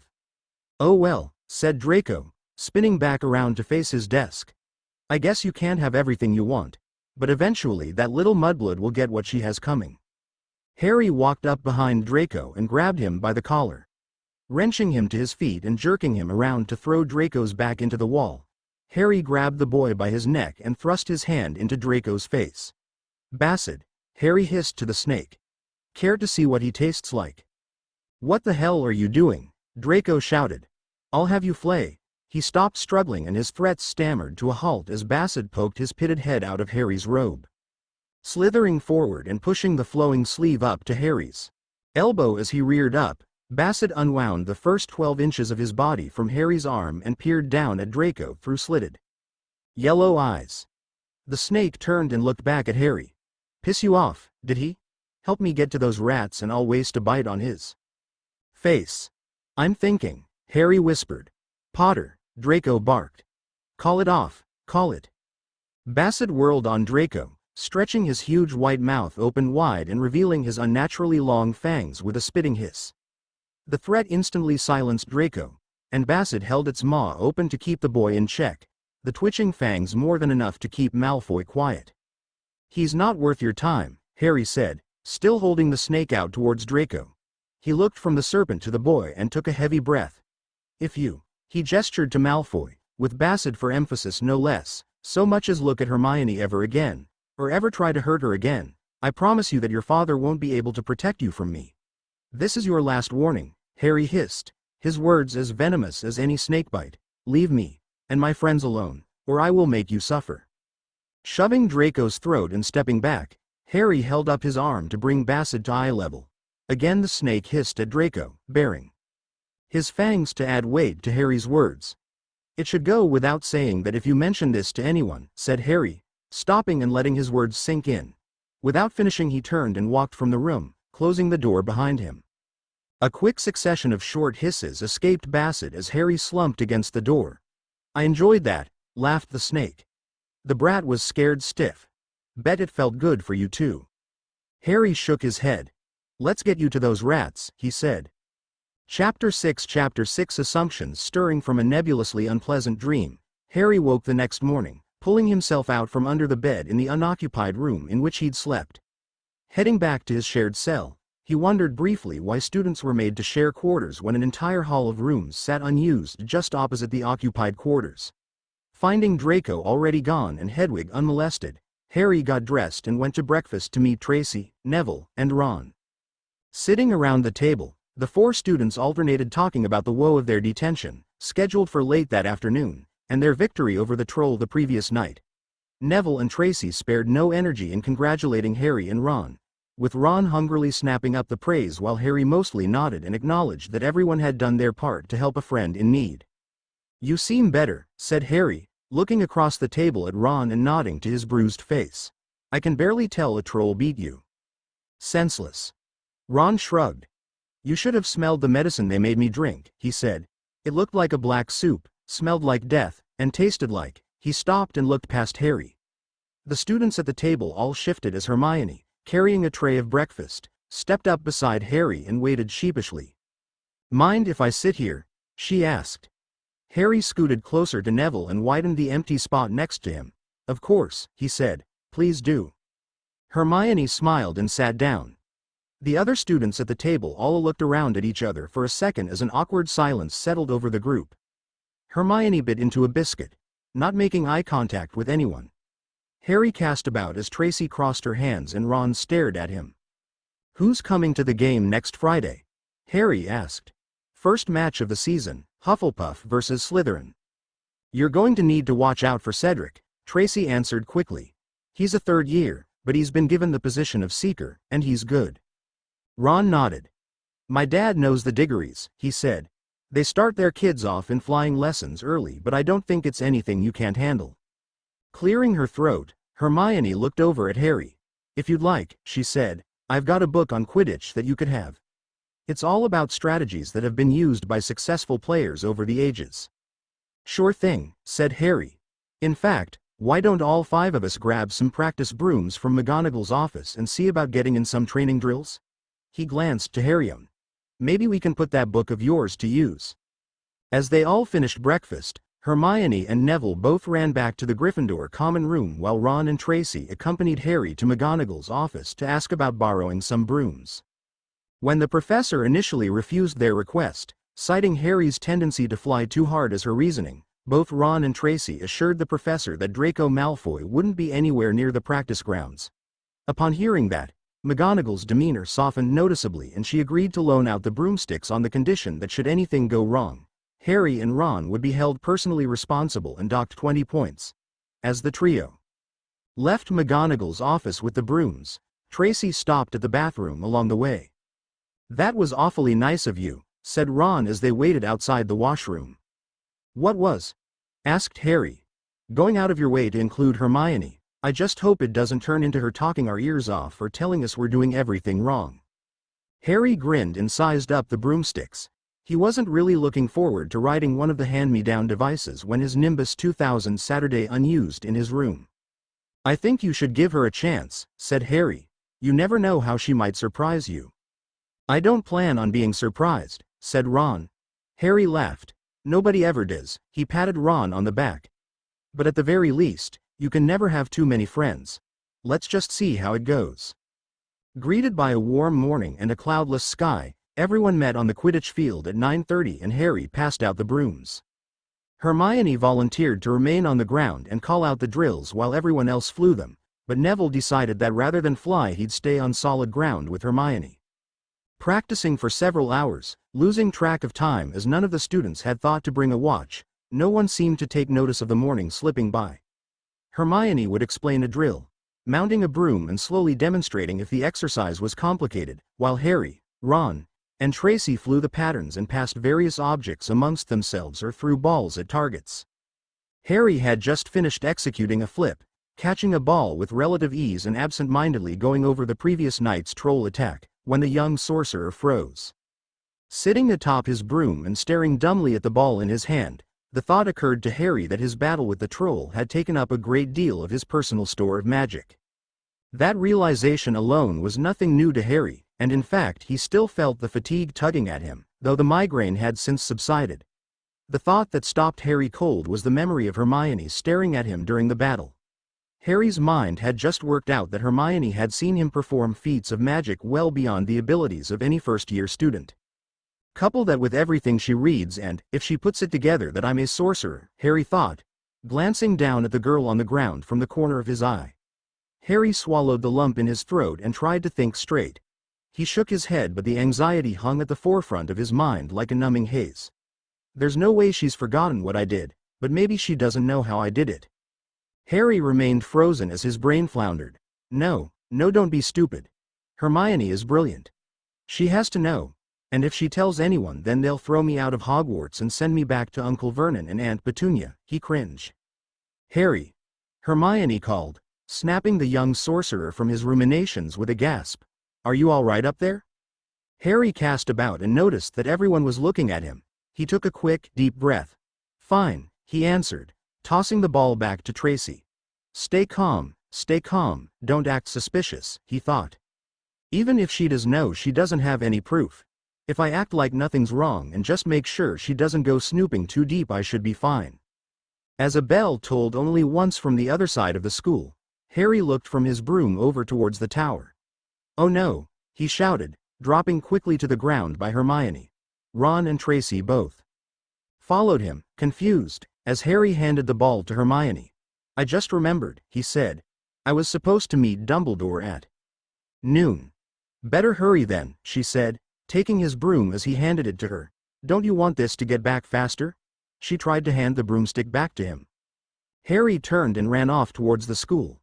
"I'd fly way too fast and we promised Professor McGonagall," he shouted, turning around to wave goodbye to the others. Harry crossed the grassy field as quickly as his feet would carry him and ran through postern door into the school's northwestern wing. Ignoring what few students he passed, the boy sprinted through the halls and up the stairways before arriving at the little alcove filled with the statue of a perched eagle. "Commodus," he panted, completely out of breath and barely able to utter the password. Harry walked into the alcove, trying to get his breath as the eagle slowly began to pivot on its stand and rise up a shaft hidden at the top of the alcove.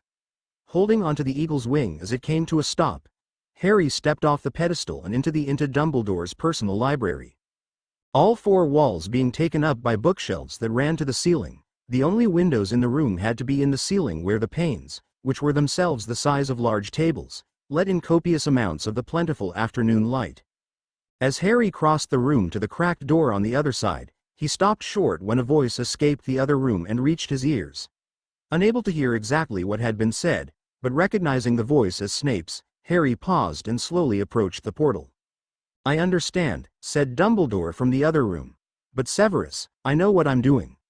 I trust your judgment completely, but I need you to trust mine. We need to give it time." "He's a danger to everyone in the castle," Snape countered.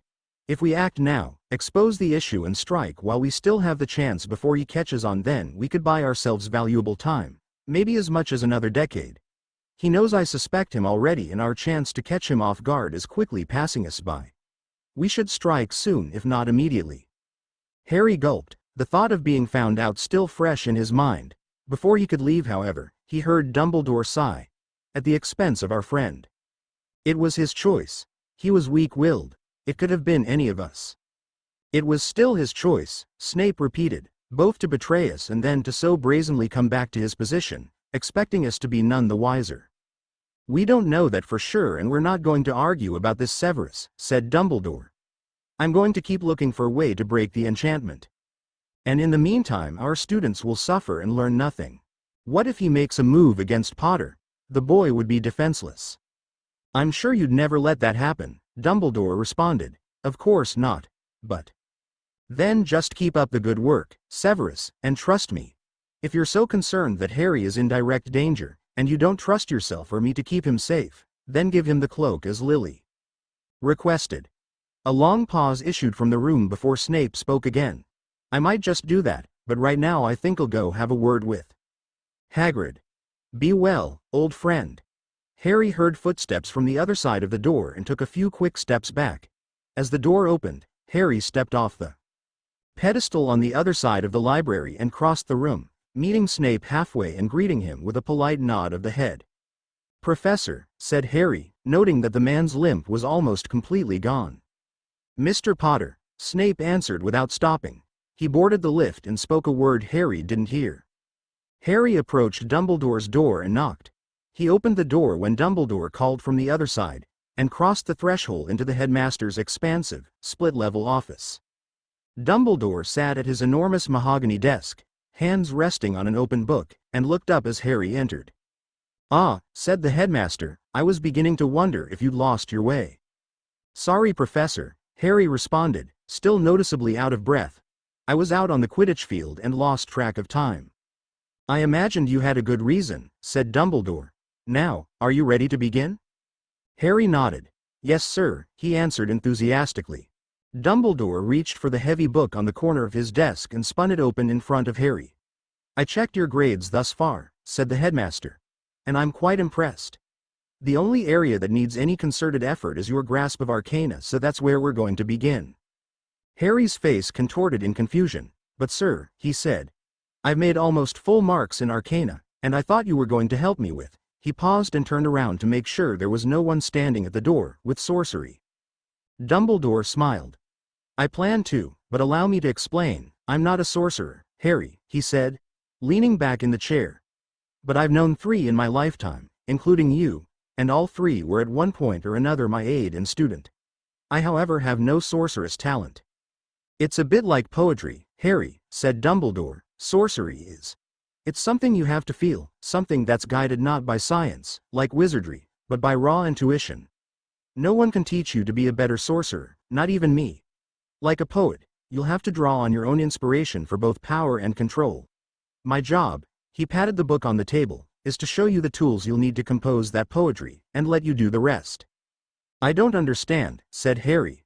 What kind of tools do you mean? Training. I've trained 2 other sorcerers in my time, said Dumbledore, and, if nothing else, I've learned more than a few things that help someone with your gifts.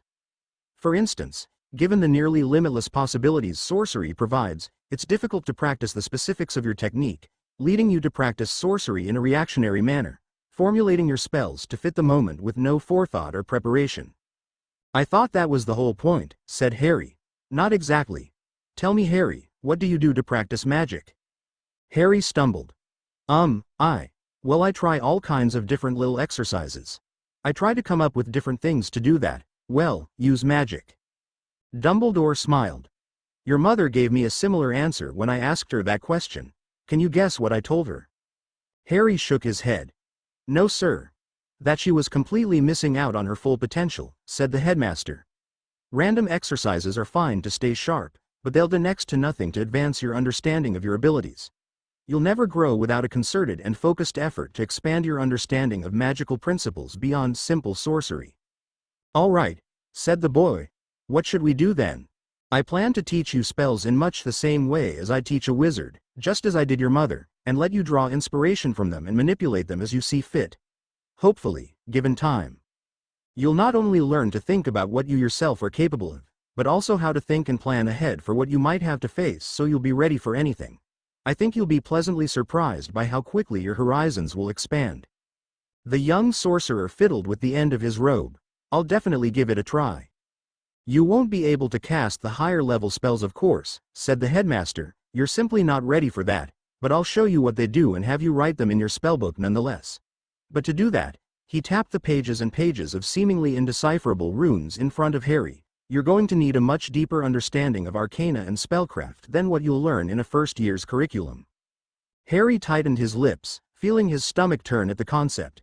Good thing I'll be learning from the best. He made an effort to smile. The rest of the afternoon passed so quickly Harry couldn't honestly say he knew where it went.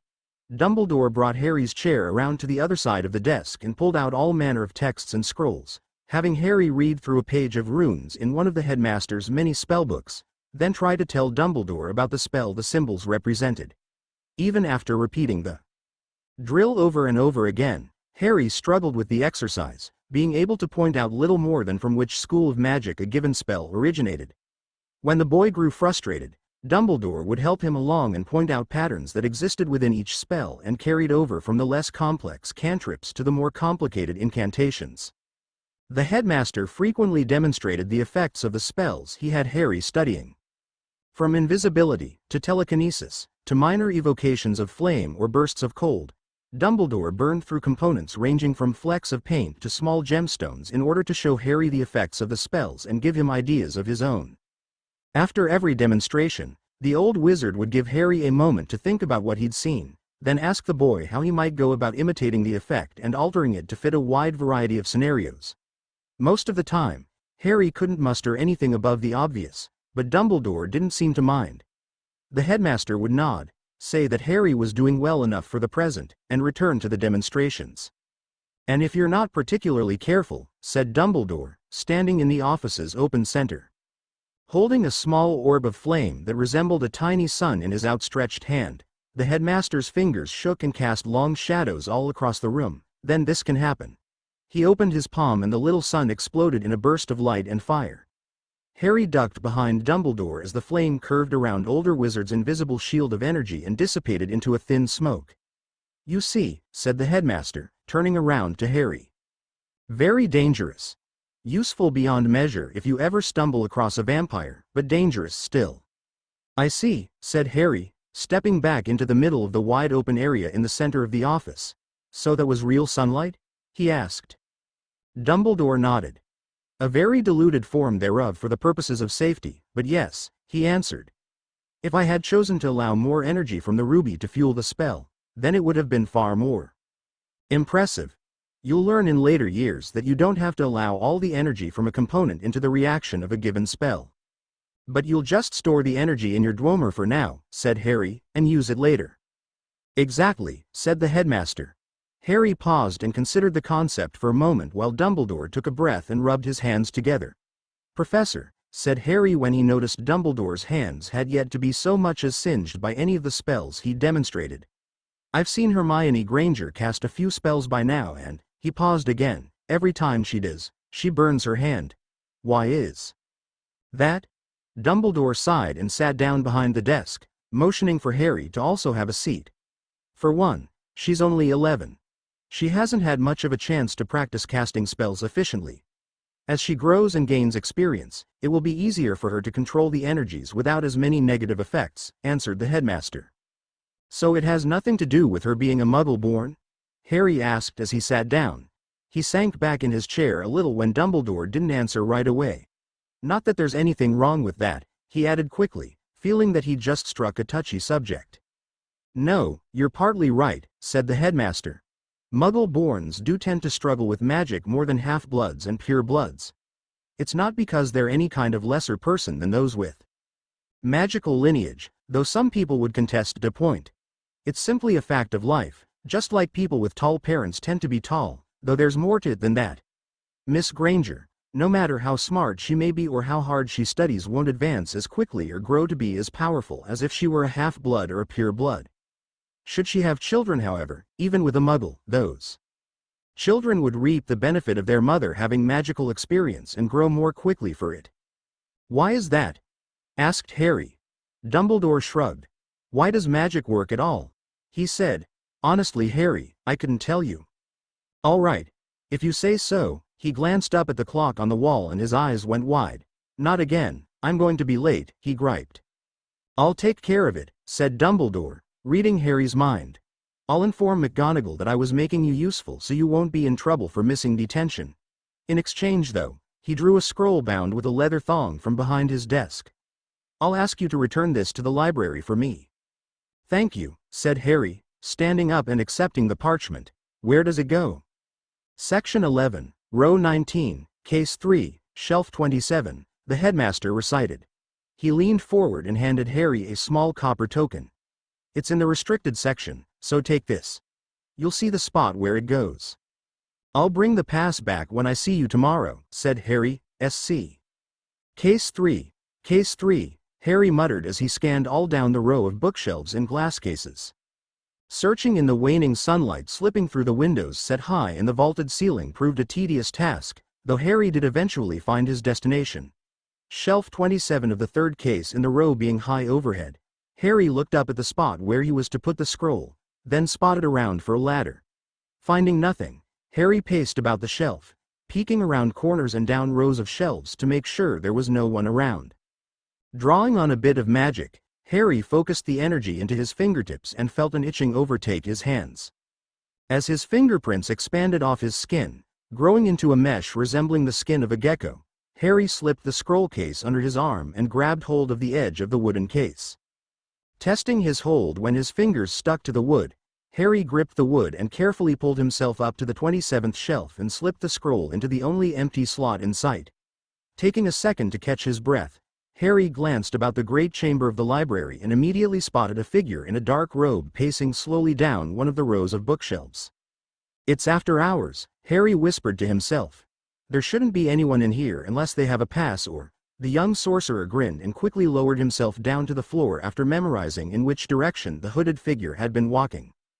Curiosity pushing him forward, and Dumbledore's pass feeding his courage, Harry snuck through the stacks, aiming towards the northern end of the library to intercept his target. Coming into an open stretch, what served as a hall, Harry noticed the tail of the figure's robe vanishing down a row of books. Again drawing on a stream of magic, Harry wrapped himself in a sable cloak of obscuring haze and continued his pursuit. As he closed on his quarry, the sorcerer peered ahead and watched the subtle limp with which the person moved. Snape, Harry thought. He's not carrying any books or scrolls and he's headed towards the study rooms. That doesn't make any sense. Following Snape to the extreme edge of the library, Harry ducked behind a couch as the professor stopped in front of the closed door to one of the library's many side rooms. Pulling his hood back from his face, revealing that it was indeed Snape beneath the cloak, the man drew his wand from his belt and put his hand on the doorknob. Mouthing a silent incantation, Snape threw the door open and took a single stride into the room beyond. Harry bolted forward as quietly as he could and stopped just short of the door to listen as a scream of terror exploded inside the study room. Severus. The voice, Quirrell's Harry thought, shrieked. What are you doing, H? The man's question died in his mouth and Harry heard footsteps and another gasp of fright as Snape muttered something too quiet for Harry to hear. Quirrell's voice dropped to a similar volume and Harry poked his head around the door's jamb to see inside. He spotted Snape, holding his wand at Quirrell's neck. The man in the turban, hands all the way out to his sides, stood with back against a tall mirror rimmed in gold, stuttering and pleading for his life. Drop the act, Snape whispered, pressing the point of his wand into Quirrell's windpipe. He went on to utter something that, being turned away from Harry, couldn't reach the sorcerer's ears. Quirrell's stuttering ceased and faded into a mocking grin. Well, I don't rightly know, he answered. Why did you let that troll into the dungeon and then go get yourself bit by the dog? Snape grabbed Quirrell by the collar and shoved him against the mirror. One more lie out of you, said Snape nonchalantly. One more step in the wrong direction and it's over. I don't know why a terrified little fool like you wants the stone, but it's mine and mine alone. Are we clear? Quirrell nodded. Clear as day, said the shorter man. Want to bring the Dark Lord back yourself, do you? Still the same old Snape endlessly pining for the approval of his master? Snape stood absolutely still for a moment, before releasing a smug Quirrell and lowering his wand. Quickly sheathing the slender implement, Snape turned on his heel and strode for the door. Leaping away from the portal, Harry ducked behind another couch and peeked out to look as Snape exited the room. The tall man stopped at the exit and straightened his cloak, looking around and rubbing his leg before walking off down the hall. Harry remained hunkered behind the couch, waiting for Quirrell to emerge, having seen no other exits from the room while spying on the two teachers. Several minutes went by and Harry had just begun to get up, when he heard footsteps and ducked back behind the furniture. Quirrell emerged from the study room, stopping exactly where Snape had. The teacher in the turban took a moment to look around, terrifying Harry by looking directly past, or perhaps through, him before casting his gaze elsewhere. Damn him, the teacher stuttered. He's going to take the philosopher's stone and use it to bring back Voldemort. Well, not if there's anything I can do about it. If Dumbledore is too blinded by his friendship to act, then I will. Quirrell took a quick breath and walked off into the library. Harry remained seated behind the couch for a moment, until he was sure he was alone. Wringing his mind for answers, he scanned his memory for the name Quirrell had used. Piecing together that the Dark Lord and Voldemort must have been the same person, Harry immediately concluded that Voldemort was the same Dark Lord everyone called. You know who? The man who had killed his parents. Gritting his teeth, got up and walked from the library, dropping his magical concealment and heading towards Slytherin's common room. As he splashed through the shallow puddles in the sewer, Harry's brain turned over and over the exchange he'd heard between Snape and Quirrell. The mere thought that Voldemort, or the Dark Lord, or whatever people called him, was not entirely dead and could come back infuriated Harry. The idea that someone, much less someone at Hogwarts, might be trying to bring him back filled Harry's mouth a bitter taste so palpable the very air he breathed tasted acrid. Passing through the empty common room and down the hall, Harry arrived at his door and found it open, with a note pinned to the wooden frame. Tearing down the paper and stepping inside, Harry stopped short. Something about the room felt off and it took the boy a moment to realize how profoundly empty the room looked. Spotting around, Harry noticed almost immediately that all of Draco's things were missing. If Malfoy had just up and moved out and, sitting at his desk and scanning the note in his hand, Harry realized that was exactly the case. The note, a letter from one of Slytherin's prefects actually, was a formal notice that Draco had requested a room of his own and that, since Draco's request had been approved, Harry would have the room to himself for the duration of the school year. Well, there's some good news at least, said Harry, crumpling the paper and throwing it away. He got up and crossed the room, taking Hedwig from her cage and running his fingers through her feathers. As the owl happily soaked up the affection, Harry's mind returned to the conversation he'd heard in the study room.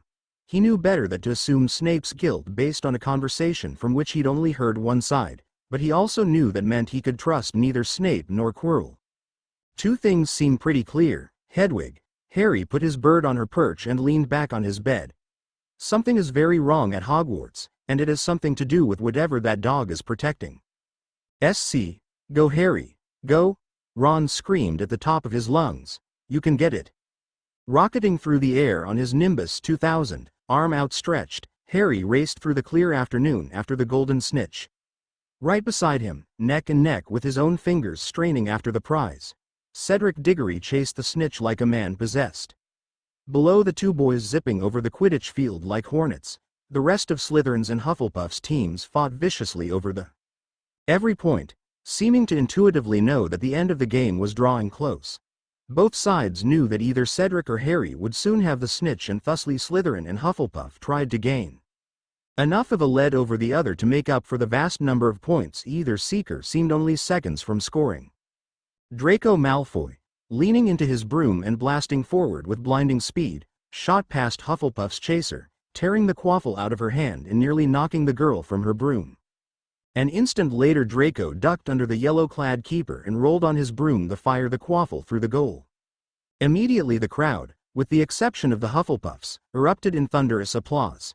Having since stopped keeping track of how many points Draco won for Slytherin, everyone, even the students in Gryffindor, simply cheered every time Draco scored, the boy's unparalleled aggression and speed more than making up for the rest of his team's somewhat lackluster performance. Pausing to scan the field, Draco looked up and spotted Harry and Cedric zipping and weaving through the sky after the snitch. He shot an angry glance at the scoreboard, quickly trying to estimate how long it would take him at this rate to ensure that even catching the snitch couldn't put Hufflepuff ahead. He grumbled under his breath and raced after the recovering chaser. Not giving her a chance to regain her balance, he shot past her after the quaffle. Not bad, Harry, Cedric shouted, still following directly beside the younger seeker as the snitch lead them over the green and silver Slytherin section of the arena. But not quite fast enough. He pulled ahead and grabbed for the golden orb, but it ducked out of the way and doubled back. Watch out! Ron shouted, throwing his hands in the air as Cedric and Harry nearly collided. When Harry's quick maneuvering averted the crash, Ron sighed in relief and sunk against the railing. That was close. He turned to Hermione, who stood watching the game through her binoculars. Harry had control, said the girl, offering the binoculars to Neville so he could have a better look. Man, I envy him, said Ron, returning to the game. A first year and he's already a seeker giving a Diggory a good run. I mean, look at them all. He glanced at the crowd gathered for the game, many of whom were already chanting Harry's name. You'd think he was a celebrity or something. Neville laughed. Well, he is, said the boy, returning Hermione's binoculars. Not only is he the boy who lived, but he's a seeker and a troll slayer. Ron's face fell and he checked the scoreboard. Pulling a turn that nearly threw him from his broom, Harry spun in midair and dove after the snitch. Racing only a few feet over the heads of his fellow students, Harry banked to the left after the snitch as the ball dodged the scorekeeper's tower. Harry reached out for both the snitch and his magic. As the flitting golden orb raced back into the sky over the arena, Harry in tow, the sorcerer readied a quick burst of magic. He'd never charged this broom's core with his own power, unsure of what the consequences might be, but now seemed like as good a time as any to find out to Harry's adrenaline-fueled mind. Sending a pulse of energy into the broom's core, Harry jerked backwards in his stance, almost flying off his mount as the broom kicked forward. Reflexively he grabbed for the snitch, feeling his fingers brush its polished side, before he stopped dead in the air. The sudden deceleration catapulted Harry forward, but he caught the tip of the broomstick and held on. Shouting for help as his broom began bucking like an enraged bull, trying to throw him off, Harry reached up to grab onto his mount with both hands. As fiercely as the broom was trying to kick him off, however, Harry could never keep more than one hand on the stick at a time. As the audience began gasping and pointing, Hermione pulled out her binoculars to get a better view. Neville and Ron, both boys sitting beside her, jumped up and Ron drew his wand. He pointed it up towards Harry and drew a single feather out of his robe. "What are you doing?" Hermione gasped, putting her hand on Ron's elbow to disrupt his aim. Let go! Ron shouted, repositioning to aim at Harry again. We prepared a feather fall spell in class yesterday and I never used it, so I've still got it ready to go. Hermione blinked, surprised by Ron's quick thinking. Oh, well, are you sure you can get him? Ron nodded. Not while he's jerking like that, said the redhead. But if he falls, then I'll know where to aim. What's happening to him? Someone's put a curse on his broom, said the girl, raising her binoculars and scanning the crowd on the opposite side of the arena while Harry continued to spasm helplessly overhead. It's probably telekinesis, so. Neville tugged on Hermione's robe. There, he pointed off to the left, towards the stands off to the left, Slytherin's section. Looking through the binoculars, Hermione spotted Snape and saw that the potions master was indeed looking up towards Harry and moving his lips. Though she couldn't hear what he said, Hermione did notice the teacher had drawn his wand, hidden it beneath the folds of his sleeve, and had it aimed at Harry. It's him, said Hermione. Good job, now let's go. She grabbed Neville and pulled him along. I'll be right here, said Ron, still pointing his wand as Harry rolled around in the air. While Harry hung on for all he was worth, Cedric turned from his pursuit of the snitch and, upon seeing Harry's condition, abandoned the pursuit altogether and rushed over to help. As he neared, he reached over to grab the broom, but the device jerked away and nearly threw Harry off. Shouting for Harry to grab hold, Cedric tried to maneuver his broom up beside the younger seeker. Harry's cursed broom, however, kept jerking away from Cedric while still trying to pitch Harry off. What are we going to do?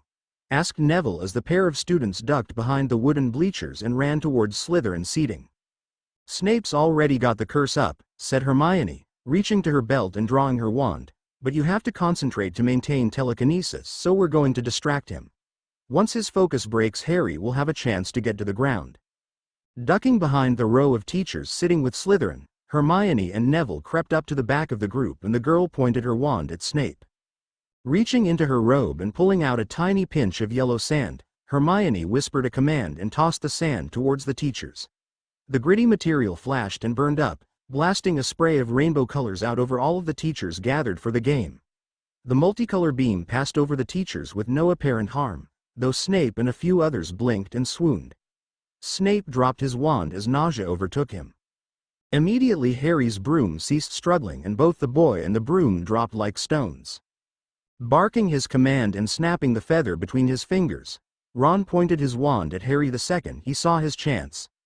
The feather disintegrated between his thumb and index finger and Ron flinched as the resultant powder flashed into nothing. Harry tumbled a few feet farther, then stopped abruptly and continued downward much more slowly a heartbeat later. He touched down on the ground a moment later as the crowd continued to shout and point. Harry! Cedric shouted, swooping down and stopping next to the stunned student. Are you all right? Harry sat still for a moment, before feeling something twitch under his coat.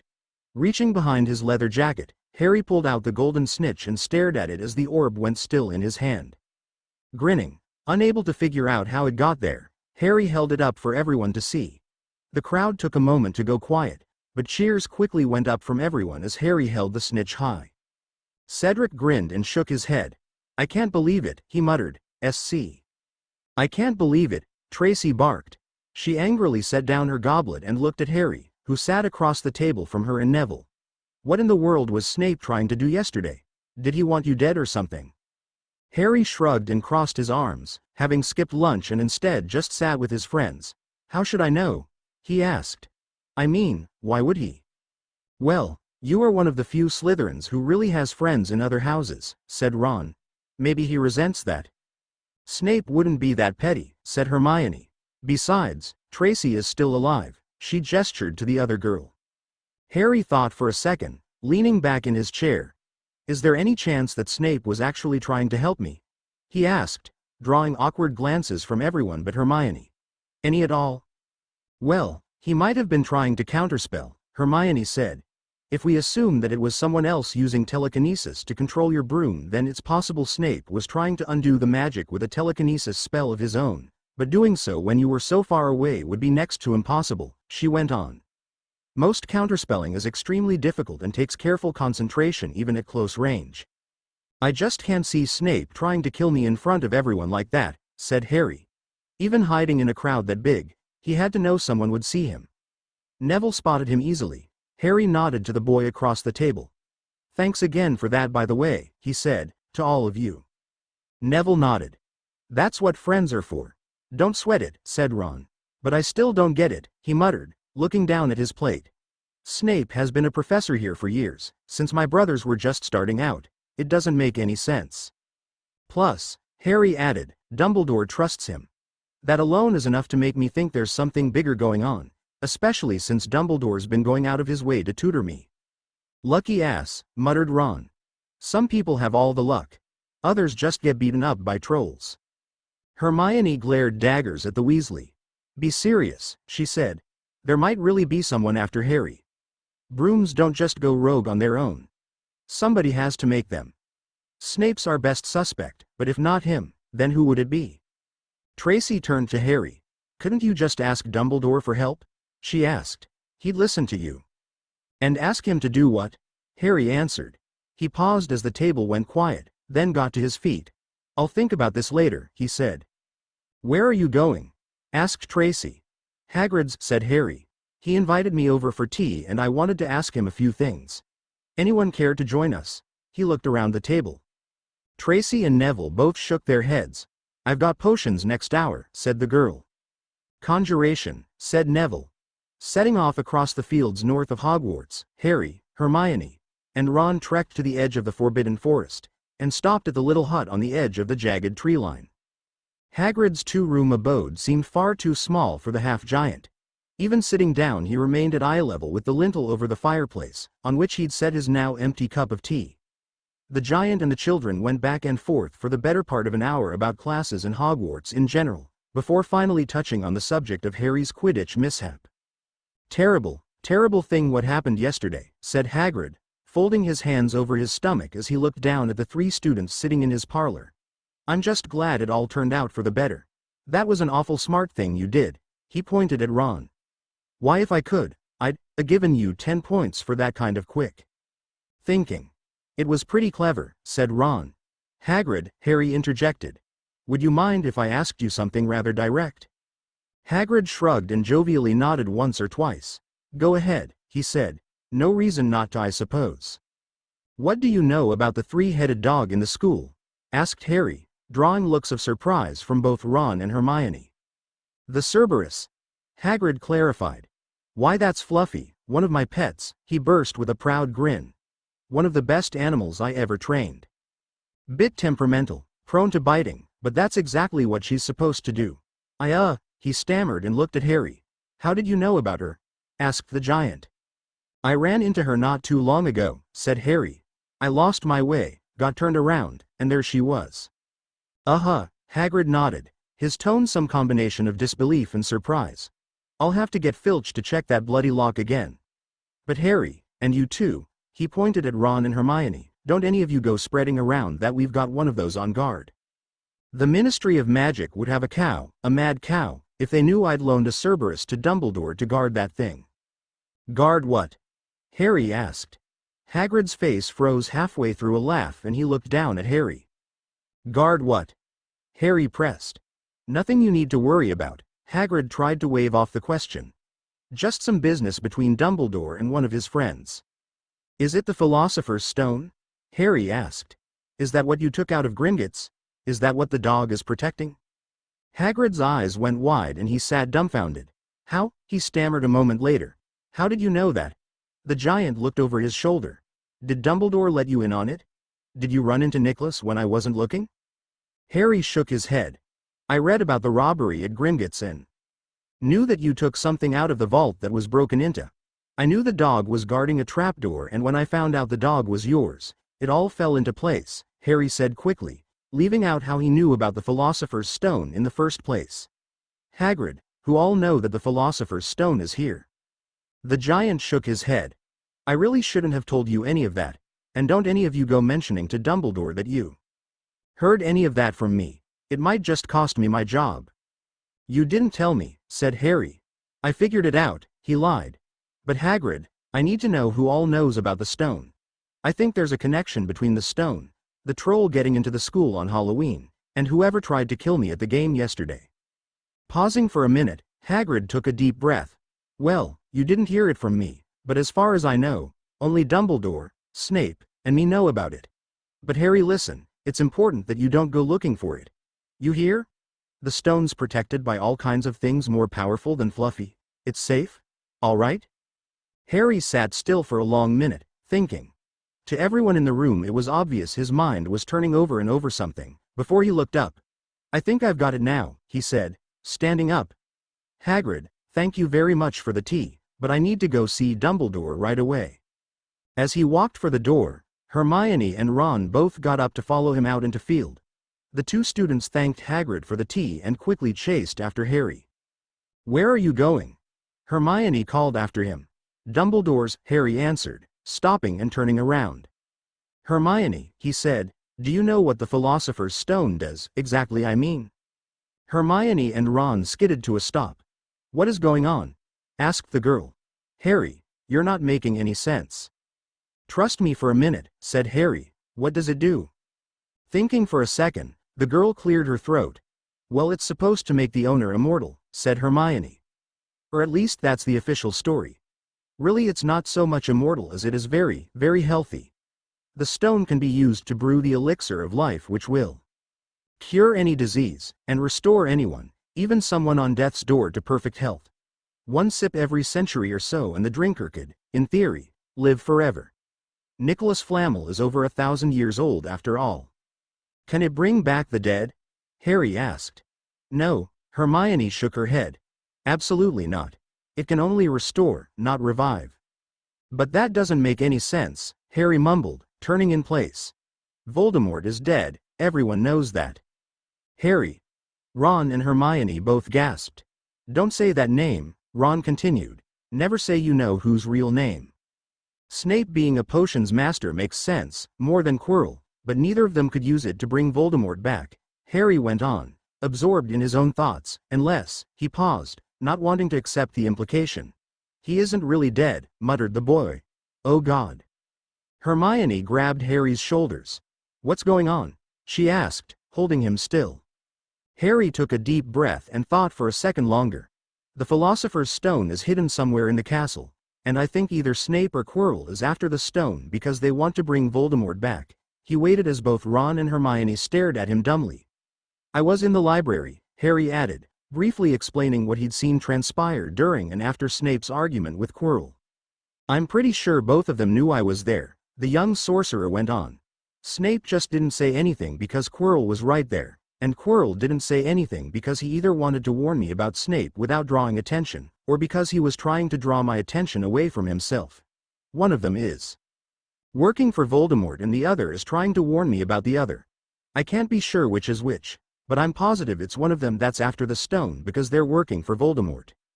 Hermione bit her lip and took a quick step back. Harry, she said. You know who is dead. You of all people should know that. You killed him after all. No, obviously I didn't, said Harry, almost shouting. Look, I'd like to believe he's dead, but that just doesn't line up with what's going on. Think about it. If you assume that Voldemort isn't dead, even that he's barely hanging on, doesn't it make sense that one of his followers would try to bring him back using the Philosopher's Stone? Ron looked at Harry very intently for a second. Are you sure you're only 11? He asked. Seriously, Ron, Harry groaned. Doesn't it make sense? Ron and Hermione looked between one another for a minute. Even if it does, answered Hermione. And I'm not admitting that you don't sound completely insane, because you do, but what do you plan on doing about it? It's not like you'd be a match for either Snape or Quirrell. Harry laughed once. Well, I'm not going to fight them. I'll tell Dumbledore what I know and let him handle it from there. When? Asked Ron. Right now, Harry answered, turning around and walking south towards the school. He needs to know as soon as possible. Wait, Ron called after him. You're going to be late for class. Which is so much more important than the return of the most evil man who ever lived, Harry called back. If I'm right, I might not have until after class. Ron and Hermione both took one more look at each other and ran after him. You're not going alone, Hermione said. SC sitting with his hands folded on the desk in front of him. Dumbledore listened silently as Harry related all his thoughts on Snape, Quirrell, and Voldemort. The old wizard let Harry speak his part. listening with no expression at all while Hermione and Ron waited on the steps. When Harry had finished, Dumbledore got up and motioned to the two Gryffindor students, saying that it was just about time they went to their classes. Hermione almost began to protest, but a single raised eyebrow from the headmaster cleared the room. "You believe that, do you?" asked Dumbledore, sitting back down behind his desk. Harry nodded.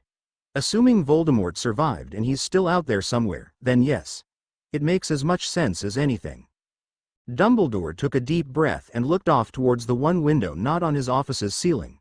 Set in the west wall, a golden perch sat in front of the window, letting the afternoon sunlight illuminate the vibrant plumage of the crimson bird sitting on the perch.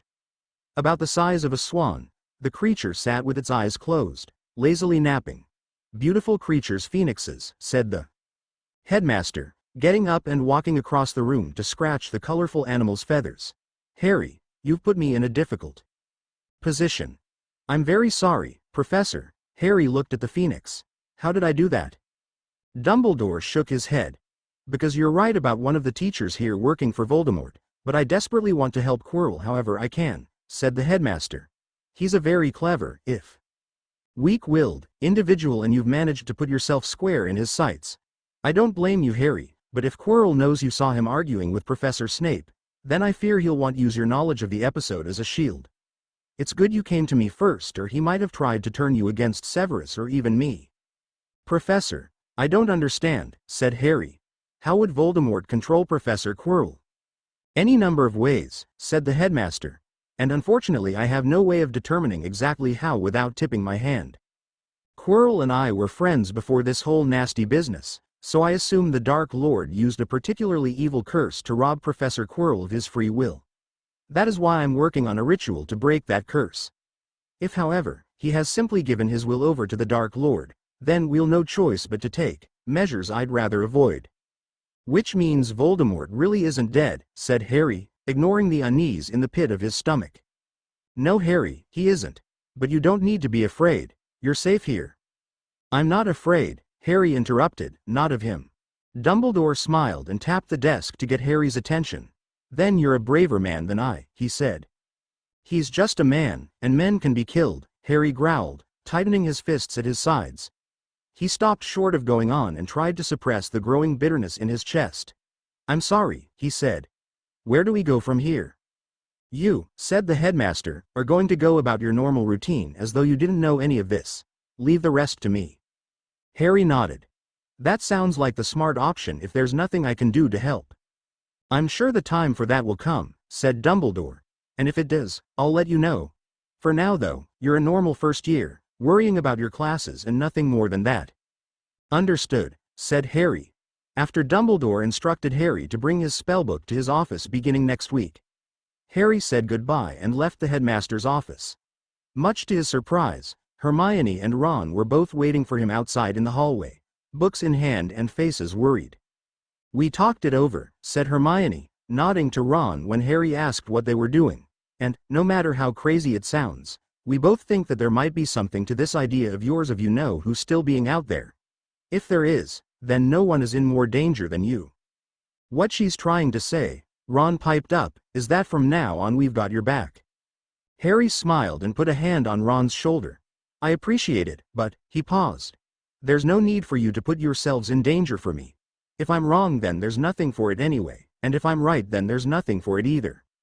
Hermione tapped her foot and crossed her arms. "Bollocks," she said. The girl paused and looked between Harry and Ron before refocusing on Harry. "You saved me from a troll. I'd be dead if not for you," she said. "If standing up to the most evil man who's ever lived is how I can pay you back for that, then fine, I'll do whatever it takes to help." "Besides," said Ron, "you're our friend." "If you both insist," Harry grinned. "Come on, all three of us are already late." Harry never knew that Dumbledore taught the fifth-year Gryffindor students defense against the dark arts at the same time that Quirrell taught the same subject to the first-year Slytherins. Thusly, it came as no small surprise when the headmaster gave Harry a pass from Quirrell's class to audit the higher-level course. It came as even less of a surprise when Dumbledore announced to Harry that the rest of their tutoring sessions would focus almost exclusively on principles related to defending against darker magic. Flying by for the young sorcerer, The following weeks seemed to Harry to have gone before they'd even arrived. He had a room all to himself that he could use to stay up late studying the spells Dumbledore had him scribe in his spellbook. He had sessions with the headmaster that seemed to grow longer by the week, despite feeling shorter by the day, during which his pace of study rose to a frenzied, frustratingly fevered pitch. And he had more new information from Dumbledore to process than he felt his brain could handle. The actual first-year curriculum, Harry began to think, was nothing more than an annoying distraction from his real studies under the headmaster. Spending time with his friends and playing Quidditch ate up the final hours of Harry's days, making up the brief intervals between his curricular and extracurricular studies. The boy tried to make time for Tracy, Hermione, Ron and Neville, going so far as to skip Quidditch practices to meet his friends for lunches or stints in the library, working to ensure that none of the friendships slipped away. Ron and Hermione, both going well out of their way, made every effort to spend as much time with Harry as possible. They'd walk with him between classes, sit on either side of him during meals, and even walk the wrong halls to ensure that he made it back to Slytherin's common room safely. Harry didn't complain, resolved to let the pair believe they were protecting him from a threat they weren't even sure existed. When November shrank into the cold clutches of December and the snows began to fall, Harry learned that he'd be welcome to stay at Hogwarts over the Christmas holiday while most of the other students went home. On the one hand, the news left him with an elation he couldn't describe, as the thought of returning to the Dursley household made him ill. On the other, he knew full well that his break would probably be just as busy, if not more so, than his actual term with respects to his studies under Dumbledore. Regardless of the effort required, Harry couldn't argue with results. Dumbledore wasted no opportunity to point out how quickly the young sorcerer was advancing. The headmaster did, however, view this rapid advancement as a perfectly good reason to load Harry down with even more magical formulas to study and practice. When the holidays did finally arrive, Ron sprung the surprise that he would also be staying over the break while Hermione, Tracy, and Neville all went home to their families for a couple of weeks. The two young students saw their friends off, and proceeded to spend their time doing next to nothing.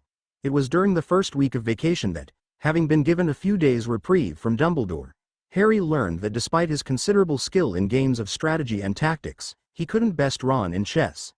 The pair played game after game, day after day, sometimes for hours at a time, but Harry never won. He managed to battle Ron to a stalemate once. "I just don't see how you do it," Harry muttered, trying not to be frustrated as he stared down at the chessboard and studied his fifth loss that day. "Every move I make is the wrong one." "Nothing to worry about," said Ron, a smug undertone in his voice. "It's not that you're always wrong, just that I'm always right." "In chess?" Harry looked up at him. "In chess?" Ron echoed, setting up the board for another game. "Honestly, I think your Quidditch makes up for it." Sitting in the library, which the pair had, with the exception of a few higher-year students working on papers, completely to themselves. The first Saturday of their vacation proved a lazy one. The gentle snowfall outside convinced Harry and Ron to stay inside, lounging around and enjoying the last few hours of Harry's freedom before his lessons with Dumbledore resumed. Ron looked up and Harry turned around in the comfortable armchair as the footsteps approaching their shared coffee table stopped. "Professor Snape," said Harry, the surprise showing on his face when he saw the stoic teacher standing behind him. "Hi." "Mr. Potter," said the teacher. "A moment of your time, if I may." "Of course, Professor," said Harry, standing up as Snape turned away and began walking towards the exit. Harry shrugged to Ron and followed the professor as Ron silently mouthed, "I'll send flowers." "Professor Dumbledore," Snape said nonchalantly as he led Harry down a flight of stairs to a wide hall of nondescript doors, "has no doubt informed you of certain goings-on within the school. Perhaps he's mentioned some involving myself and another individual currently in Albania." Harry swallowed the lump in his throat. "If you're referring to Professor Quirrell, then Dumbledore had mentioned the two of you are at odds over something." Snape stopped in front of one of the unmarked doors and a grin tugged at his lip. "At odds? Yes," Snape muttered, inserting his wand into the door's large keyhole and muttering a command phrase. "Then the good headmaster must have also informed you that you are to trust me over this other individual." Harry nodded. "Yes, sir, he's made that very clear." "Good." Snape opened the door with a click and stepped inside. At the teacher's direction, Harry followed and walked through the door into a large office stacked from floor to ceiling with boxes and Crates of miscellaneous odds and ends. Snape navigated the maze of paths through the debris, picking his way around piles and showing Harry the way to a plain and unremarkable desk at the back. "I can only pray you won't need it," said Snape, unlocking the desk and pulling open one of the drawers. Removing a false bottom from the compartment, Snape pulled out a flimsy package wrapped in brown paper. He blew the dust off the top and turned to Harry. "Nevertheless, it would be better that you have it and not need it." He offered the package to the boy, than be caught wanting for it. Harry took the package and looked up at the teacher. "What is it?" he asked. "A gift, given to me for safe keeping until I could pass it to you, knowing you wouldn't abuse it." Tearing away the paper, Harry unfurled a long cloak, the likes of which he'd never seen. Made from a material lighter than silk and far smoother, the cloak caught the dull light from the window behind Snape and seemed to neither reflect nor absorb it. The illusion, as Harry perceived it, was that the cloak was simply a void in the space between his hands, its silhouette visible only where the folds of the garments created pockets of shadow in between another. What is this?" asked the boy, his mind trying to process exactly what it was he held. "To grossly oversimply," said the teacher, nodding towards the cloak. "It's a cloak of invisibility, the most powerful known to exist. While wearing it you're completely imperceptible to all means of visual detection, both magical and mundane. The human eye will overlook you, divination will not be able to predict your actions, scrying will not find you, and wards will not detect you." Harry's eyes went wide as he rubbed the slick material between his fingers. "Oh, is that all?" "I give you this now," Snape said, "because I feel that against a certain individual, you can never have too much protection. Put it to better use than its previous owners." Chapter 7. The land of monochrome. The final Saturday morning of the Christmas holiday had arrived. Most of the students at Hogwarts would be returning by the end of the weekend at the latest, leaving Harry and Ron to eagerly await the advent of their friends. Waiting in the main hall, the two boys sat with their goblets of pumpkin juice, keeping track of which students arrived at what times. It wasn't until almost 3 in the afternoon that Neville arrived, struggling with his suitcases and entering the hall through the smaller door set in one side of the main gate. Ron got up, mostly at Harry's direction, and helped Neville lug his things to Gryffindor Tower, while Harry waited for Hermione and Tracy. Not 5 minutes after Neville and Ron were gone, Harry saw two familiar shapes stroll into the hall. Travis and Tracy Davis, both pushing small carts loaded with their things, made their way to the young sorcerer's table and stopped to greet him. Despite Travis's upbeat demeanor, Tracy's melancholy appearance drew Harry's immediate attention. Her eyes were red and her face seemed drawn. When Travis began pushing his cart towards one of the halls branching away from the main chamber, Tracy stayed behind. "So," Harry began as Tracy sat down beside him, "how was your break?" The girl looked over at Harry, face tight. "It was really, really long," she said. Tracy reached up and rubbed her eyes, sniffing to fight off a runny nose. "I'm glad to be back." "Do you want to talk?" asked the sorcerer. Tracy slowly shifted between nodding and shaking her head, looking very intently at the floor between her feet. "Family issues," she said, again reaching to wipe her eyes. "My dad's being, well, a little stubborn." "About what?" asked Harry. "Is there something I can do to help?" Both students looked up as heavy footfalls approached their tables. Spotting Lucius and Draco Malfoy, Harry's stomach immediately tied itself in a knot. Seeing either one, much less both, of the elitists around Tracy right now gave the young Potter chills. Draco and Lucius both stopped and bowed politely to Harry and Tracy. Lucius a little lower than his son, while a brute in a green cloak pushed a heavy cart laden with what Harry assumed to be Draco's things. "Mr. Potter, Miss Davis," said Lucius, though he focused on the girl. "Always a pleasure to see both of you." "Good morning, Mr. Malfoy," said Tracy. "Well, why so glum?" asked the older man, a serpentine grin lingering on his lip. "Surely this can't be over the relocation." Tracy nodded. "Yes, sir." "Ah well, don't fret," Lucius smiled. "Marseille really is a beautiful place. No student in the palace ever wants for any luxury. I'm sure you'll be very happy there." "Wait," Harry interrupted, turning to Tracy. "Are you leaving Hogwarts?" Tracy nodded, but it was Lucius who spoke first. "You mean you hadn't heard?" he asked, drawing a scowl masked in curiosity from Harry. Terry Davis, Tracy's father and a prominent member of the wizarding community, somehow found out that a creature as dangerous as a Cerberus had been lurking in Hogwarts, and he immediately went to the Ministry of Magic about it. The whole affair has turned into quite a spectacle down in London, what with the Ministry rightly in an outrage. Why, I wouldn't be surprised if both Dumbledore and Hagrid are called away for a hearing regarding their termination.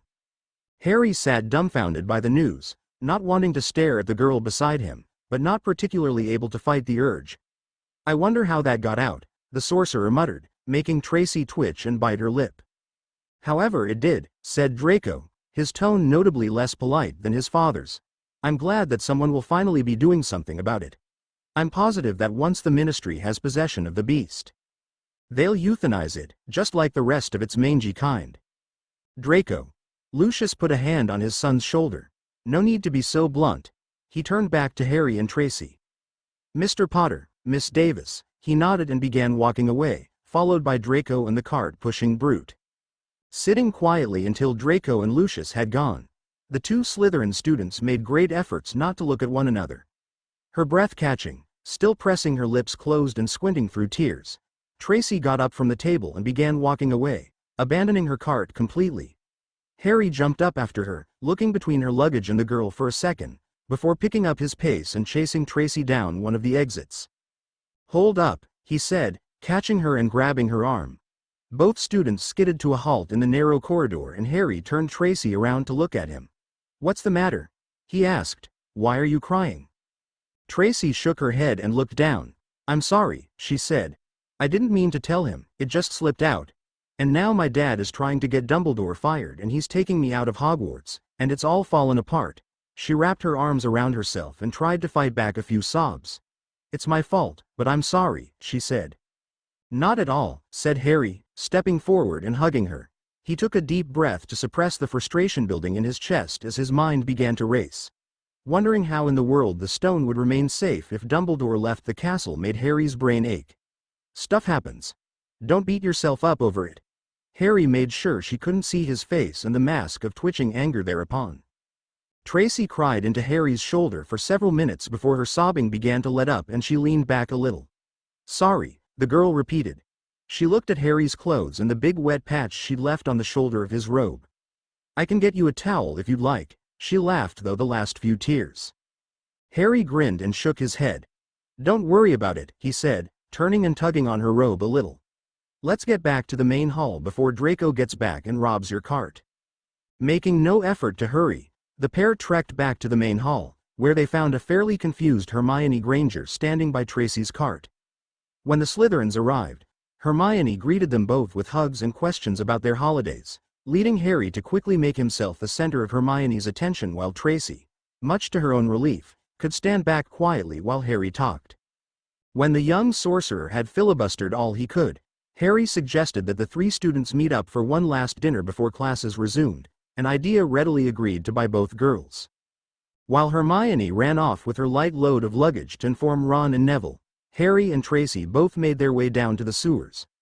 Pushing the girl's cart for her through the dank tunnels, Harry made an effort to keep Tracy talking about whatever crossed her mind, simply because it seemed the more she spoke, the stronger her voice became.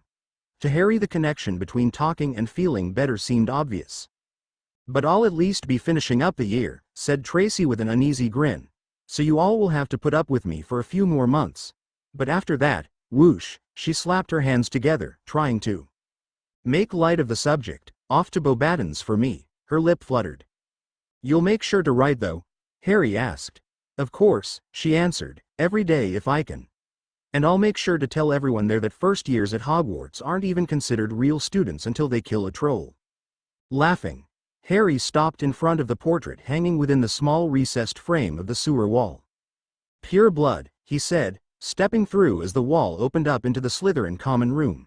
He turned Tracy's card back to her. She hugged him one more time, thanking Harry for understanding, before wheeling her luggage back to her room. He waited in the common room, laying out on one of the couches and staring up at the ceiling for almost half an hour, absorbed in thought. The new problem presented by Dumbledore's possible absence ate at him, and the young sorcerer found his mind working just as hard on what could be done to protect it from whoever was trying to get it. Quirrell, he muttered. Not Snape, Quirrell, Harry made himself think aloud. It's not Professor Snape that's after the stone, probably. Still, all I know is that Professor Dumbledore is trustworthy. Unfortunately, I can't afford to let that extend to Professor Snape without concrete evidence, so I'll just have to assume neither of them can be trusted. Harry's brow furrowed as he studied a particularly perfect example of a right angle in the brickwork of the ceiling. Completely imperceptible to all means of visual detection, both magical and mundane. The human eye will overlook you. Divination will not be able to predict your actions. Scrying will not find you, and wards will not detect you. Snape's words concerning Harry's cloak echoed in his head. Completely undetectable, he thought. I wonder, SC. So what are we looking for? Ron whispered. Anything incriminating, anything at all, Harry whispered back. You mean besides half the junk in this office? Ron replied, looking about the room through the hazy, refracting filter of the invisibility cloak. I don't see why I had to come along for this. Because the cloak is more than big enough to hide both of us, Harry answered, and an extra set of eyes never hurts. Hidden beneath the perfect concealment of the invisibility cloak, Harry and Ron tiptoed around the numerous benches and workspaces scattered throughout Professor Quirrell's office, picking their way by boxes of exotic trappings that had yet to be put up. The nighttime illumination, more moonlight than starlight by this point, filtered in through the windows set in the western ceiling and brought out the stark contrasts in the professor's personal room. Minotaur heads glared at the boys from their plaques on the walls. A great skeletal cat, flanked by unopened cardboard boxes, sat eerily motionless as the cloak passed imperceptibly by. When the boys reached the teacher's desk, Harry stepped forward while Ron held the corners of the cloak and put up his hands, forming a wall of invisibility between Harry, the boys, and the door. Harry had learned, through some experimentation, that someone need not be completely wrapped in the cloak to be hidden by it. Two people standing on either side of the stretched-out garment, he'd learned with Dumbledore, could see right through the cloak to the opposite side of the room without seeing each other. Somehow the cloak seemed to differentiate between objects, making invisible only the things in the cloak's immediate vicinity, while leaving the inanimate scenery exposed.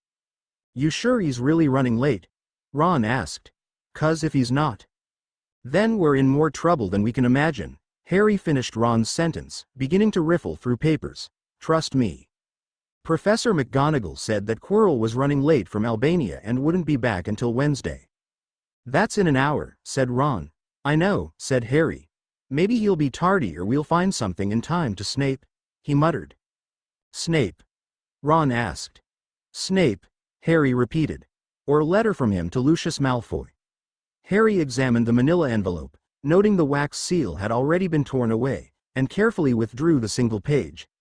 Scanning the paper, Harry read as quickly as he could, while Ron focused on holding the cloak high. What does it say? Whispered the redhead. My dear Lucius, Harry read, I've found a way to retrieve the object. The spell is keyed to Harry Potter's Dweomer as anticipated. Given enough time I can fool it. I don't trust Quirrell. He claims to be on our side. I find his story unconvincing. Be well until he rises again. Your friend, Severus. Ron and Harry both went silent as Harry quickly replaced the letter in the envelope and put it back exactly where he found it. By unspoken consent, Ron and Harry both moved in unison to hide beneath the cloak and make for the door. Exiting the room, Harry pointed his wand through the cloak and whispered the word Hermione had taught him. The lock clicked and both boys walked as quickly as they could down the hall. Well, if that isn't incriminating evidence, Ron muttered as the pair reached the entrance to the sewers. Nothing is, Harry finished the thought. It seems too convenient, he said, looking up at Ron.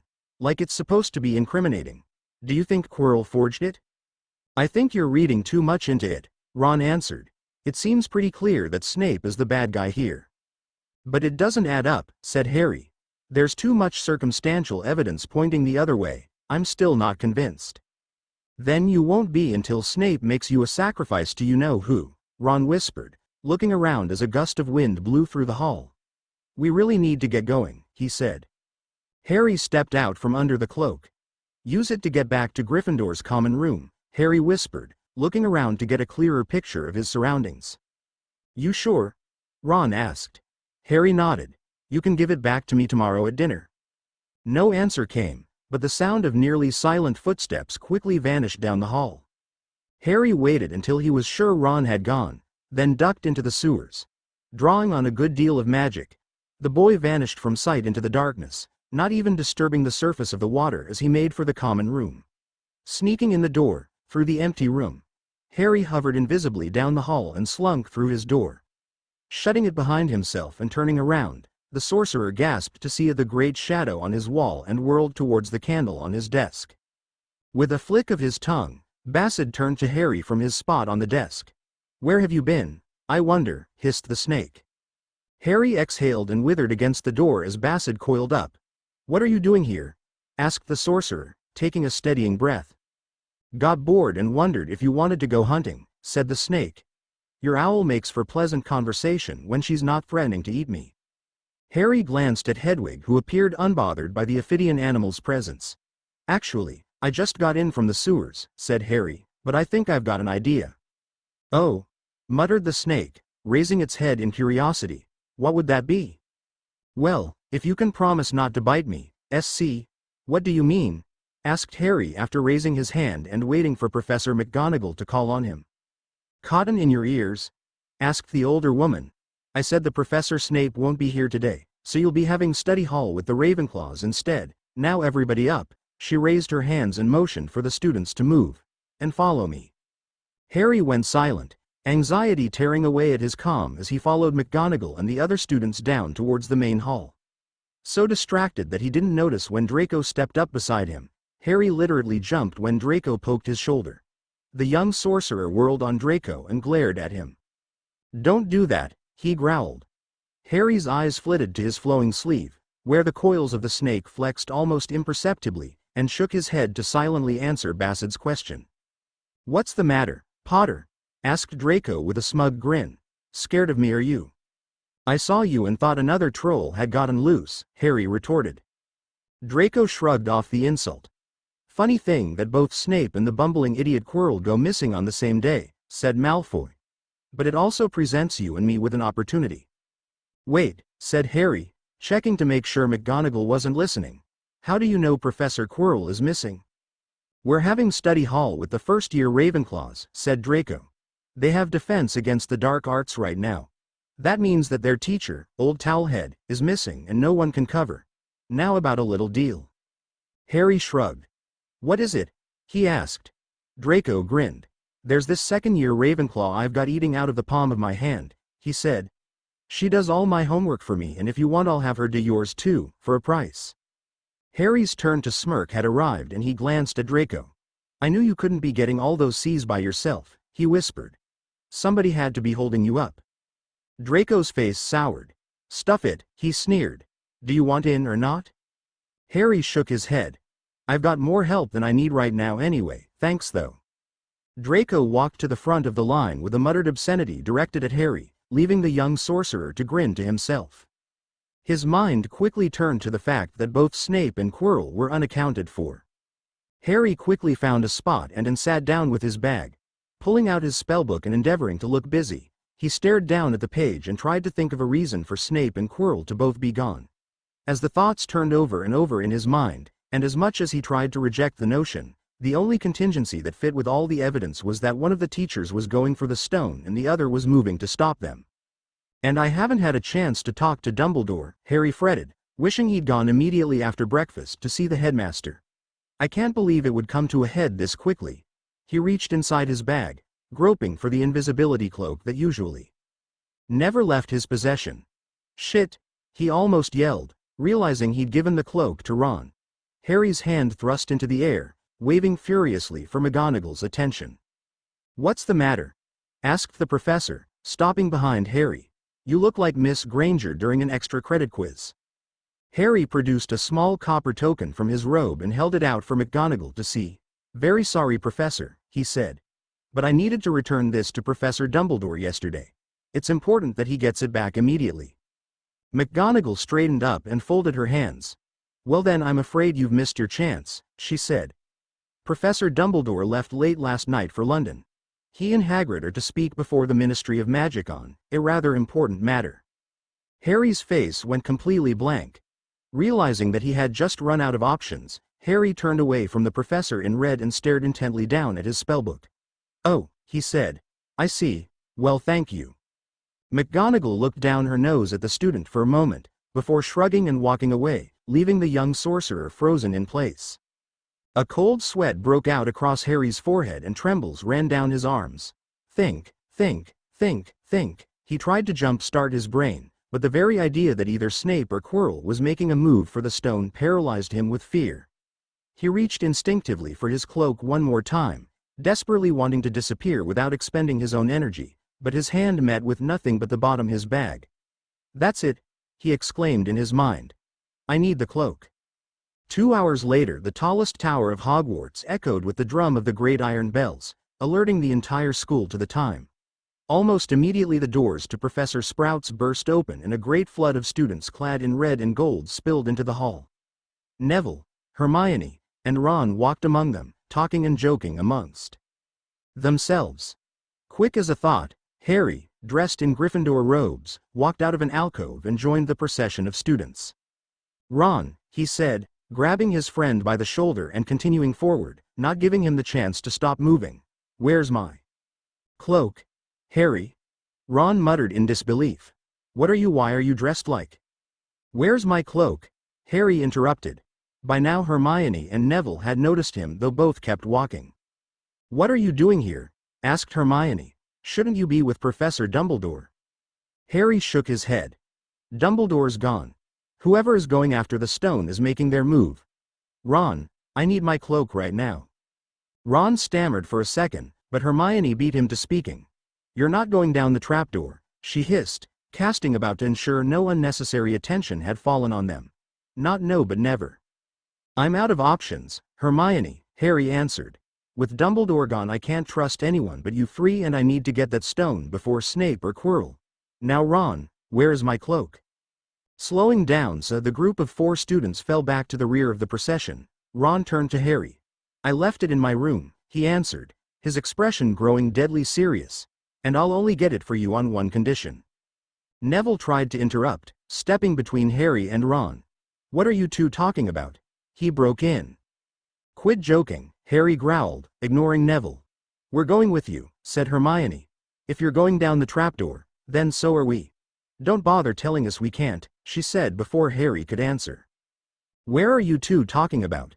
Neville interjected, grabbing both Hermione and Harry by the wrists and catching both by surprise. "Quit butting me out of this." Hermione looked at Ron and nodded to Neville. Almost immediately Ron put a hand on Neville's shoulder and pulled him away. "Come on, I'll explain on the way," said the Weasley before turning to Hermione and Harry. "Meet you two at the trapdoor." Hermione looked up at Harry as Neville and Ron split away from the group. "This is all happening awfully fast," she said nonchalantly, scanning the students ahead of them and watching for a good chance to disappear into a side hall. "I worried that it might," he answered as the two of them ducked down a narrow passage and walked to the stairwell at the end. "But that doesn't matter. All that counts is getting to the stone first and hiding it." "How do you plan on doing that?" asked the girl, quickly ascending the stairs with Harry. "My cloak of invisibility should work," he answered. "Snape said it could keep anyone from scrying on the wearer or divining their location, which Dumbledore confirmed. So, I'm just going to get the stone, wrap it in the cloak, and bury it until Dumbledore gets back. He can take it from there." "Sounds good," said Hermione, leading the way down another narrow corridor and doubling back down a flight of stairs. "You and Ron sure seemed prepared," said Harry, walking out into the main chamber of Gryffindor Tower, looking up and down from the landing on which he stood, counting the number of moving stairways in both directions. He quickly judged that they were on the 5th floor. "Have the two of you talked this over much?" Hermione nodded and shifted her bag on her back. "We both suspected you might try to investigate what the dog was guarding," she said. "And we both agreed that we'd go with you if you did." Harry sighed as a flight of stairs, leading down, crunched into place at his feet. Following Hermione down, the young sorcerer realized he'd left his spellbook in study hall. He shrugged and continued on, knowing no one could open it without his first undoing the lock with his own magic. "I wish you wouldn't insist," he muttered. "Too bad," said the girl as they arrived at the 3rd floor corridor and ran to the end. Hermione stopped at the single door at the end of the hall and pressed her ear to the wood. Closing her eyes and listening for a moment, she stepped back. "I don't hear anything." "I'll bet they moved it out," said Harry. "Probably took it to London." Hermione sat in the hall and pulled her bag up beside her, drawing out her spellbook and setting it in her lap. While Harry leaned against the wall, Hermione opened the massive volume and began silently reading over one of the pages of runes. As she prepared a series of spells, Harry closed his eyes and tried to center himself, gathering up and taking stock of the magical energy boiling just beneath the surface of his skin. As they waited for Ron and possibly Neville, both spellcasters prepared themselves in their own ways. Hermione closed her book with a heavy thud and looked up at Harry. "I know you're a sorcerer," she said. The declaration stabbed into Harry like a knife and he squirmed to remain calm. Breathing deeply, he kept his eyes closed and focused on readying as much energy as he could. "Very funny," he said. "What brought that on?" A moment passed before Hermione answered. "When we fought the troll together, you worked spells no first year should know. That was the first big tip-off," she said. "And that made me watch more closely, so I started picking up on little mistakes and clues." "Such as?" Harry asked. "When you cast a spell you never get the verbal component right," she said. "You just mutter some random Latin word to cover it up. You try to hide the material components after you're done with a spell, but I've noticed you using the same components over and over in class. You don't handle your wand right, and all of your spells go off with a green hue to them and without any hint of arcane heat, trademarks of sorcery." Harry grinned nervously. "I thought you probably knew," he said. "You're too smart not to pick up on any of it, but why tell me now?" Hermione swallowed the lump in her throat and ran her hands over the cover of the book in her lap. "I want you to know you can trust me," she said. "Your secret's safe, and," she paused and looked up at him, "and you really need to work on keeping your secret better. It might work right now, but if you don't learn to hide your tells then someone will notice. Honestly, I can't believe the teachers haven't picked up on it." All right," said, opening one eye and glancing between Hermione and the door. "If you insist, I promise I'll work on it." "I do," Hermione said. "Now where is Ron? If he lost my cloak, I'll—" Harry stopped and put his hands behind his back. "Probably survive it and move on," he joked. The pair waited in silence for several minutes until two figures came jogging around the corner to the hallway. Harry and Hermione got to their feet as Neville and Ron stopped in front of them, triumphantly. Grinning, Ron reached into his bag and handed the warping cloak over to Harry. "Sorry," said the Weasley. "Neville insisted that we prepare a few cantrips if nothing else." Neville scowled at Ron. "Because if you're going to do this, then it would be better to come as prepared as we can be and not have to lug around a bunch of heavy spellbooks." He turned to Harry and Hermione. "I still don't know what's going on here," he said. "But I'm not letting you do this alone." Harry grinned, looking around at the three other students. "I don't know what I did to deserve 3 friends as good as you guys," he said, drawing his wand, "but I'm glad you're all here." Hermione cleared her throat and turned to face the door, drawing from her robe a small wire twisted into the shape of a key. Pointing her wand at the lock and whispering a word, she held out the imitation of a key and braced herself. In a searing flash, the wire burned up and the tip of Hermione's wand glowed a dull purple. She gritted her teeth as the reaction, but held her hand steady as the lock clicked. "All right," Harry said, holding up the invisibility cloak, ready to throw it over their clustered group. "Ron, care to have a look?" The Weasley nodded and stepped forward while Hermione positioned herself behind Harry. Ron grasped the handle and took a steadying breath, hand shaking as he pulled on the latch. The hall filled with a quiet creak as the door's hinges shifted and a small seam of dark appeared along the side of the iron frame. Ron poked his head around and studied the scene for a second.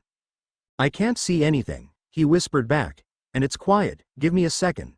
The boy popped open one of the buttoned leather pouches on his belt and drew out of the remains of a small insect, a firefly Harry guessed.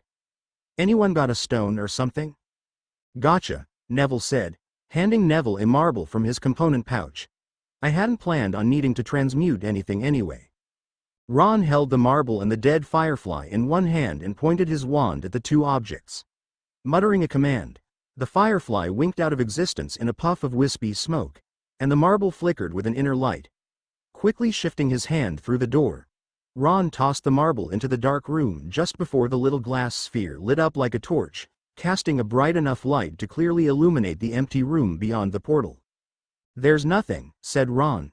"The dog is gone." He pulled the door open and stepped inside, quickly followed by the others. As Harry shut the door behind them, Ron walked to the center of the room where the glowing marble sat, and picked up the little orb. "We've got about 10 minutes before this goes out," he said. "Better hurry then," Harry added, walking to the trapdoor and searching for a latch until his fingers fumbled across the metal keyhole. "Great," he sighed. "This one's locked too." He gave it a quick tug and found the door firmly shut, then looked up to Hermione. "Any more open spells ready to go?" he asked. "I only prepared 2, she said. "If I use this one here then that'll be it." "Hold on," said Neville, stepping forward while Ron held the light high. The bigger boy knelt down by the trapdoor and reached into his robe. He grinned, looking up at Ron, and pulled out a small vial of a sickly green substance. "And you didn't want to take the time to get ready," he said, popping the cork on the vial. Carefully, Neville dripped a single globule into the locking mechanism on the trapdoor and pointed his wand down at the latch. A command word escaped the boy's lips and the lock instantly began to fizz and hiss. Sounding more like boiling water than melting metal, the lock deformed and began to cave in. "Now," Neville ordered, and Harry heaved on the door. Giving a little before snapping like a twig, the weakened lock broke and Harry jerked the trapdoor open. "My grandmother taught me that 1 over break," said Longbottom. "I didn't think I'd be using it so early." He rubbed his hands together and put the vial back in his robe. Harry scooted to the edge of the wide pit in the floor and peered over the edge, down into the inky depths. "So," he said, "who wants climb down the dark hole in the castle full of things that want to kill us?" Stepping up next to Harry, Ron held the shining glass sphere over the black, illuminating a shaft running straight down for farther than the light could reach. The redhead looked over at Harry, then turned back to the hole and dropped the marble. Falling and lighting up the perfectly walls as it descended, the marble seemed to hang suspended for only a second before falling into a patch of green.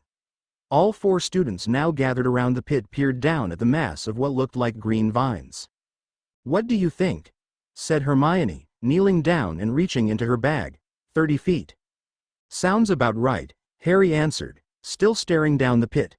"Maybe a little less, but I still wouldn't want to jump it." "Won't have to," said the girl, pulling out a coil of silk rope. "Just carry that around with you, do you?" asked Ron. Hermione smirked. "You thought you came prepared," she said. "I've read about great wizards being brought down by situations simpler than this. Sometimes the most mundane necessities are the most important. Besides," she tossed one end of the rope down the pit and handed the other to Harry. "What's wrong with a girl walking around with 15 feet of rope in her pack, just in case?" Harry shook his head and looked down the pit, fingers tightly grasping the rope. "It's not long enough," he said. "Which is where magic does come in handy." She pointed her wand at the rope and whispered an order. Growing warm, hot even, in Harry's hands, the rope began writhing like a snake.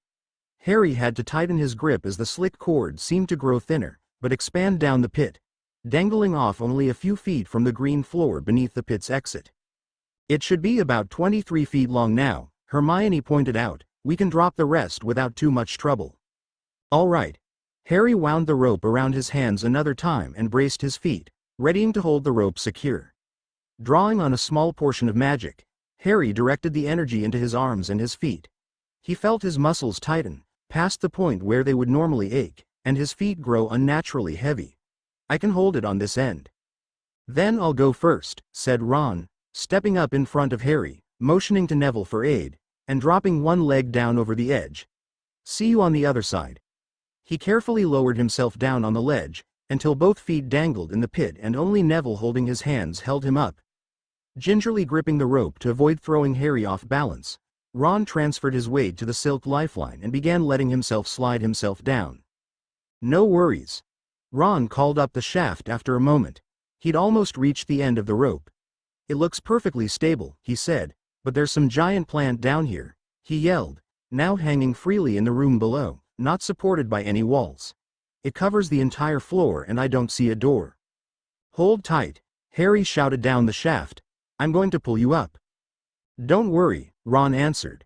"I think it's safe." He let go of the rope. Above, Harry pitched backwards until Hermione and Neville caught him, while below Ron dropped onto the floor of thick green vines with a muffled creak.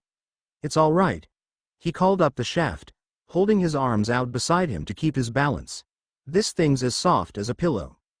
We probably don't really need the rope." Still, Harry muttered, frowning and repositioning by the end of the pit. Not taking any chances. Who's next? Neville lowered himself partway down the shaft, just as Ron had, before letting go of the ledge and shifting his weight onto the rope. While Harry held him steady and Hermione watched with a readied wand in one hand and a down feather in the other, Neville slid down the rope. A case study of control. Neville maintained a steady pace, looking up and down at regular intervals to check his distances from the top and bottom. Neville's so much braver than people know. Harry grinned as he felt the rope go slack and heard Neville land on the vine-covered floor. You think? Hermione mumbled. Harry nodded. It's buried pretty deep, but he's got real courage. Just look at how far he's come in less than a year, going from the crying boy on the Hogwarts Express to someone willing, no, insistent on following his friends into very real danger. True, said Hermione, leaning over and grabbing the rope. You've got a plan to get down? Harry grinned. You know me, he said. Sliding down the rope, Hermione smirked back. Better believe it, she said, before turning her attention to the slowly approaching floor. Reaching the bottom of the rope, she let go and dropped onto the vines. Both Ron and Neville were there to steady her as the vines almost pitched her down. Harry. Neville called up. How are you going to get down? Harry felt the serpent hiding in his sleeve, tighten its coils around his arm to get his attention. That's a very good question, Bassett hissed. How do you plan on? Harry jumped over the edge without a thought and began falling to the floor below. He felt Bassett wrap around his arm like a vice in response, and Harry snapped his fingers. As soon as the three students below called out or gasped in surprise, a puff of magic left Harry's chest and his plummet slowed to a lazy crawl. The sorcerer grinned and tapped his sleeve. Feather fall, he said as the rope fell past him down the pit. It's a wonderful spell for a Quidditch seeker to learn. Never, Bassett hissed, his voice as oily calm as ever, do that again. Harry landed on the green floor as Hermione coiled the rope and Ron walked to pick up the glowing marble. Well, that was fun, Harry began. Where's the? Hermione screamed and Ron shouted in surprise. A green blur of motion knocked Neville to the ground and Harry's feet shot out from under him. In an instant the green vines exploded into a writhing, flowing mass of tendrils that threw the students down and rose up like arms made masked snakes. Shell-shocked, laying on his back, Harry tried to roll out of the way as one of the arms of vines came crashing down on him, but found the air knocked from his chest as the rock-hard vines smashed him to the ground. Devil's snare. Hermione screamed. Fire. We need fire or sunlight, right, Gak? She choked on the last word as the churning mass of vines sucked the students into its inky core. Harry felt himself being crushed from every angle as the vines ground him, wrapped around him like enormous constricting snakes. Over the deafening drone of the grinding plant, Harry could hear Ron shouting that they were all dead. Fighting panic in the dark, Harry reached for his magic and forced his hand up, finding nothing but more of the coiling, writing plant. Burn! Screamed the sorcerer, using the last breath in his lungs. Lighting up the interior of the plant like noontime sunlight, throwing heat and twisting shadows in all directions, a ball of searing light as intense as the sun leapt to life in Harry's outstretched hand. The devil's snare shrieked like a wounded animal as the miniature sun instantly burned away several of its tendrils, and the rest of the tentacles scurried away from Harry. The sorcerer dropped through the plant as it retreated from him, landing by sheer luck on his feet when he found the floor a meter beneath him. Burn! He shouted again. Pouring more energy into the little sun, the fiery orb exploded out to the size of a large beach ball, and Harry shoved it into the core of the plant. Shrieking again, the devil's snare seemed to catch fire all at once as if it were made of dry brush and burned to cinders in a flash.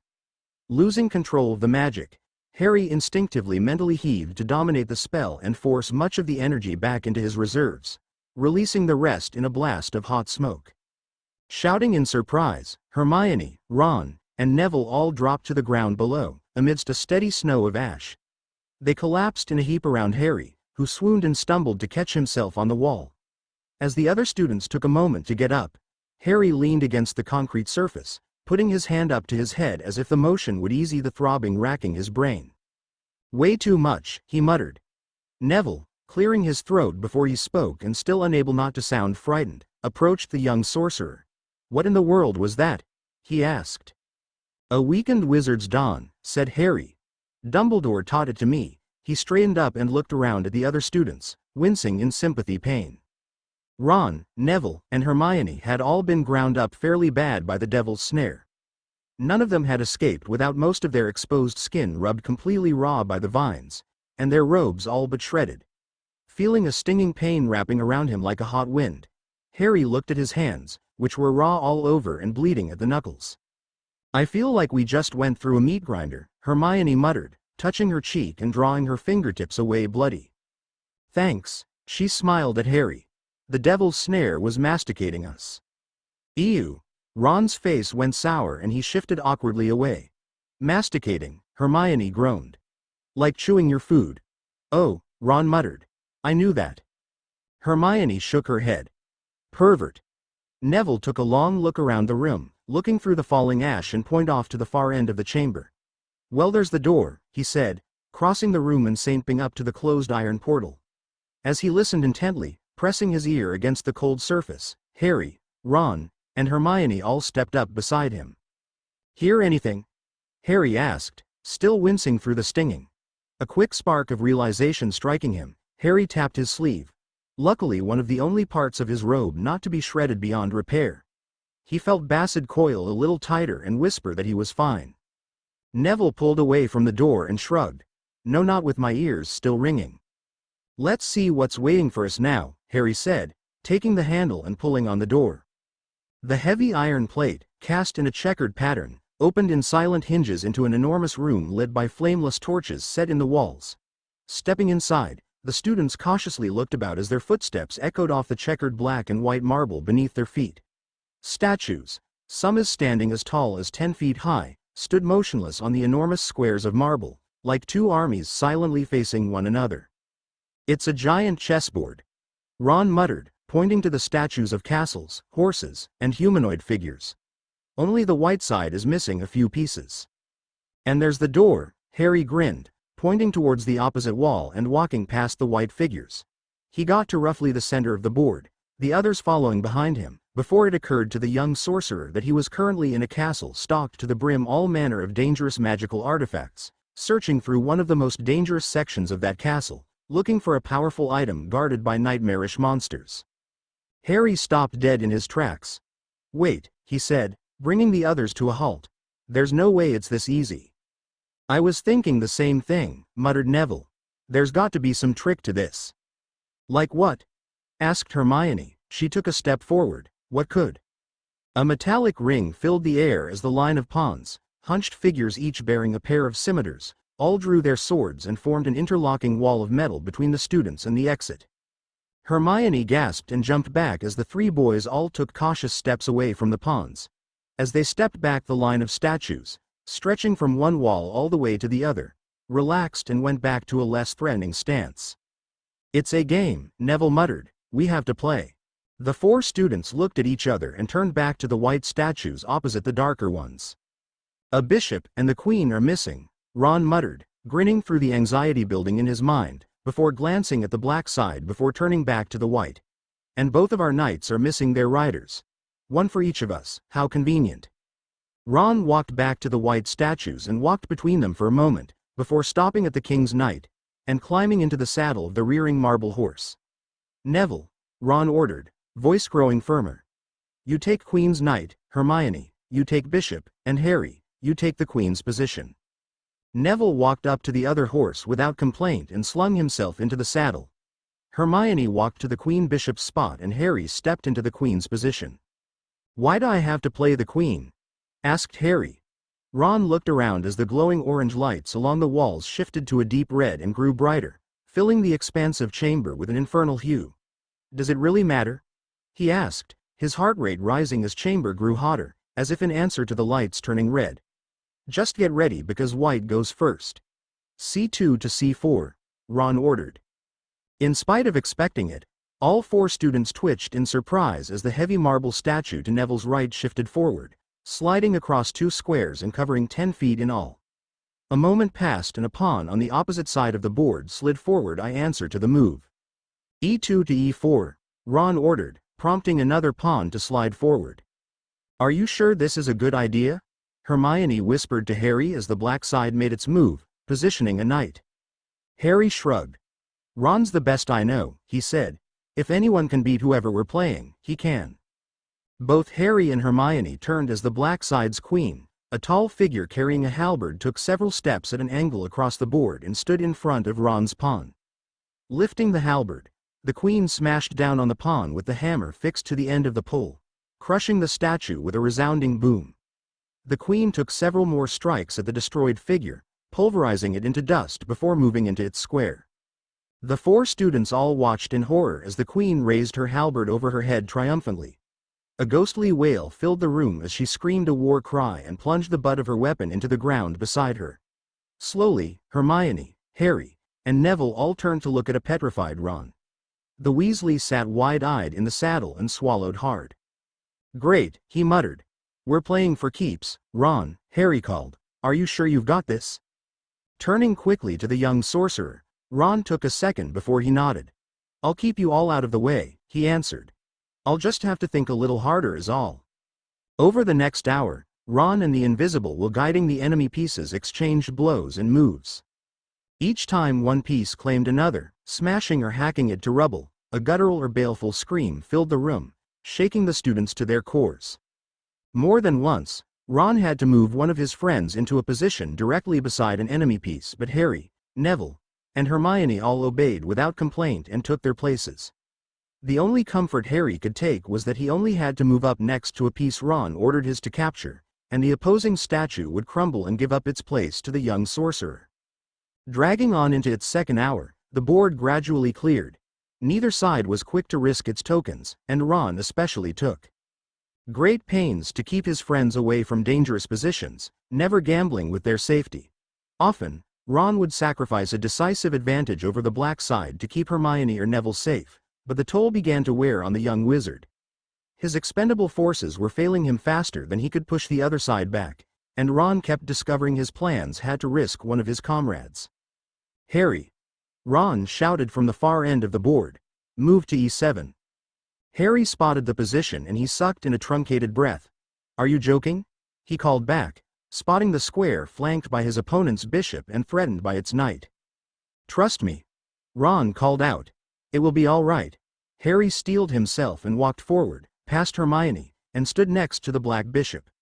The statue wearing the mitre turned its head and looked down at him, gripping its glaive in both hands and staring at him with an eyeless face.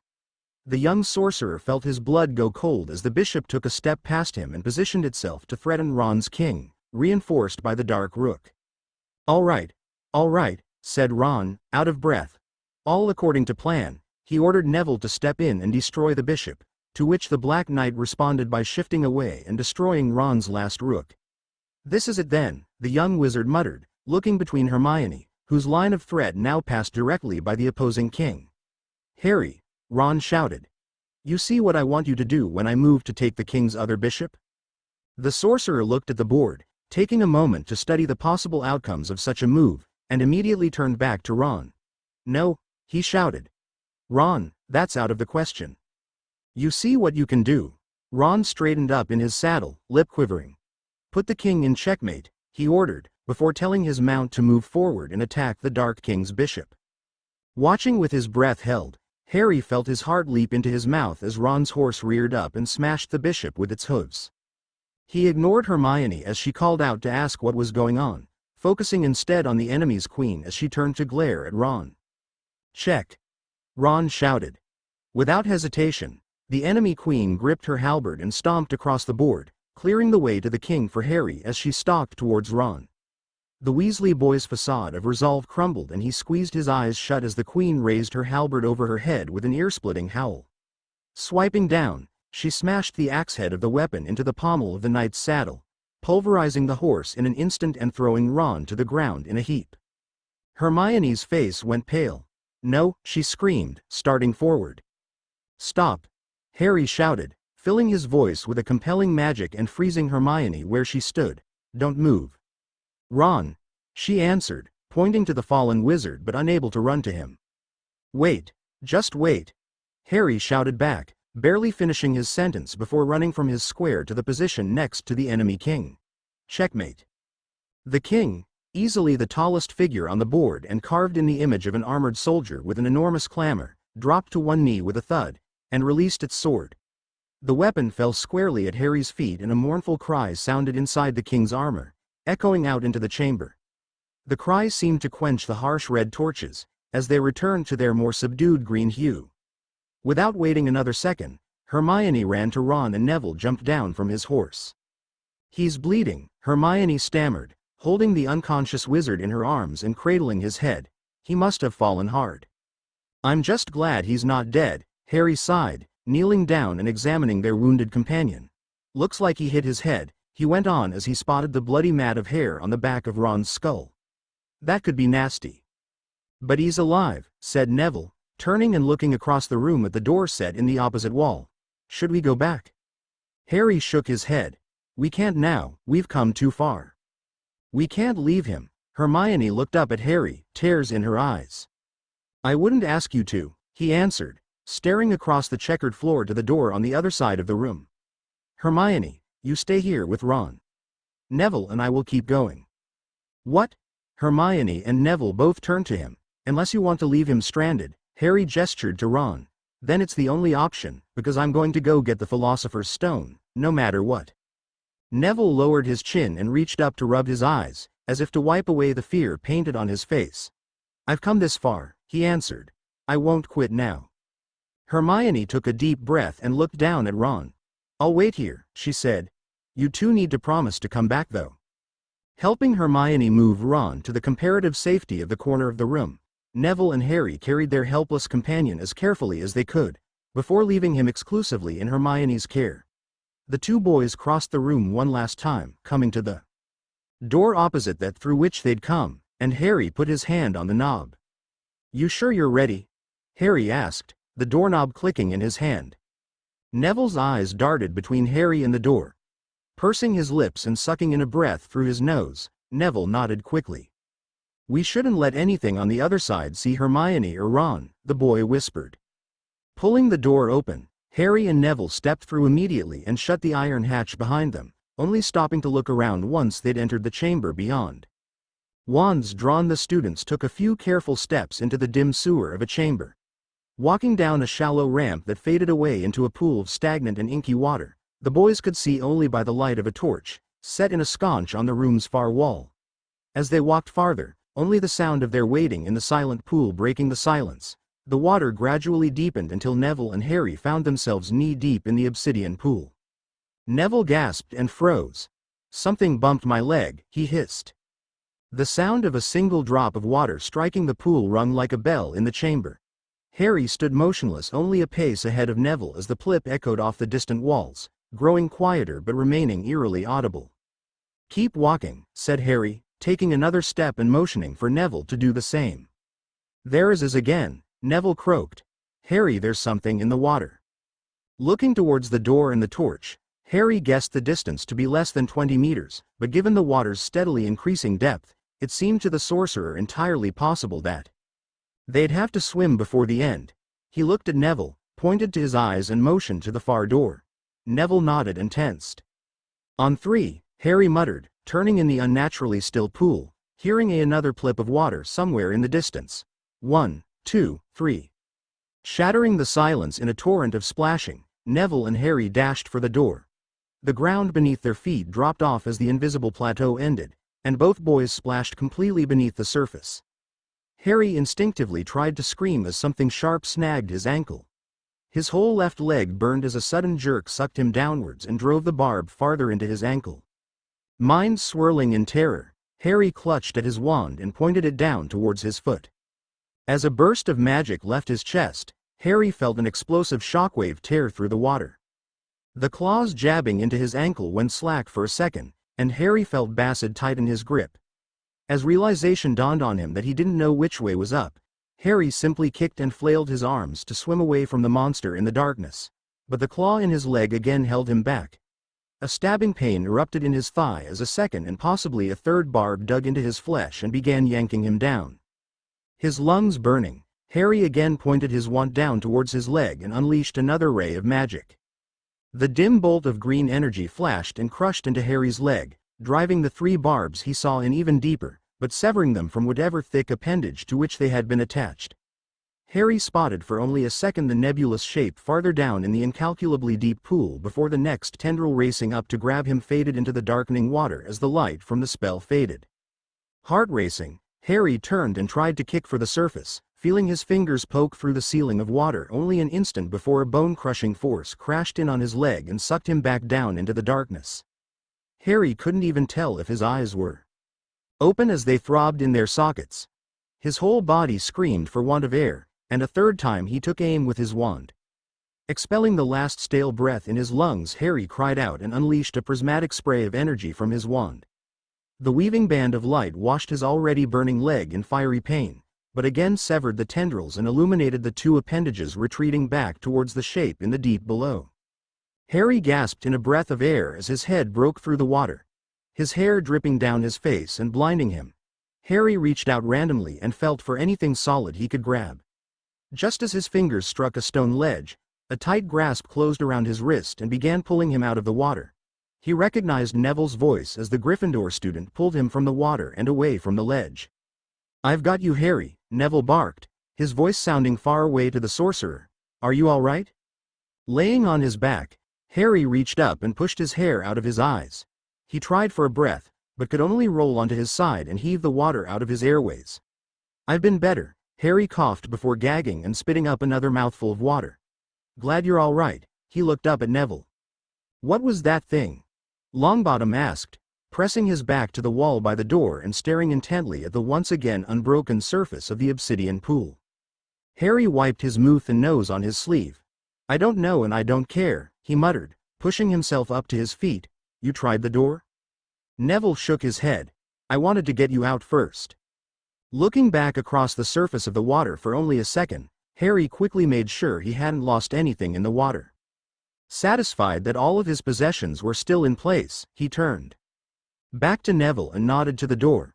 "Let's just get this over with," he said. "What happened to your leg?" asked Neville. Pausing, Harry looked down at the black barbs, not dissimilar from fishhooks the size of eagle talons, poking out of his robe and pinning the fabric to his leg. As soon as he saw the wounds, they began to sting, then burn. Harry reached for the magic in his chest, knowing he couldn't use the energy to heal the wounds, and bent it with his will to deaden the pain. "I can keep going," said the young sorcerer as the puncture wounds went numb. "Let's move." Chapter 8 Pawns closing behind Neville and Harry with a definitive boom, the heavy iron door fell into position as its lock clicked shut and sealed it in place. Harry glanced about, fighting the distraction of his numb leg, and immediately saw the figure standing in the center of the amphitheater of a room. His back to the two students, Quirrell's pallid eyes glanced at the two intruders via the tall mirror standing before him. Locking eyes with the man, Harry saw the face in the mirror smirk. "Well, this is a pleasant coincidence," said Quirrell, his voice oily as he turned around to face the boys. Holding out his arms, he let his flowing pomegranate sleeves dangle down to the floor. "I was expecting Snape, to be honest, but this should prove much more enjoyable." Harry stepped in front of Neville and walked down the pair of sand-colored steps onto the main level of the room. "I knew it would be either you or Professor Snape," said the young sorcerer, mustering all his defiance. "You were the one who broke into Gringotts looking for the stone. You were the one who let the troll into the dungeon, and it was you who tried to kill me during the Quidditch game. All while Snape was trying to stop you." Quirrell's grin widened and grew malicious. "Very good," he said, clapping his hands once. You and Severus, both as clever as foxes, no, clever as snakes, to see right through my scheme. I guess I couldn't turn you against old Snape in the end, but that's all right, I suppose. He doesn't factor into my designs anymore, not after I learned that I didn't absolutely need you to get to the stone." Taking a quick glance past Quirrell to the gold mirror beyond, Harry winced to see absolutely nothing reflected in the glass. "You're not going to fool me," he answered. "I found the letter from Snape in your office. I know you forged it to throw Professor Dumbledore off." Quirrell's eyebrows snaked up his forehead and his countenance took on a hue of amusement. "Snuck into my office, did you?" he asked. "I can only imagine how you got past all of the wards I set up specifically to keep snooping brats at bay. But it's funny to say that you intercepted an intercepted letter. Snape penned that report to Lucius with his own hand and sent it off by owl. I'd still be sure his loyalties lay with Dumbledore if I hadn't gotten it first." What? Harry whispered. Snape couldn't have written that. He's loyal to Professor Dumbledore. Quirrell shrugged nonchalantly and looked towards the door. You won't believe me one way or the other, but you might as well know that Snape indeed wrote the letter. In fact, it was that letter that threw such a kink into my plan that I had to disappear to reassess my position. You see, Quirrell began pacing back and forth. I knew from the start that I was unlikely to find the stone at Gringotts, since odds were that Dumbledore had it moved here.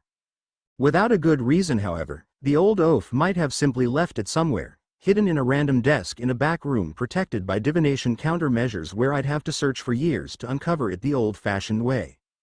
I broke into the vault anyway because I needed him to place it under lock and key in the most secure location he could devise. That way I could simply track the resources our beloved headmaster devoted to its protection and thus discern its true location. After that it would be a simple matter of peeling back those defenses one at a time until I could claim the stone for myself. As Quirrell began laying out the bare details of his scheme, Harry glanced back at Neville. The two boys, through the fear evident on both faces, agreed silently on the necessary action and nodded to one another. As Harry remained motionless, Neville began taking slow and cautious steps around the raised perimeter of the room, wand in hand. Snape, however, Quirrell exclaimed as though discussing an exciting aspect of one of his classes, turned out to be a complete wild card. After I intercepted that letter of his, I had no way of knowing his true intentions. He might be genuinely working for our Dark Lord, in which case his mistrust of me was simply born of his own ignorance or misdirected zeal. Or he could still be working for Dumbledore. Were that the case, it would mean that he'd meant for me to intercept the correspondence, and as I couldn't rule out that possibility, it left me with but one option. I had to test the idea that I didn't need you to get to the stone after all. If that proved true, then my job would be done, and if it didn't, then all I would have to do would be wait until summer and then take you from those muggle zookeepers of yours. Quirrell grinned, but his eyes flitted from Harry up to the massive door. Where's? The man in the turban took his eyes off Harry for only an instant to cast about for Neville and spot the boy sneaking into position behind him. The professor swore and raised his wand, pointing it at Longbottom, but the instant Quirrell had looked away, Harry had readied his own action. As the sorcerer loosed a breath of his magic, his wand shook and the ecru chamber filled with a sound like the striking of an enormous iron tube. Quirrell turned back just in time to see the emerald bolt of force race towards his face, but too slow to move out of the way. The professor's head snapped to one side as if a sledgehammer had struck him in the jaw, and he spun to one knee. Harry, feeling the exhaustion beginning to ache in his chest, took aim again as Quirrell stood up. The teacher's face was already bruising a violent purple, but both mages raised their wands towards the other. Quirrell's implement danced through a quick pattern as Harry's jerked and again clanged like a bell. The missile of emerald light shot for Quirrell's skull, but warped around the professor as the man in the turban shielded himself with his wand. Manipulating the emerald energy with a twirling of his dark implement, Quirrell grinned and turned on Neville, flinging the dancing light at him.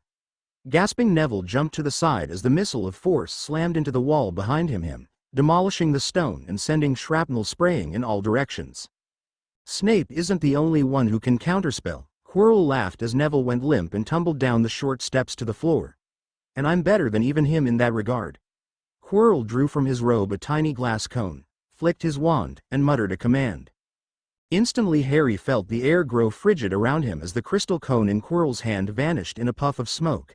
A blast of Arctic air blew from Quirrell towards Harry, and the sorcerer ducked and spun around, covering his head as the icy wind washed over him, chilling him to his core, making his hands burn with the cold.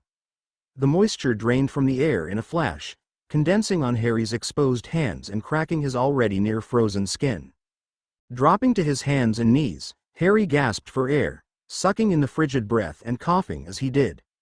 The arid air seemed to freeze his lungs and suck the moisture from the boy's mouth and nose. Harry, too chilled to react, could only hang in the air as Quirrell, suddenly behind him, picked him up and flung him by his collar. Landing hard on his shoulder and rolling to the mirror, Harry looked up as Quirrell walked slowly towards him. The boy's mind screamed for his body to move, but the Arctic cold lingered in Harry's limbs, paralyzing his muscles.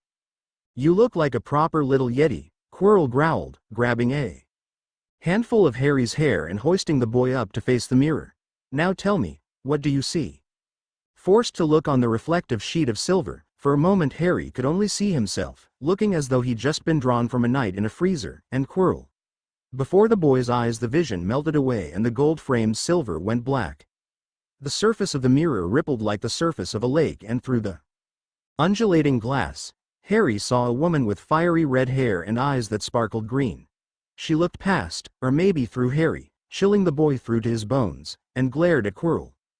Harry shivered, feeling quite clearly from the lightning in the woman's eyes that the figure in the glass wanted nothing more than to annihilate Quirrell. Then another image washed over the surface of the mirror. Harry, standing alone in the sand-colored room. The reflection of the boy grinned back at him, and reached into the pocket of his black and green robe with one hand, holding a wand made of gold in the other. Harry's reflection drew out a red stone, not unlike a ruby the size of a tennis ball, and slipped it back into his pocket. The real Harry, still hung like a caught fish in front of the mirror, felt his own pocket grow a little heavier as the vision faded and the mirror again showed only reality. "There's something," Harry muttered, the numbing cold beginning to give way to an infernal burning that covered him from head to foot. "Your ugly face," he tried to laugh. Quirrell gritted his teeth and threw Harry to the ground. The man's strength baffled the young sorcerer. "That was hysterical," Quirrell growled, stalking towards the boy. "I might need you to get the stone out of that mirror, but no one ever said I need you in one piece." The professor jerked forward as something struck him from behind. A boiling sphere of green liquid a few inches across blasted into his back and burst, spraying Quirrell with a hissing, fuming acid. The man in the turban whirled around, turning his back on Harry, and pointed his wand at a barely lucid Neville. He held out a fleck of amber, barked a command and flicked his wand, the component burning up in his hand. Neville screamed and again went limp as a bolt of lightning arced between his chest and Quirrell's wand. "No." Harry raised his hand, pointing two fingers at Quirrell's burned back. A spear of white-hot light drained the last remainder of Harry's magical reserves and stabbed into the professor, punching through his shoulder and exiting out his front like a bullet. The man's left arm went limp and he shrugged to one side, turning again to Harry. "Little bastard," Quirrell hissed, all sanity leaving his voice, throwing his wand to the ground. He bent down and picked Harry up by his throat, dangling him in the air like a toy. "I don't need magic to get that stone from you. Where is it? Where have you hidden it?" Harry cracked a grin, gripping Quirrell's wrists as the man in the turban strangled him. "Be Bassett?" Harry managed to choke out. "Bassett?" Quirrell growled, eyes lit up with fury. "Who?" The man's gaze turned to Harry's sleeve as a pitted black head emerged from the boy's garment. Unable even to scream in time, Quirrell dropped Harry as the serpent's white mouth opened wide, fangs popping into position as Bassett shot forward like an arrow from a bow.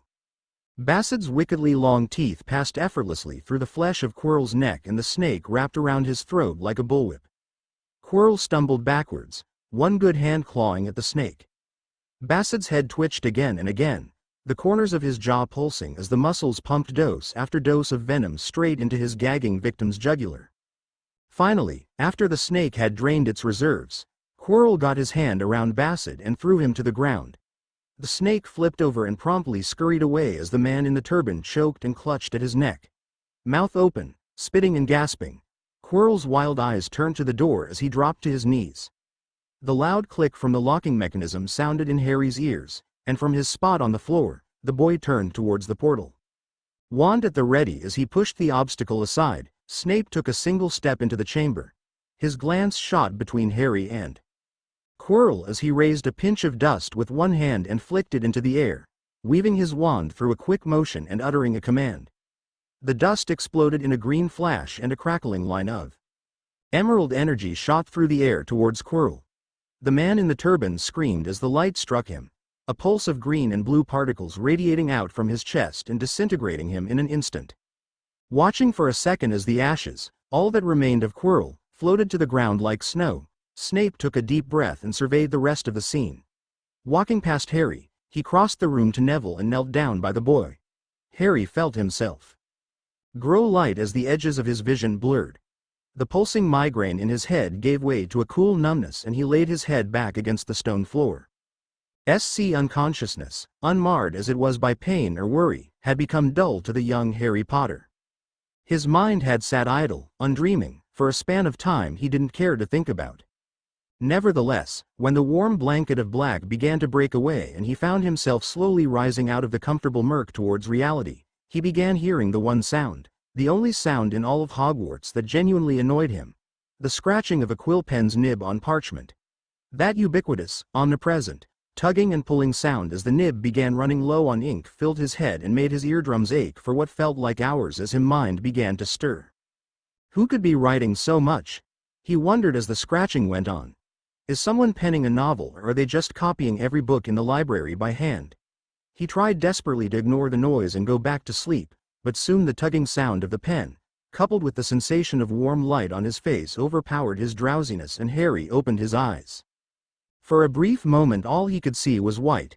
His eyes ached and he squinted, but gradually the dazzling blindness faded and the colorful ceiling high over his head took shape.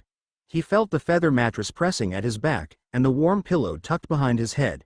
He recognized the ceiling as that of Hogwarts Infirmary. He'd been here only once before, shortly after the Halloween incident with the troll, but the vaulted heights decorated with fading frescoes of satyrs and dancing villa were anything but forgettable. The pillow creaked beneath his head as Harry turned to one side, looking for the source of the scratching and finding that beside his bed was a desk likely borrowed from the library.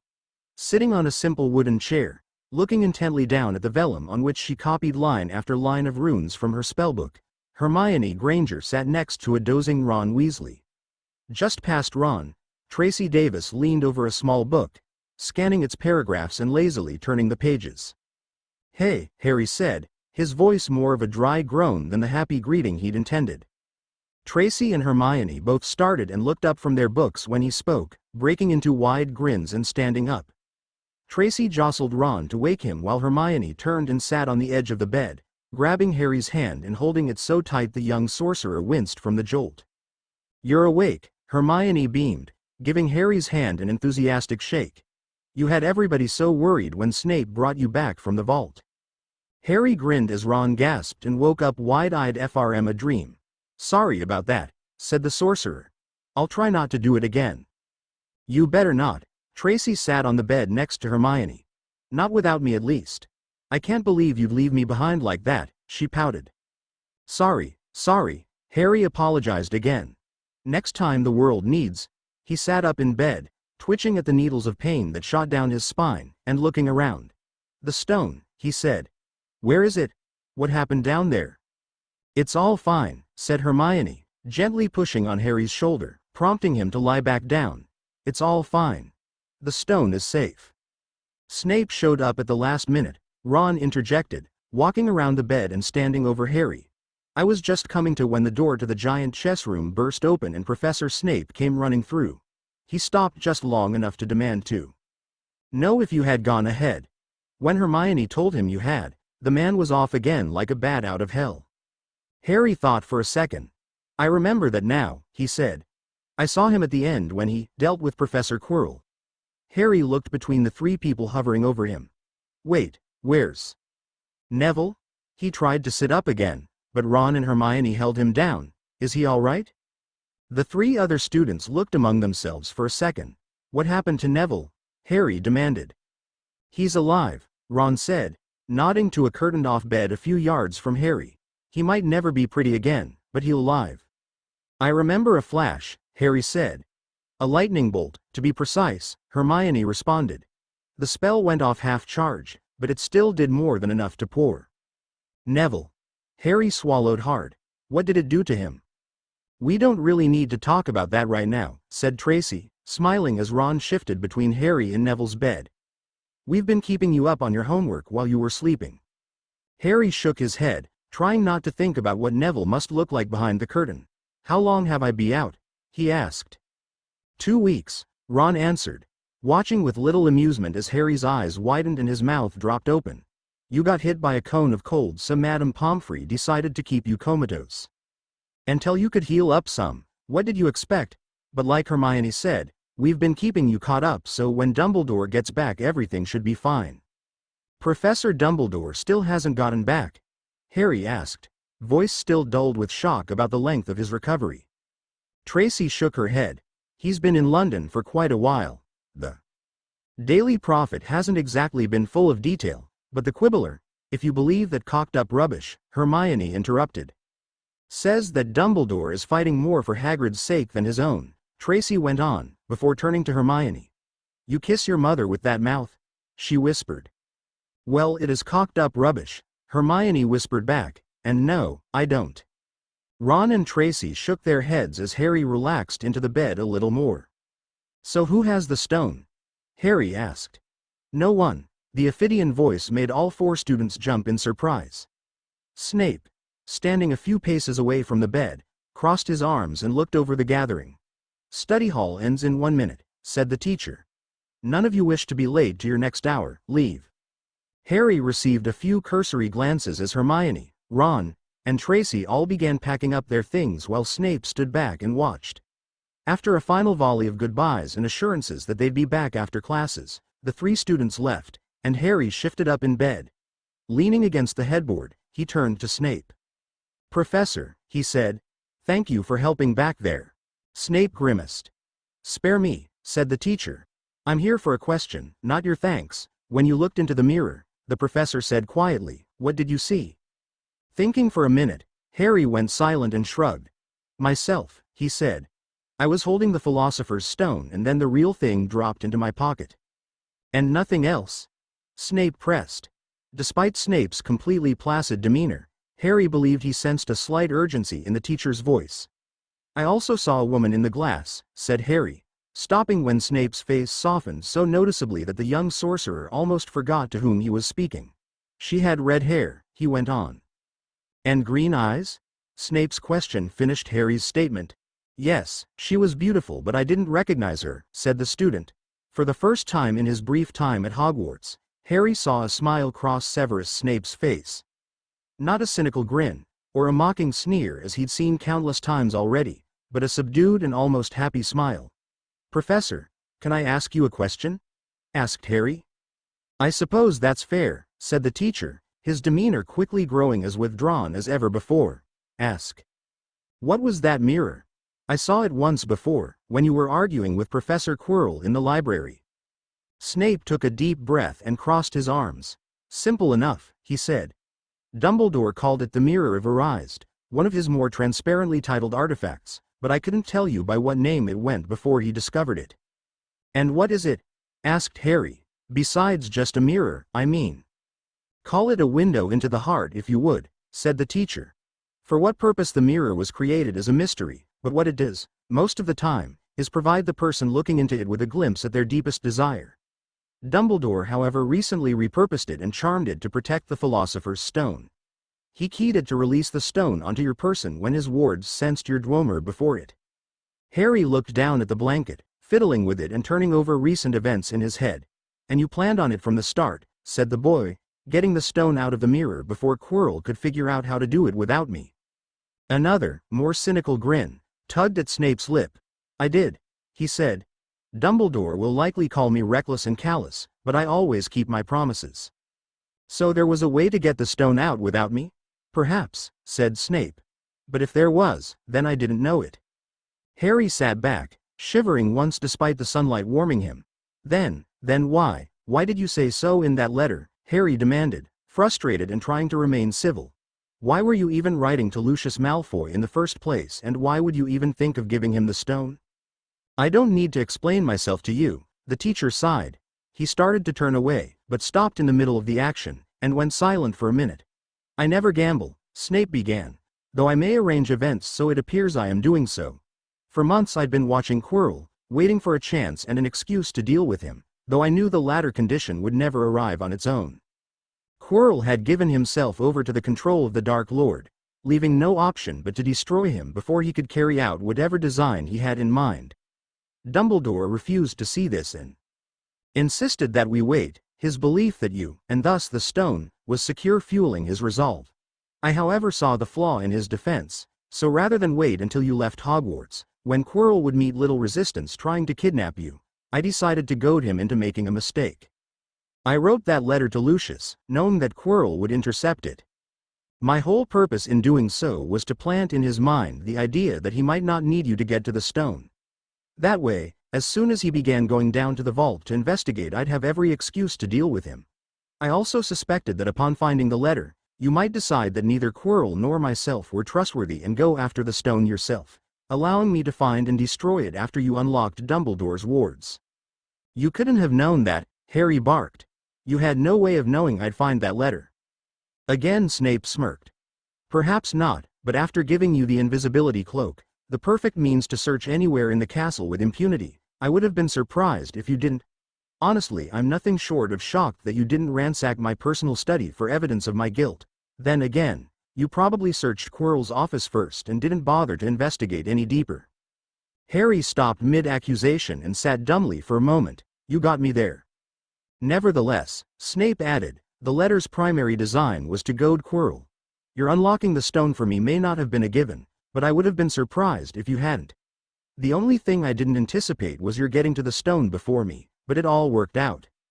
Except, Harry shouted, stopping short and glancing over towards Neville's bed.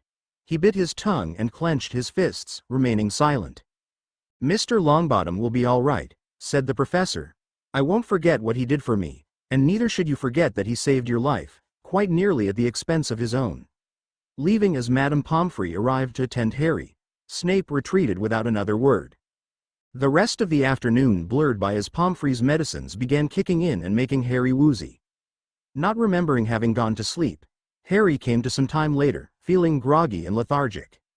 Looking up at the ceiling and scanning the frescoes, darkened as they were by the nighttime gloom, Harry slowly pushed himself into a sitting position. A quiet hiss beside his bed made Harry twitch in surprise, and he looked down over the railing to spot a slithering shadow behind his nightstand. Bassett? Whispered the sorcerer. Is that you down there?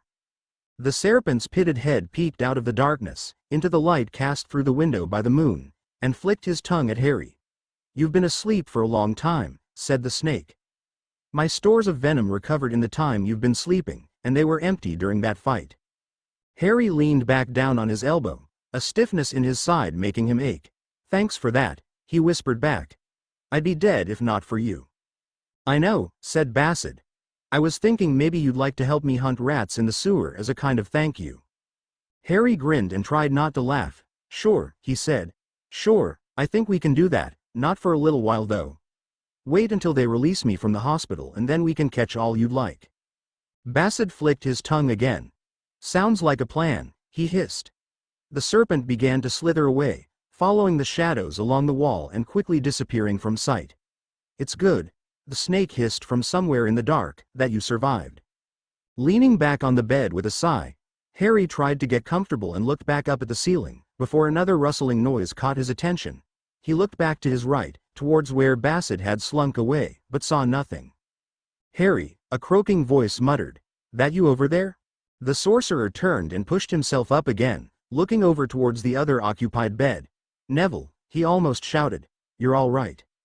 Longbottom, laying flat on his back and wrapped in bandages from his waist up to his chin, nodded just a little and smiled at Harry.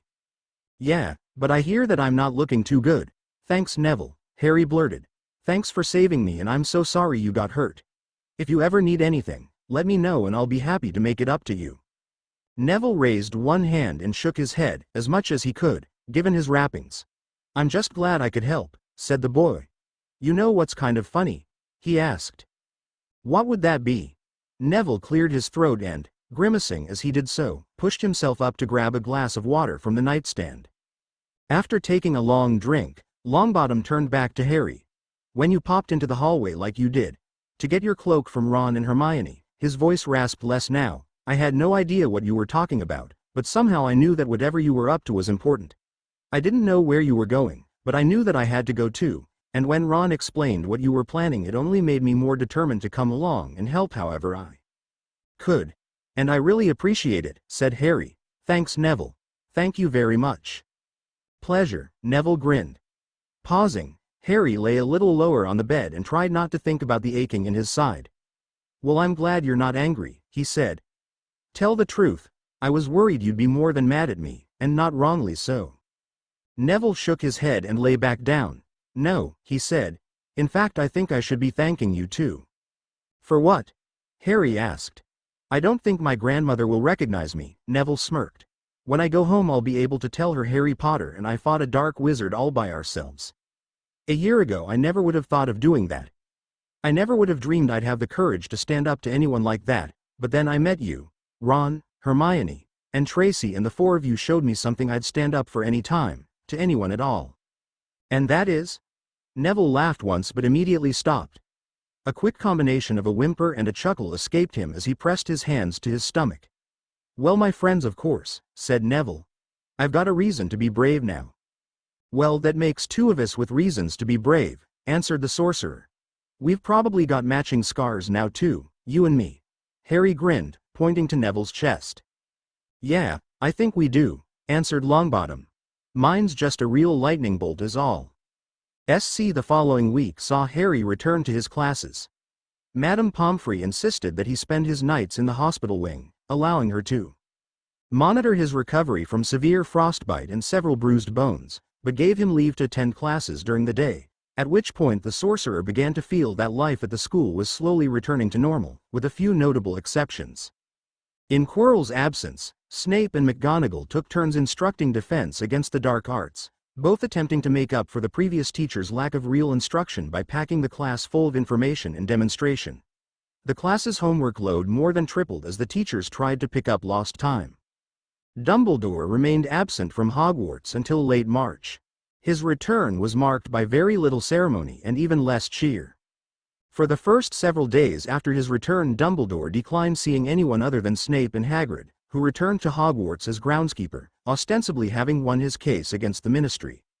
Even Harry couldn't catch a moment with the headmaster, his status as the old wizard's aide temporarily revoked.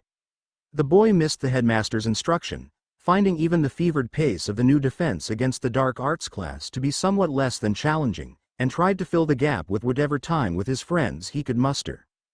More even than studying under Dumbledore, Harry missed Quidditch. His injuries, while less than crippling, were substantial enough to prompt Pomfrey's insistence that Harry not be allowed to play.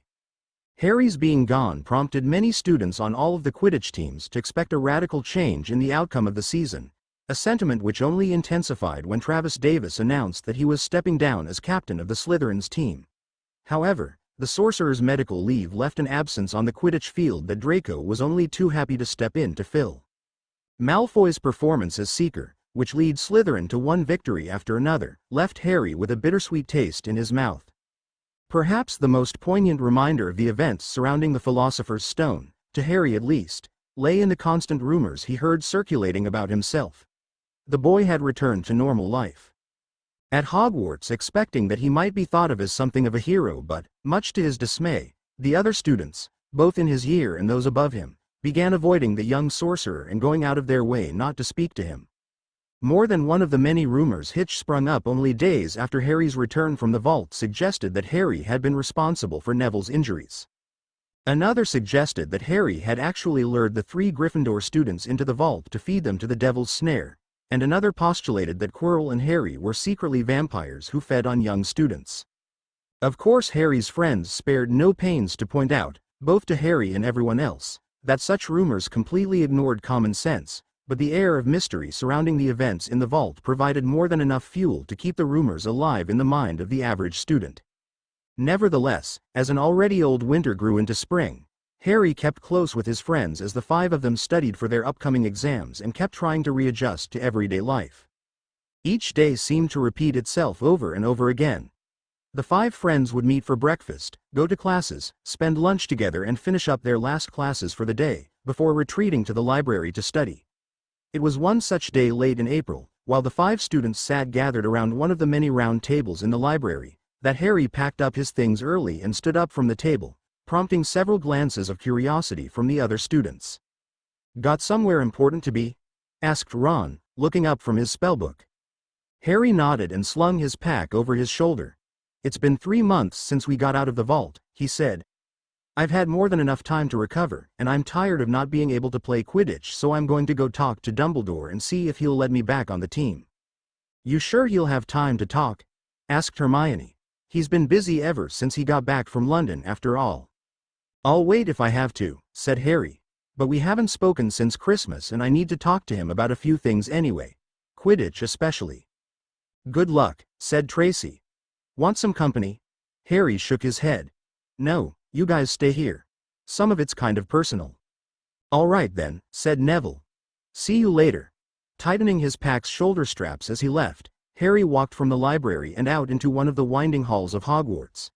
It had been several weeks since he last navigated the route to Dumbledore's office, and more than once before reaching the alcove with the golden eagle the young sorcerer had to stop and make sure he hadn't turned the wrong way. Commodus, Harry said, stepping back and waiting for the eagle to move. Commodus, he repeated, a little louder when nothing happened. Tapping his foot on the stone floor while the statue continued to do nothing. Great, he muttered, stepping into the alcove and putting a hand on the eagle's talon.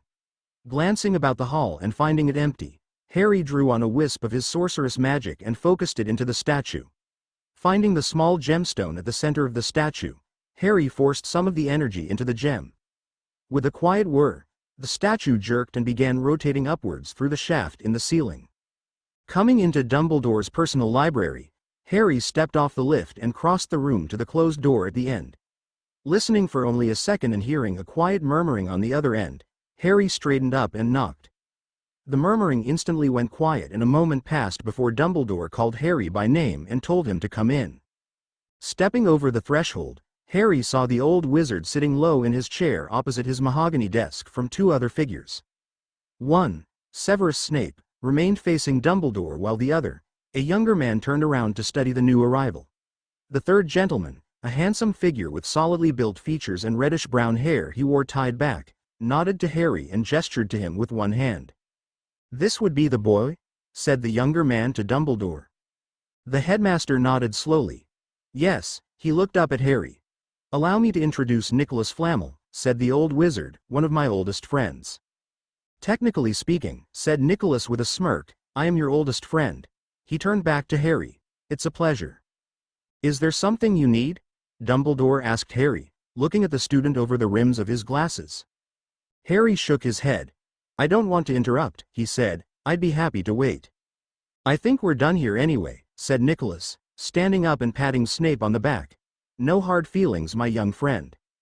"None whatsoever," said Severus, his face a blank sheet and his tone devoid of empathy as he looked at Flamel from the corner of his eye. "I'm only sorry our meeting had to be under such circumstances. There's nothing to be done now anyway. I don't have enough elixir to last me long enough to make a new stone, and I wouldn't make one even if I did." The man stretched his hands above his head and groaned. "Still, I've got enough to last me till the wife and I can get our affairs in order." Bowing low to Dumbledore and Snape, Nicholas took his leave after a quick goodbye to Harry. "No harm done," Snape said as soon as the door shut behind Nicholas. Dumbledore sighed and waved his hand, prompting Snape to follow Flamel out of the room, before sinking even lower in his chair and frowning. The old wizard, Harry thought to himself, looked older than ever before, lines seeming to run deeper into his face and eyes growing a little less bright as Dumbledore set his hands on his lap and took a deep breath. "I'm glad you're here," said the old man. "I've been meaning to speak with you for a while now." "It's been busy lately," said Harry, "but it's good to see you again too, Professor." Dumbledore smiled and leaned forward, resting his elbows on his desk and glancing at Fawkes. The Phoenix sat on his golden perch by the window, half napping in the sunlight and lazily watching Harry and Dumbledore with one eye cracked open. "I'm sorry for Severus's actions," said the old wizard. "It troubles me that he'd hatch a scheme as reminiscent of the old days as that, but I suppose that he will always be himself. I don't condone what he did, but I want you to know that he would never knowingly put you in any danger." Harry felt bile well up in his stomach, but he bit his tongue until the spiteful anger passed.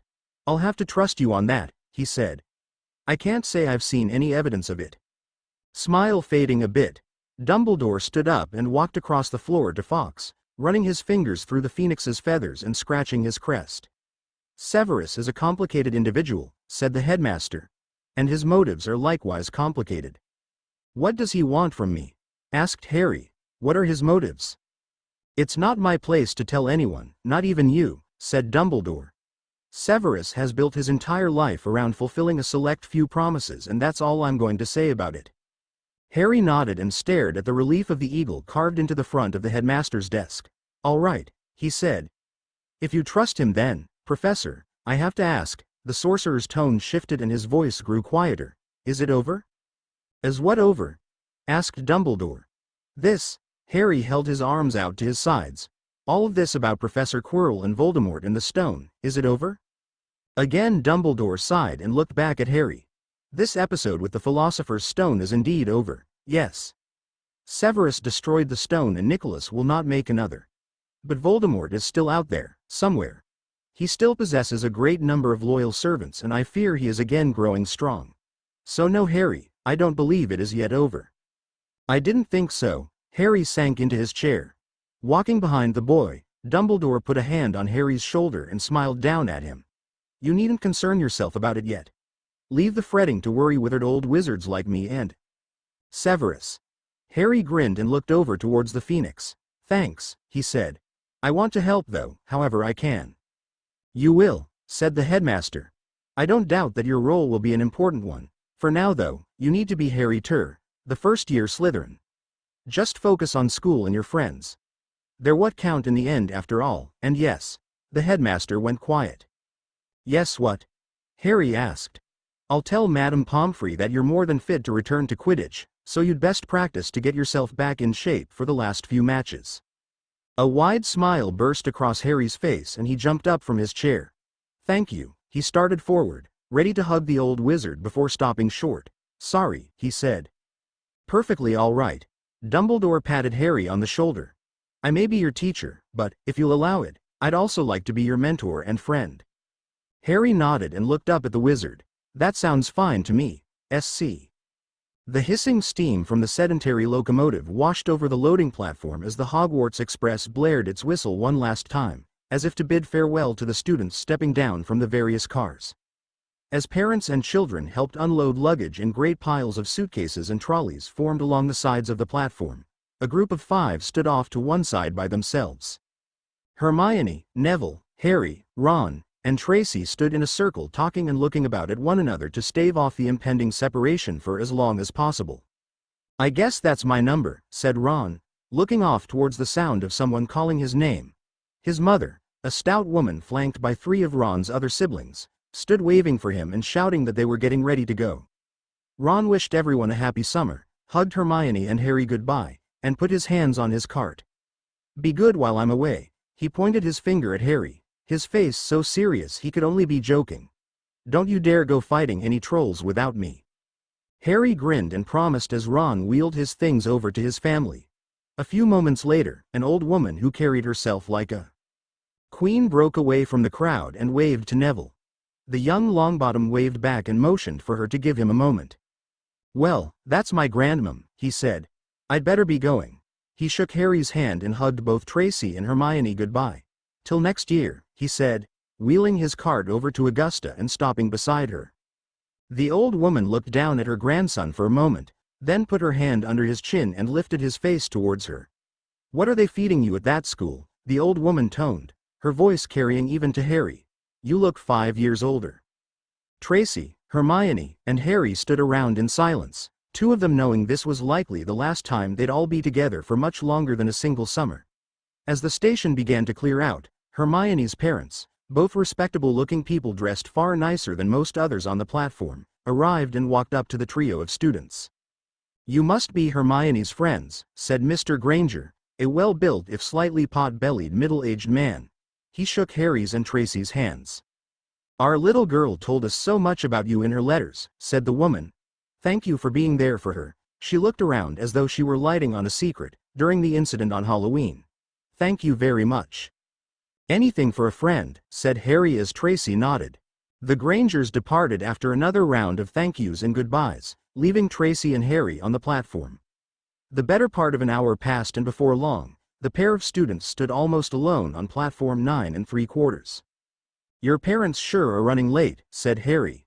Tracy grinned and shook her head. No, they would have been here before the train arrived. Then where are they?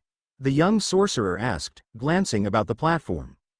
I asked Travis to have them wait for me, she said. Harry turned to the girl, a quizzical look on his face. Why? He asked. Tracy stepped forward and pulled Harry into a tight hug, catching the boy quite off guard when she dropped her forehead onto his shoulder and stood there silently for a moment. After he realized what exactly had happened, Harry embraced her back and the pair waited. Because, said Tracy, stepping back, eyes somewhat red, I might not get to do that again for a long time. Harry smiled and glanced at his shoulder. You got my robe wet again, he joked. Sorry, Tracy laughed. I promise, she put up her hands in mock defense, I won't let it happen again.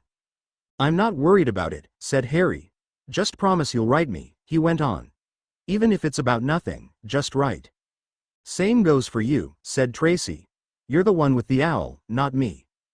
Good point, said Harry. I'll send Hedwig with a letter at least every week. Tracy nodded and swallowed the lump in her throat. Good. They stood there in silence a while longer before Tracy finally plucked up the courage and mentioned that her parents probably wouldn't want to wait much longer. Harry commented that he'd probably kept the Dursleys waiting long enough, and together they pushed their trolleys towards the illusory brick wall. All right, thus ends the first arc, the experiment, and the gamble of posting in larger chunks. Now that I'm done with a big part of the Sword and the Sorcerer, I'll be focusing primarily on the Sun Soul for a while and working to get the ball rolling there.